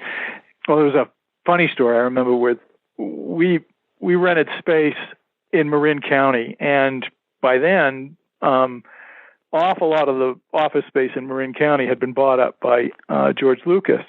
And so we were way up in Novato, and George was down in San Rafael. But I remember one day everybody got excited and walked next door to the editing facility. And there was a room, and it was just set up, and it looked like some Rube Goldberg setup on a tabletop, like a model, you know, but instead of a model train, it was like these mock little lasers and mirrors and everything. And George was in there, and Carroll had wandered over, and Carroll was just looking, what is this? And George said, this is how you're going to show movies in the future. And we're talking 80? And he's going, they're going to see that? They're just going to make that into digital bits and bytes, and they're going to beam it up, and it's going to go up to the satellite, and then it's going to come down. It's going to go in a projection booth. Carroll was looking at it. He was absolutely horrified. And I walked out with him, and he goes, man, you got to be able to touch that film. You got to be able to hold it in your hand and look at it, hold it up in the light and look at it. I got to be able to feel it. It wasn't just a question of being old school in that way. He grew up, on Tahoe. I think his father was a boat builder. He'd building stuff, working with his hands. He would, I don't know how much of the footage was shot by Carroll, but he shot a lot of the footage. He had this one time he came in to the edit room, and he had opened this box and pulled out this camera, and he just flipped it up on his shoulder and said, yeah, use this. And I think it was that Eclair that he always loved to use, this CM3 or something like that. And I couldn't even lift it, but he just held it like it was a handy cam. It was a hands-on thing. And when he said, I got to be able to touch the film and film it, that's what you're getting in The Black Stallion. And that's what you're getting in Wolf, is this connection between sort of alienated man and primal nature, and how do the two come together. And I think that's not, especially in this stage and age, that's not an easy thing to get at. And Carroll stayed committed to that vision. I think he thought that there was, he did. He believed that there were elements of the modern world that had corrupted. His bête noire was his daughter had just been born, and the Saturday morning cartoons were like the end of the world for him. It was like he couldn't imagine how horrible that stuff was. So what he was trying to do even in Fly Away Home too, this idea that you need a sense of wonder. You need, I think Tyler actually says that at the end of the film. I finally got back my sense of wonder, and I think that's what he was trying to do in his films. What did working on this do for you in your career? I was saying we worked in real physical film, but of course you didn't have and Carroll's style of filmmaking was much more suited to this day and age, where you have instant access to all the material at your fingertips, where editing is editing was actually physically taxing. You were hauling these reels and yanking them and putting, at the end of the day, you were actually physically tired from that activity. That's not a question anymore. Now it's totally mental exercise. But you couldn't save anything. And, nowadays it's like version 23 of whatever scene you want. You've got it instantly. I'd cut a scene and Carroll wanted it a different way, and I sent it out for work print, and I just got a quick and dirty cut of it and just set it on a shelf. And then months later, Carroll said, we got to go back to the way it was. And so we had that work print of the scene the way it used to be, luckily, and we were able to put it back. But I took that cut and showed it to Milos, and that's how I got on Amadeus. So it, worked out very well for me. I've always been very interested in the way that he mixes documentary with narrative, and I was curious how much of Amadeus for you felt like narrative versus documentary. Well, that was I would say 98% was scripted and shot to the script, but the reason why Milos and I work so well together is that there are always aspects of it does not matter how great the screenwriter is and how great the director is, you have problems in the edit room and you have to solve them. And coming from a documentary background, I believe, gives you tools that you might not otherwise have to solve those problems. You look at material a different way. You sometimes you go outside of a scene to solve a problem. You know, the opening of Amadeus, the way it was written was not working.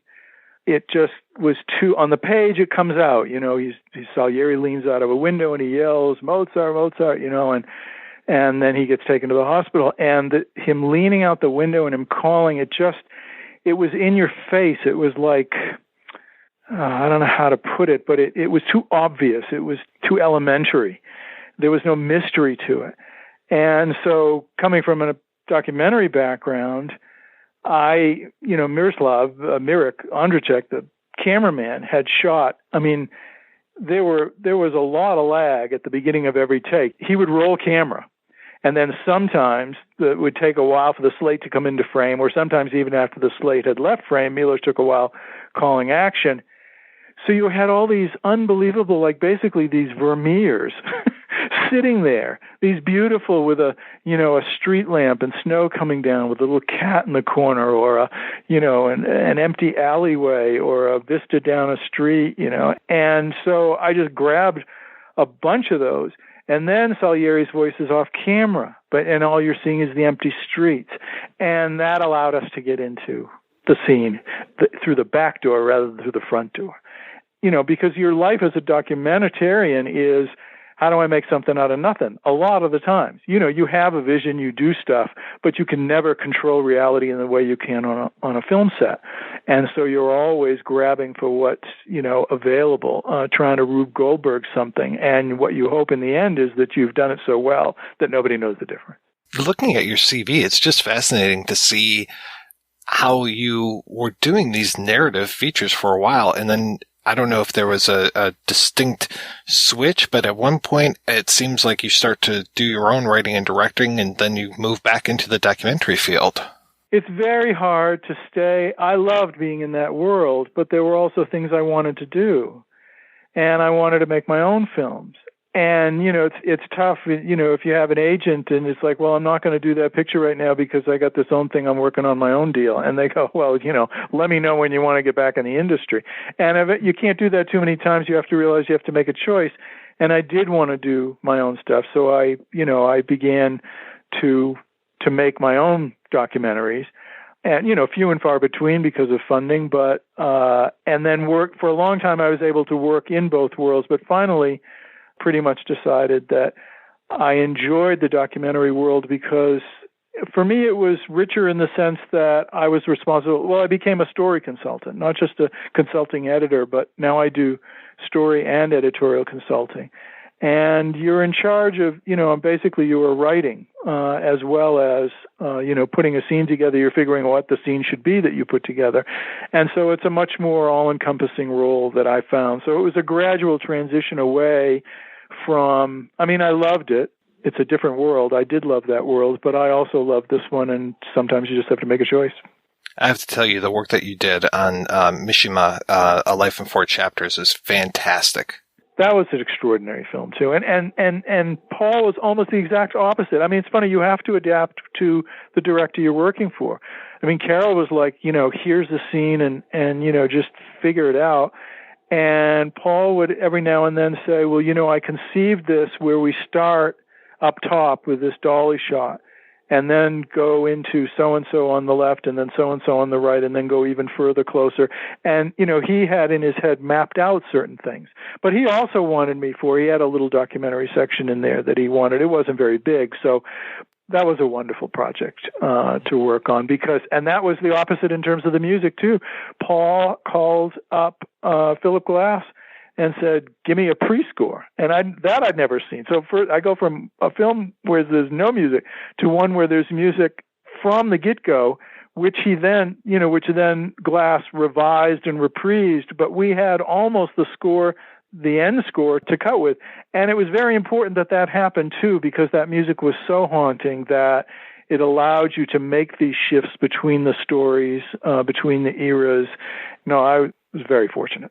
Well, tell me, what have you been working on lately? Oh, I mean, all kinds of documentaries. Usually what happens is a director will have a vision and they just won't be able to see how to get themselves across the finish line. They work on a film for a year or 2 or 3 or in some cases 7 and they hit a wall and they can't get their way out. And what I do is I basically help them reimagine, see the film in a different light, reimagine how it could be, reshape the material, offer shooting of new material. I mean, that's run the gamut. I worked on a film about resistors to the Vietnam War, on a giant in the wine industry, how we need to change mathematical thinking, a photographer who tries to capture a village in Cuba. I mean, it's an endless parade of good subjects. Has COVID slowed you down at all? I have been so lucky. I got work during it, and because you can work remotely, it literally hasn't affected me at all. And I feel so fortunate. I mean, I opened up that Hollywood Reporter, and the first page, I'm looking at all these people and go, oh, they're going to be articles on all these people. And then I read the fine print. No, every one of these people has died this year. And then there's a sidebar with 10 more on every page. And it's like, no. And I mean, that's part of what's so horrible is that people don't even realize this. They're losing people left and right. And then they have the stories of people on the sets talking about every single arrangement that they have to make to make the movie, where some actor said, I made the entire movie. I never saw the crew's faces. I don't know who I worked with on the movie. Luckily, no. I've been, we live out here in the middle of the desert, so already we're insulated from, the only people I ever see on a daily basis, people that I have to see, are the UPS and the FedEx driver. Mr. Chandler, thank you so much for your time. This has been great. I really appreciate you doing it. And, I think it's wonderful to bring attention to films that deserve it. And I think this one does. I think, just returning for a moment to that, I think Carroll was trying to say something in his films, and I think it's something that in this day and age needs to be said even more than ever, that we have a special relationship to nature, and the only way we're going to keep that going in a non-destructive way is to figure out who we are and what nature is. And I think that's what he was trying to get at in his films. And the idea that there's this transformational moment, and you see it in the stallion when he first rides the black, and you see it in the caribou scene when finally Tyler becomes one. He becomes one. He suddenly, experiences the wonder of nature. I think for Carroll to have conveyed that in his film is quite extraordinary. It deserves a Blu-ray. It absolutely deserves a Blu-ray with a full remix. When you first heard what Alan was doing with these things, it was, nowadays sound design. Alan was a sound designer before there were sound designers, and won the award when there wasn't even an award. There wasn't even a category. And that was Carroll's vision that, no, it's not just pictures. It's not just words. It's pictures, words, and sound. And of course, music. Mark Isham's, it was just tremendous.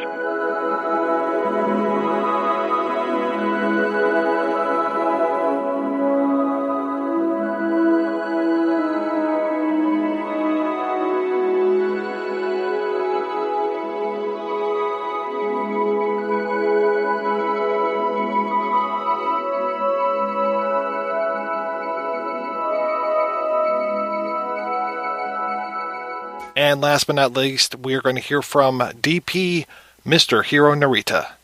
I know you've told this story before, but can you tell me a little bit more about how you became a cinematographer? And I read once that you were very inspired by Knife in the Water. Is that true?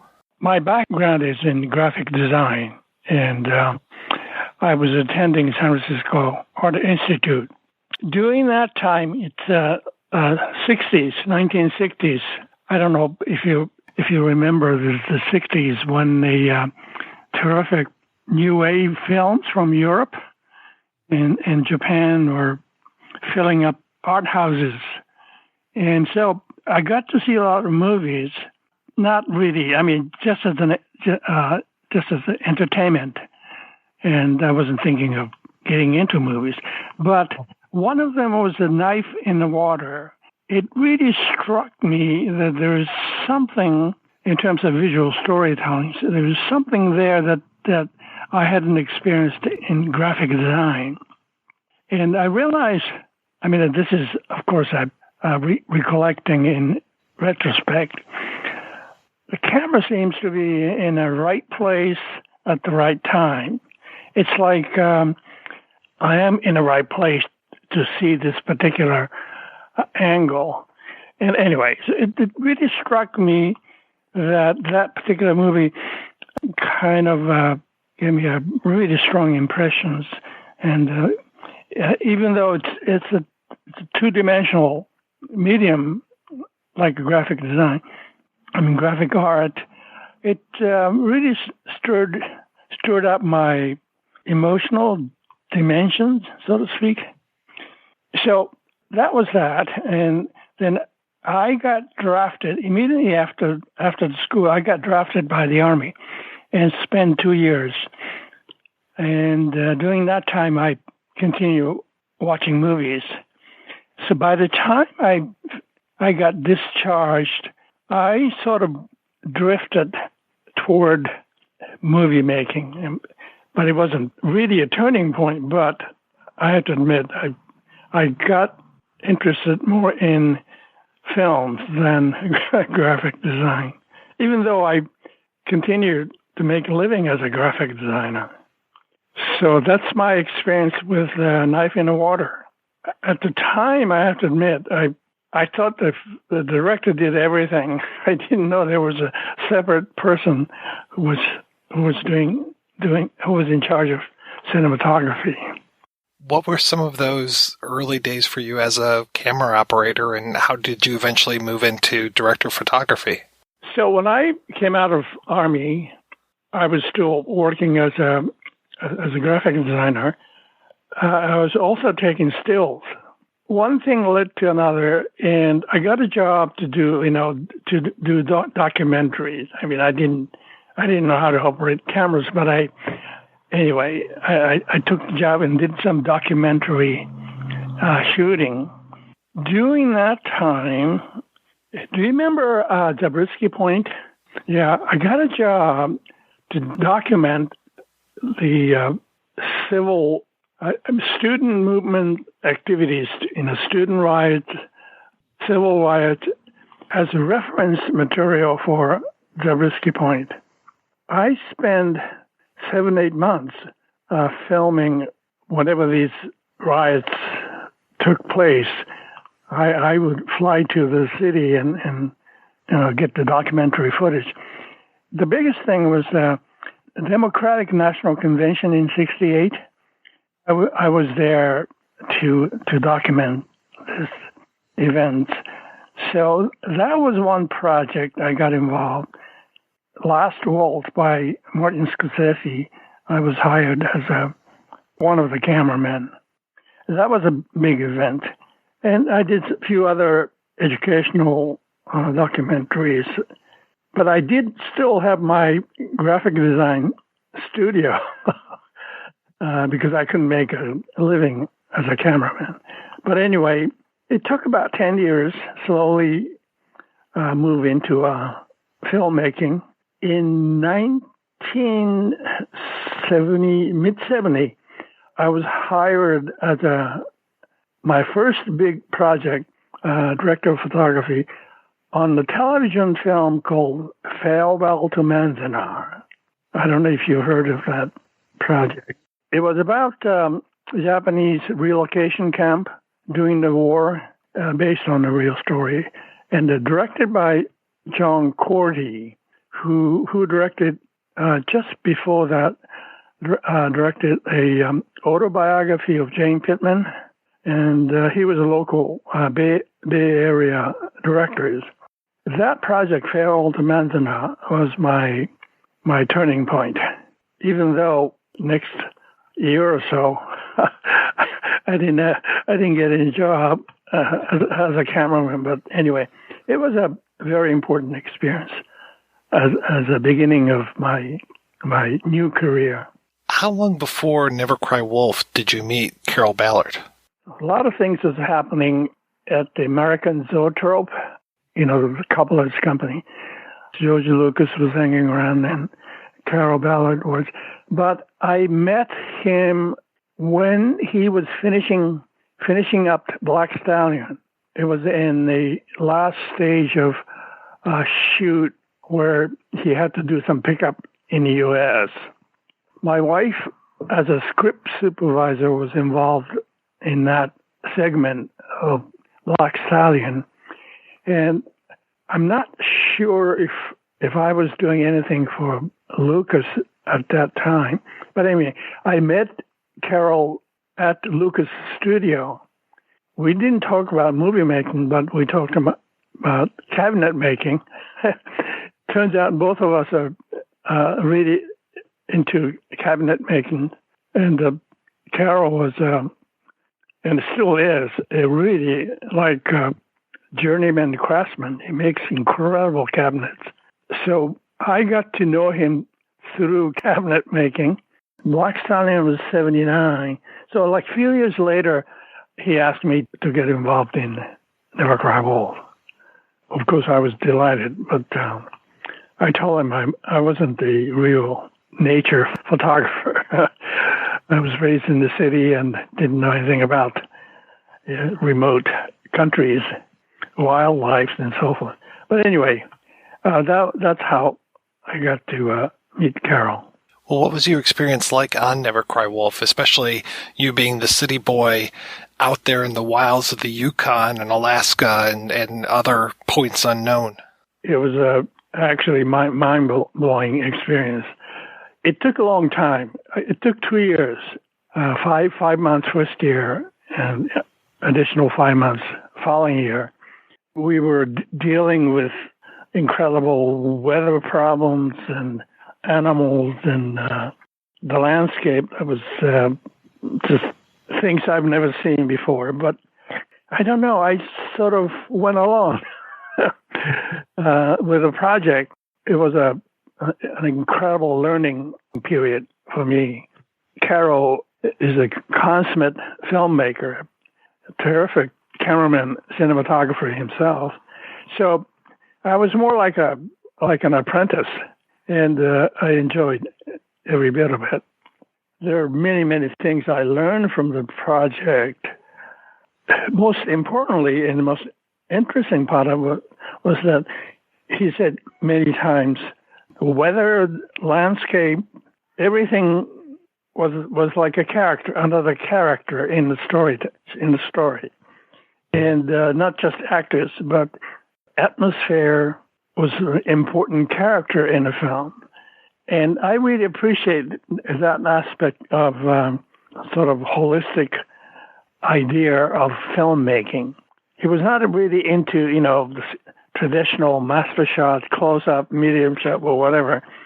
Of course, he understood those things, but then he used to describe scenes to me as, this scene means this to him, and how we go about capturing the images that both, explicitly and implicitly capture the moment. I mean, it's kind of an abstract discussion, but I appreciate that kind of discussion than traditional, I want to get good close-up of this or that. Does that make sense to you? Would he get those points across to you verbally, or would he draw things out or act things out? I mean, how was he actually transferring that knowledge? He was acting it out. The only storyboard he made was sort of a crude sketches on a napkin or something. He gestured a lot and described to me with his hands, arms. But for me, that was more clear than drawing any kind of pictures on a piece of paper. And he often said he wanted to surprise himself. Like after shooting a scene, he would ask me, what else can we do? Is this, I'm running out of ideas. If you have something, let me know. And always looking for new ideas or challenges. And that was pretty exciting to me. I can't imagine shooting for 10 months, 5 one year and 5 the next. You must have gone through so much film. Yeah, I think so. I remember hearing that we had like nearly 400,000 feet of wolves running from left to right to left. It was endless, so to speak. But we had like 3 separate groups of wolves. And the first group of wolves, pack, I guess they have to be in packs. Unlike dogs, they have to have a alpha male in the group. And the first group did quite a bit of work, but they are from Hollywood. And Carroll did not like those Hollywood wolves. And for certain scenes, we have to get another pack from Washington State. There was a animal farm where they raised pack of wolves. Some of them are mixed, hybrid wolves. And then we have to get another pack from British Columbia that didn't do anything but just run around. But these ones looked the best, looked like a real wolf in nature. We used all 3 different packs, and in the end, and they're all cut together that you didn't know which wolves belonged to which pack. It was very time-consuming because the wolves don't do anything special, unlike dogs. It's really hard to make them do anything. So we had the Hollywood wolves were often placed in hot wire. We have to have electric wire around them, concealed, hidden. And so they will stay within that space, and the trainers would make them do this and that. They barely followed, but we had to just film whatever they can do, and in editing they got to make story out of it. So it was not easy. The wolves running around was the easiest.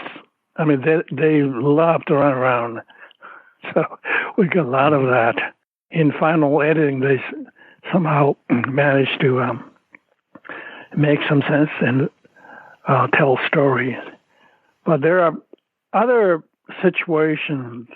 I mean, I can talk about incredible experiences where, remember the scene where Tyler, the main character, is flown by Brian Dennehy, the pilot, in mid-air, the engine stalls, and Brian Dennehy is trying to bang on a frozen pipe and get the gas flowing or something. Anyway, that interior of the plane was shot in a garage, airplane garage in Skagway, Alaska. We hung the plane from the ceiling against the large silk with the huge fan. We blew smoke. I think we just handheld cameras, and the airplane was kind of swung by grips, and it really looked convincing. I mean, I have to admit, when the sequences put together, how well the interior matched with the mountains and snow-covered mountains and exterior flying shots. That was one of the more successful sequences that I liked it myself. Then there is the sequence where Tyler falls into a frozen lake, and of course the frozen lake, he just ducks down out of frame, and next thing you know, he's sinking to the bottom of the lake. That shot was shot in Lake Tahoe a few years later. I wasn't there. The second unit, famous underwater cameraman Al Giddens, did a Abyss in Avatar, I think. Abyss, definitely. Anyway, he shot that as segment. Then Tyler struggles up to the surface, bangs against the frozen ice. That was shot in Juneau, Alaska, in a swimming pool with epoxy ice with a silk over. And Al Gidding was an underwater cameraman as well. And when Tyler comes out of the lake, that was shot in Atlan. There was a small lake in Atlan. That was real. That was real in a sense. The grip and stunt people, special effects people, built a platform under a sheet of ice. I mean, on the frozen lake, small lake, they built a platform. They dug out several holes. So actors and stunt people can go in from one hole, then come to walk underwater to a designated spot, which was night before something like a 4x8 hole was cut and let it frozen overnight. Then in the morning, the surface will be covered with snow and mark it invisible mark, or I think we use pen or nail or something. So you can't see it with naked eyes, but we knew exactly who it was, and the camera will be waiting for Tyler to blast the ice with the rifle and come up. And sometimes the camera would miss the spot, so it won't be in the center of the frame. So then we have to come back next day. I think we did like at least 3 or 4 times. One take a day, and then of course after the mishap, we have to spend the rest of the day shooting something else. This was all before the digital visual effect. So it was all done real time. Not real time, but it was all real things. Charlie Martin Smith, I mean, he was brave enough to actually do it. And when he came out of the water, he looked at least 10 years older. The water was so cold. Anyway, that was a pretty incredible, sequence. And then the most time-consuming sequence was the Stampede sequence, which took altogether 5 weeks for that sequence alone, spread out in 2 years. First year, it was quite a failure. We didn't realize the behavior of the herd of caribou. We built the fence, burlap fence, about 6 feet tall, around them, so that we hoped that they could stay in the sort of corral, so to speak. Each time we released the walls, the caribou panicked, and they jumped over the fence like nothing. After one take, like, oh, they're gone. Even though we had caribou wranglers, it took hours to, bring him back. Each time they brought back, we had fewer numbers. Then the weather was bad sometimes, completely fogged in, and et cetera, et cetera. So after the first year of that Stampede sequence, Carroll said, I don't have a movie. So next year we went back. This time we positioned the caribou in the valley, so even they ran away, they couldn't go too far. We had wranglers, and then I think we had a helicopter too, helicopter wrangler. We could only do one take, maybe 2. I don't recall 2, but anyway, one take a day. We gather the caribou, release the wolves, and Charlie is in among the caribou. Amazingly, caribou avoided him. He wasn't run over. We would prepare 5 p.m., set up cameras, set up animals, and then because of the magic hour in near Arctic Circle, we would be shooting around maybe 2 a.m. and one release, and that's it. We have to reassemble next day. That's why it took 5 weeks altogether.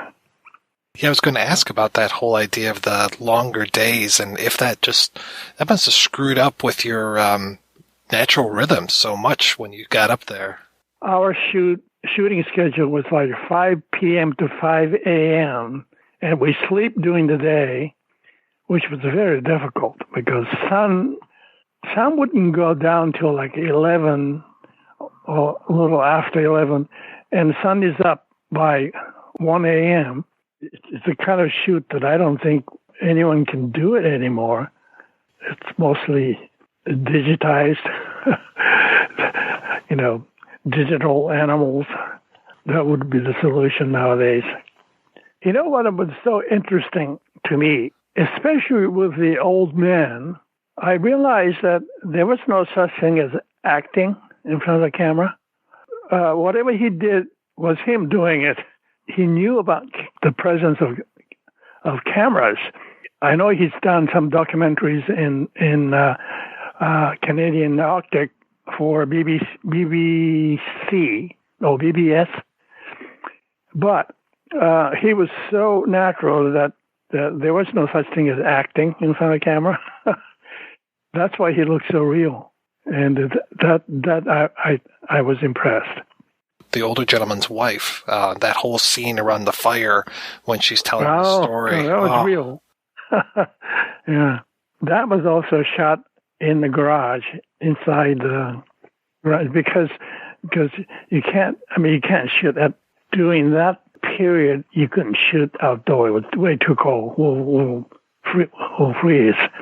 So we kept the background black, mostly real fire, except the fire made too much sound, cracking sound for sound guy.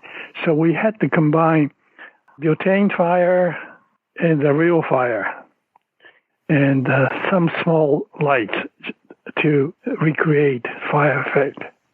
That was all. I think we were shooting wide open, I think. Today, it would be a lot easier because, 4K cameras, and the camera is a lot more light sensitive. But in film days, it was a challenge. 2 years ago, I supervised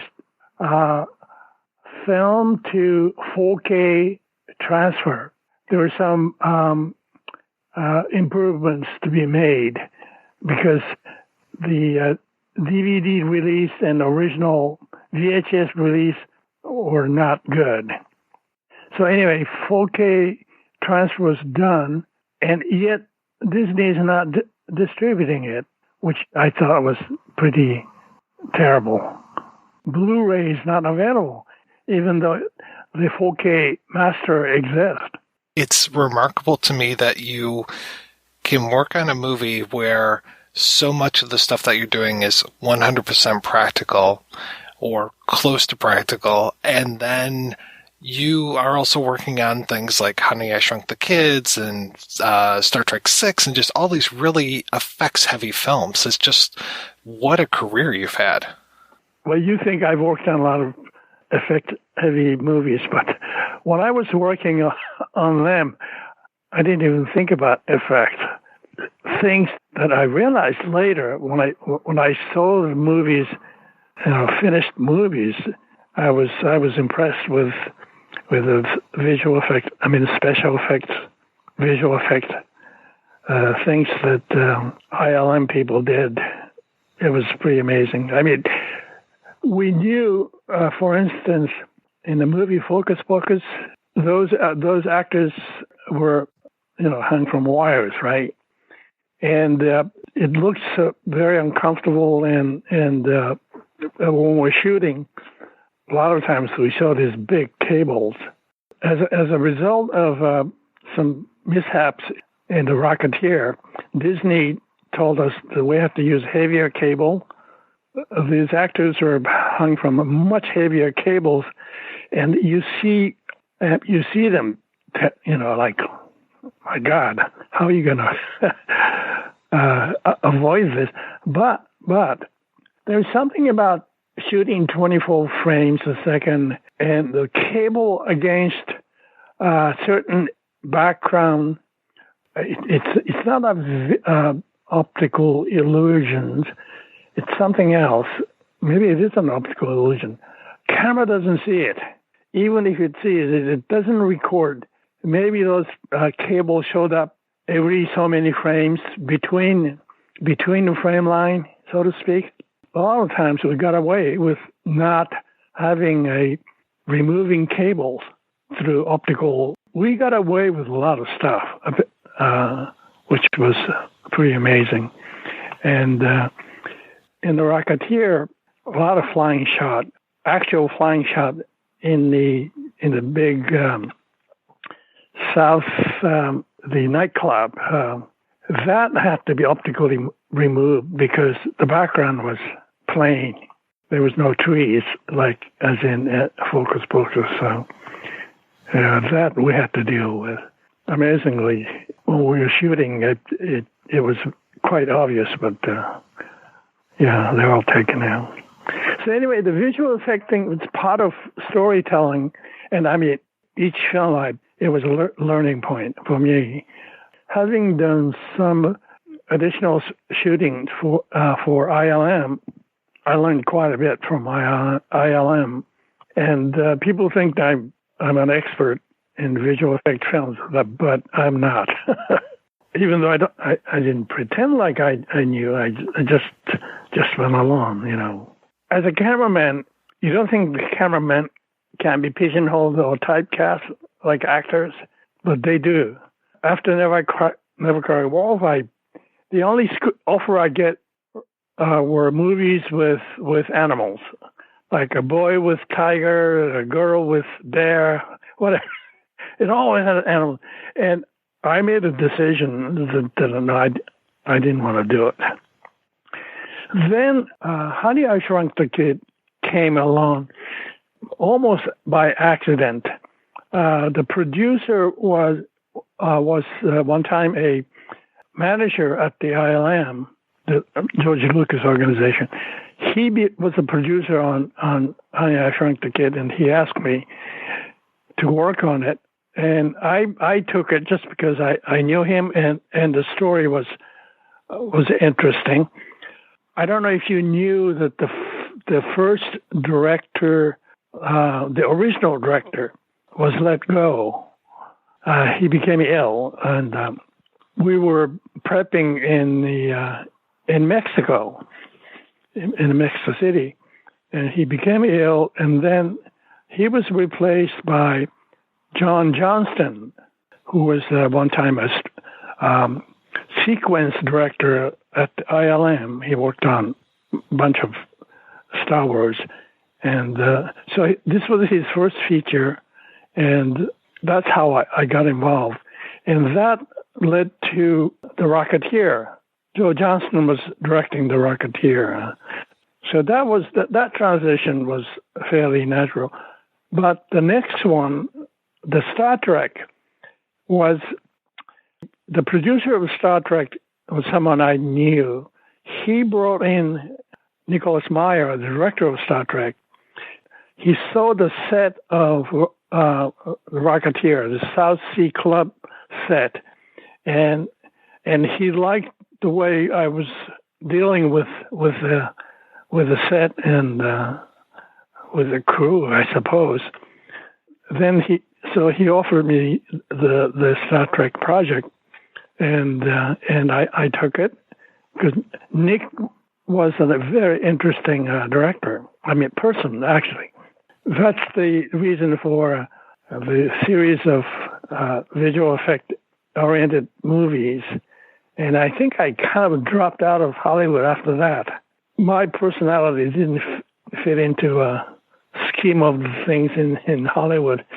So anyway, I decided to stay in Northern California, work on smaller project, more personal project. And even though they were financially successful, but I enjoyed them because they were very small, independent project. Unfortunately, not many people went to see them. But there are movies that I personally like. There's a film called Technolust. I enjoyed it. The director was an artist herself, was a conceptual artist, interesting person. Then there was a film called Shadrach.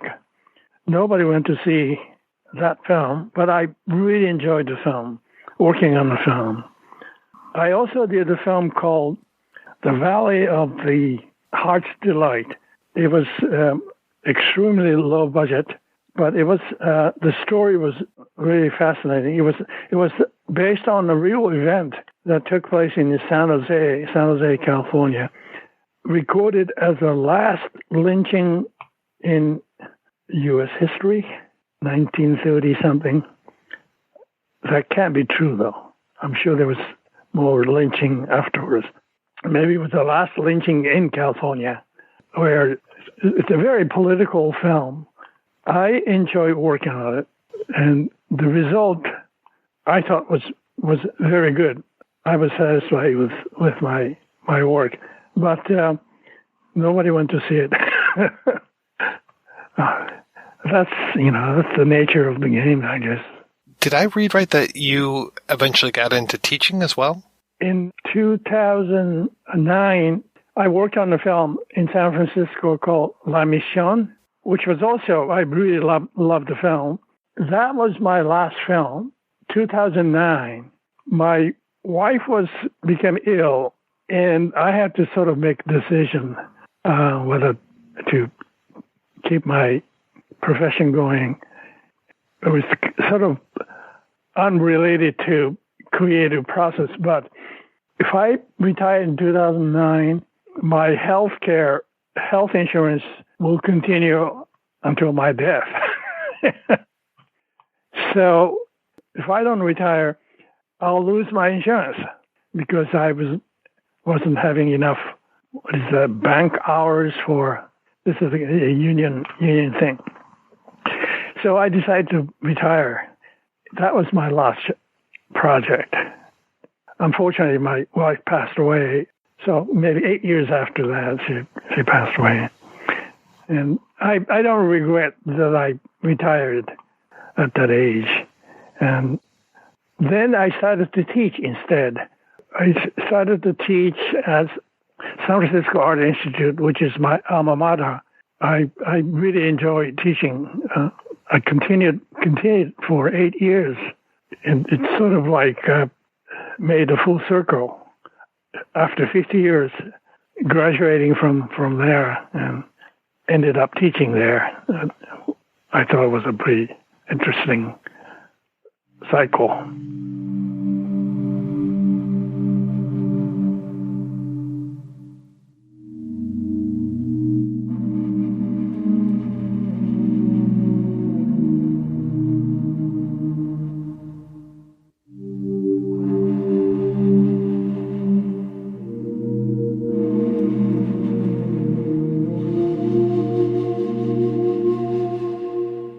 All right, we are back, and we are talking about Never Cry Wolf. And one thing that Hiro Narita said right before we rang off the phone was that he supervised a 4K scan of this film, and it is still not on Blu-ray. In fact, the DVD is out of print, and I think the only place you can get it now is on Amazon Prime. It's not even on Disney Plus, if I am right about that. It's not, and that was something I wanted to mention because it's really weird that it's not.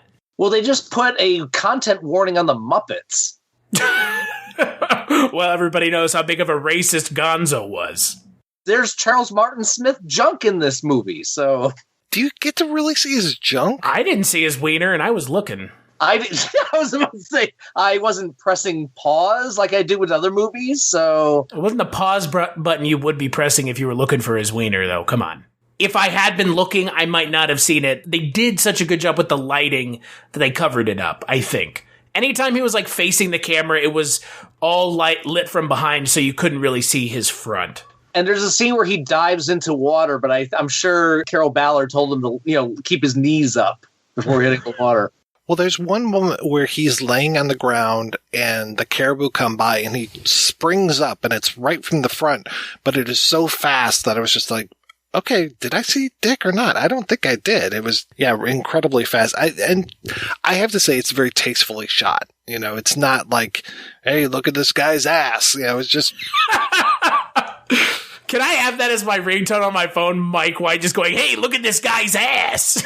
We were talking about the remake of this the 2021 remake of Never Cry Wolf, and because you could with a film like this, it could be serious survival movie or comedic survival movie, and that would be the comedic part of I'm naked and there are animals around me, and then you cut to a smirking caribou looking at your junk. It is funny. There's almost a sequel to this, which is The Snow Walker from 2003.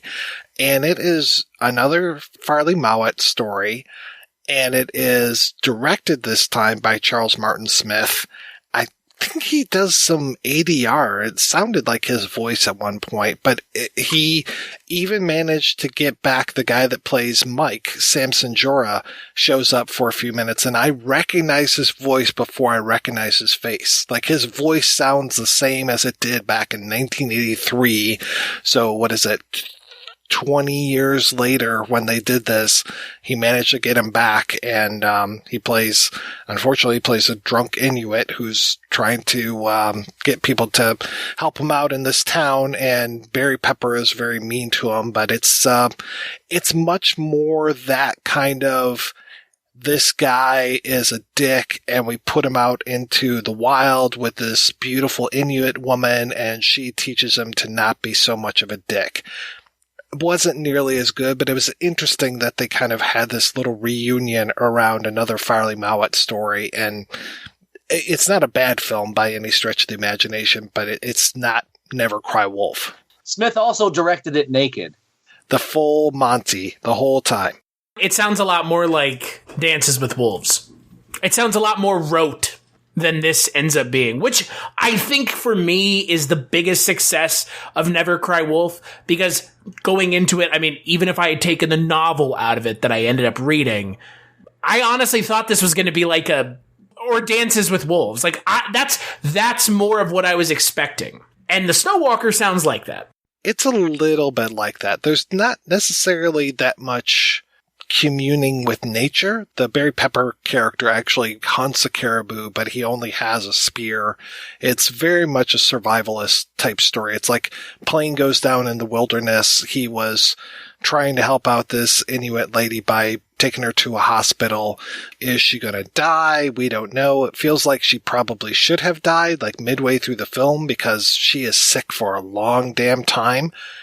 But I think she makes it to the end. She kind of disappears like Utek. So she just, one morning he wakes up and she's not there, so we don't know really what happened to her. But it was all right, but not nearly the impact that Never Cry Wolf had. Maybe had I seen this when I was 11 years old, I might have thought so, but I don't think I would have. There's something so special about Never Cry Wolf's pared down nature that I think really resonates with me, because I would give kind of anything to swap places with his character in the movie right now and just be in the middle of nowhere, completely actually isolated from everyone. I mean, look, in the last year, I have not been able to travel any more than so many people have. And being able to watch films and escape to a place that I hope I can go to sometime in the future, there is something to be said for that. And this film gives me that escape, much needed escape, in more ways than I was expecting it to when I sat down to watch it. Here's the poll question. Which film would be best paired with Never Cry Wolf as a double feature? Jeremiah Johnson, Grizzly Man, Silent Running, Into the Wild, or Black Robe? I haven't seen most of those. I've seen one of them. Wow, okay. I mostly know Jeremiah Johnson because of the GIF. The Redford smiling. Not Not Zach Galifianakis. No, definitely not him. All I know is Grizzly Man, and that's because that's the only film I've seen on that list. But I don't think that'd be a very good double feature with anything, frankly. If you start with Never Cry Wolf and you end with Grizzly Man, that's the original, and that's the second to the last scene in Never Cry Wolf. Yeah, pretty much. I put Silent Running in because the Bruce Dern character changes because of the project, and some would say it's a little eco-terrorism.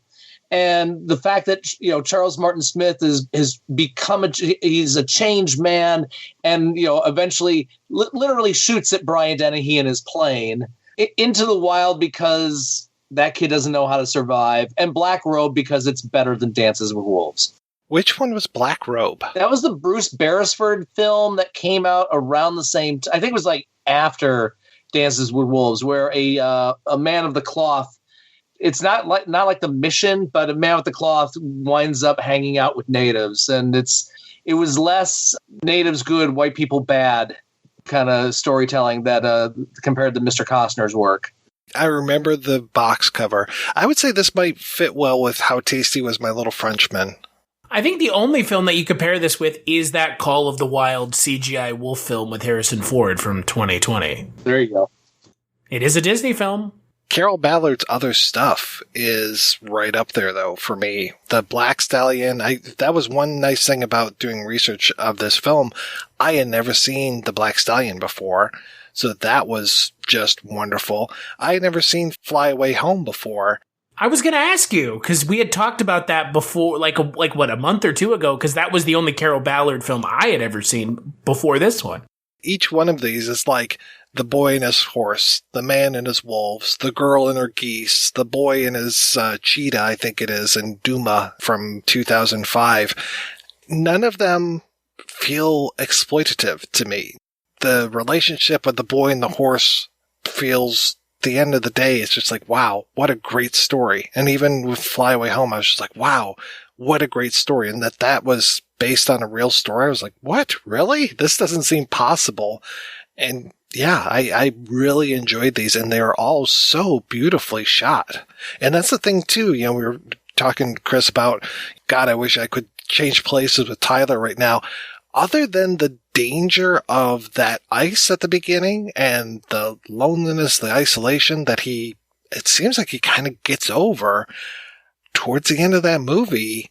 Yeah, he's one with nature, and I'm just like, yeah, fucking A. And the landscape, everything around him is so gorgeous. It is just amazing. There's one shot I noticed today where I can't remember if it's George or Angeline up on this little bit of a hill, and then you can see them reflected in the water. And again, I'm just like, okay, these days you would just do it as a CGI shot of the reflection in the water. But I'm like, no, they weren't doing that at this point, and it just is this gorgeous, gorgeous shot. And every single one of these shots is a gorgeous shot. It all looks so beautiful, and to your point, I just wish I was there. You mentioned Hiro Narita, and you can't say enough good things, right? Like, I looked into more of his work, and he was the director, he was the head of cinematography on The Rocketeer. I wouldn't be able to tell you that looking at these two films, given kind of the drastically different subject material, but that steady eye is there. It is there. Because The Rocketeer, for all of its foibles, which it has plenty, one of the things you can't level against the movie is that it's bad to look at, and that it's not a interesting looking film. And this film, again, it's a very different subject matter and subject material and setting, but it's an interesting to look at film. Even if you're not paying attention to the plot, it's still sweeping vistas, interesting landscapes. Like, it is a very beautiful film, just at its base level. Mike, you mentioned you had the second draft of the screenplay. Was Curtis Hanson one of the early screenwriters on this? He was, yes. It's interesting, as I was doing research, in 1983, the two films he gets credit for was doing the part of the screenplay for this and directing the film Losing It. The Tom Cruise, Shelley Long, running to Tijuana for chicanery stuff. What a year. After he wrote those early drafts, I mean, he had nothing to do with it. I'm not sure why they dropped him, if they were just like, we're going to go in a quote-unquote different direction, because he really set it up well. Like I said, the beats are there. The beats that we're familiar with from the book and then from this version of the screenplay that end up in the final film, a lot of them are very much the same. You know, you get those moments where you're just like, okay, now he meets Mike or Utak. Now he gets, you know, a little bit of civilization. Now he has to branch out on his own. The meeting with the wolves, all of that stuff is very much there. So it's just amazing that even with there's something crazy, like 3 narration writers, 3 or 4 screenplay writers. I mean, it's pretty much the most writers I've ever seen. And when I first got to IMDb, they didn't even have J. Preston Allen on there. So I added her because she was part of that screenplay. It was her and Curtis Hanson. So I don't know why he gets credit, but she doesn't, which is interesting. Yeah, if you believe Wikipedia, the narration for the film was written by Charles Martin Smith, Eugene Core, and Christina Lucier, and they don't even appear anywhere else that I can see other than that line right there. Talking with Eugene, he said that by the end, he wasn't sure even who wrote what, because it all just kind of came out of this natural flow of stuff. And some of the dialogue, too, that is spoken in voiceover is just really coming from Mowat, too. And here's the thing, and I think the three of us can all agree, rarely do films with this many writers actually put something worth watching on screen. Most of the time it's like, the writer's room was 9 people, and by 9 people I mean 9 different people had their hands on this script, not necessarily at the same time or in confluence with one another. This film works a lot better than a lot of those films that have the same amount of writers do. Yeah, there are certain films when you see the story by and then screen by, we all go, oh, shit. The more names on a screenplay or story by, the less likely the film is actually going to be good. Like you said, Mike, though, back to this idea of like Carroll Ballard's kind of body of work. Carroll Ballard really has kind of made a name for himself with films with animals, but not the kind of films with animals that I dislike. Yeah, and they take a while. I mean, he's not banging out a film a year. These take time, and I'm sure getting the funding as well, because it's not sassy animal movie. Yeah, this is a restrained, very reserved animal film. I think of animal films probably like you do, Matthew. The like you were talking about the sassy animals, the far away home or whatever those are. Like where it's like Homeward Bound. Homeward Bound, the one where the dogs talk, but they have internal monologues. My daughter swears by Homeward Bound. It's a good film. It is a good movie. Like, interesting enough, looking at Charles Martin Smith. Did you mention him as a director? This is a guy who did the 2 Dolphin Tale movies, as well as Air Bud and A Dog's Way Home. So he's kind of picked up the baton. Not sassy, but not nearly as sassy as the ones we're making fun of. I just make it a point to stay away from animal films, just like I make it a point to stay away from films that are primarily based off of children. I mean, isn't that what you always hear in Hollywood? Like, I don't work with kids and I don't work with children. That's the W.C. Fields thing. I don't mind animal films if Werner Herzog is narrating. And if the main character at the end gets eaten by the secondary subject material of the film. Or as the penguin is going out walking into death. Instead of Sir David Attenborough, they should just have Werner Herzog do everything, yeah. I still want Herzog to do NPR pledge spots, but he never takes my calls. I was so stressed out watching that fucking March of the Penguins. I couldn't handle it, man. I could not handle March of the Penguins. I will say, and I don't know, this is probably my only chance to ever plug this show, but I'm going to take it because this is maybe the only time I ever do a film like this for a podcast, though that may change. If you're into these kinds of animal documentaries or animal films or footage or TV or however you want to phrase it, one of the best ones that's bizarre, with a capital B, is a series that National Geographic did in 2019 called Dead by Dawn. It is a series with Nat Geo and Skybound, which is Robert Kirkman, the guy who created Walking Dead, his company and Nat Geo working together to make a documentary about animals when the sun goes down, and it's presented like a horror movie about animals. It's awesome. Would you watch it with Roar? Oh wow, I've never seen Roar. It's on my list of things to watch, which is gradually so large at this point I'll never be able to even make any progress. I own it on Blu-ray, and I got to see it at a midnight screening in a full house, and the crowd reaction was half hysteria, half horror. It was a great midnight movie experience. I was so stressed out, I had to turn that movie off as well. It's on my list of, because I've heard nothing but how insane it is. It's right? Fucked up. It's bonkers. I mean, there's in the trailer, somebody says the quote, if The Lion King was a snuff film, or if Swiss Family Robinson was a snuff film, and stop using snuff films in your critiques.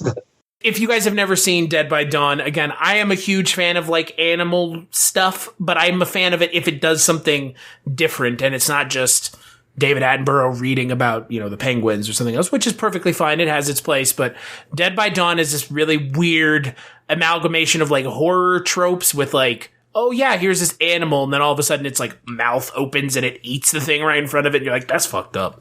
I'll stick with Animals Are Beautiful People myself. All right, guys, we're going to take another break and play a preview for next week's show.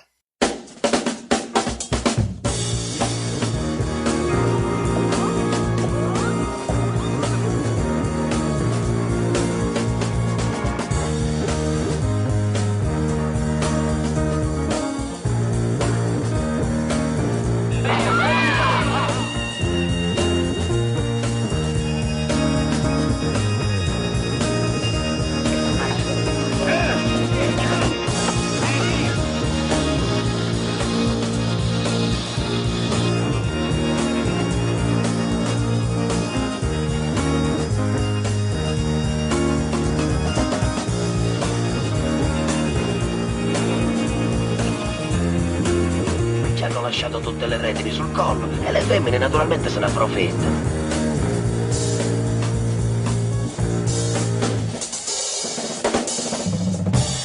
That's right, we'll be back next week with a look at Lena Wertmüller's 7 Beauties. Until then, I want to thank this week's co-hosts, Chris and Matthew. So, Matthew, how are things in your world?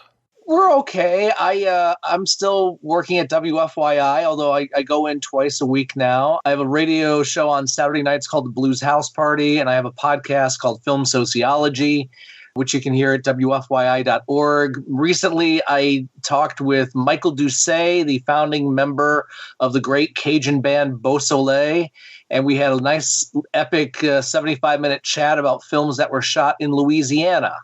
It was fun to hear him go off on a couple films and then talk about some other films that he liked. And I was able to hit him with some titles that he had not seen. So if you want to hear about JD's Revenge, Southern Comfort, The Big Easy, and Panic in the Street, that's a couple weeks ago on Film Sociology. But I mean, the rest of the time I'm working at my daughter's old school.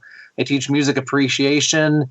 I'm thankful that we have a big house that, we can at least get away from each other if we need to be. And I'm halfway through the Criterion Fellini box set. So all is well. And Chris, what is keeping you busy? Just still podcasting on the Culture Cast. That's it. That's where you can find me. Normally doing movies every month. Also do Scary Stories We Tell, which is a podcast about true crime, horror, and the supernatural. So those are some things that I work on without Mike. And then Mike, you and I work on a couple things together. Barney Miller and Dreams for Sale. So yeah, that's where you can find me on Twitter. Christmas Claus. That's where I post everything I work on. And on the Culture Cast right now, we're doing Mike White March, which is named for screenwriter Mike White from School of Rock, obviously. No, it's named for our good friend who invites me onto his podcast to stink up the joint, obviously, Mike White. And this month, what are we talking about, Mike? What did you choose for Mike White March this year? I chose something that will hopefully make your wife happier. Oh, yeah, I'm sure. Than the previous 2 Mike White marches. There's no Japanese New Wave. There's no depressing sci-fi. We're talking about pre-code films. So before the Hays Code really kicked in, we're talking about some racy more adult type films that were put out in Hollywood in the 1930s. So I'm looking forward to talking about those. Me too, because again, like so many of the things that you bring to the Culture Cast, Mike, and I'm so appreciative that you come on the Culture Cast to begin with, is bringing films that I would never have watched otherwise. Mike White, March of the Culture Cast, culturecast.com. That's where you can find me. Well, thank you so much, guys, for being on the show. Thanks to everybody for listening. Please head on over to the website, projectionboothpodcast.com, where you can find out more about today's episode. You'll also find a link over to Patreon, where you can make a donation to the show. Every donation we get helps the Projection Booth take over the world.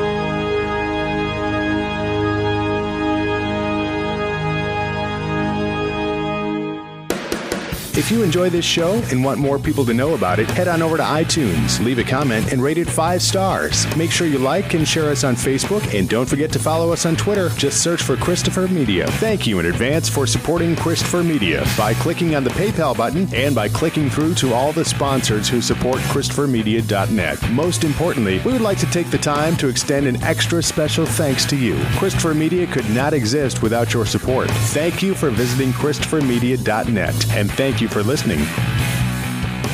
Christopher Media. Let's make some noise.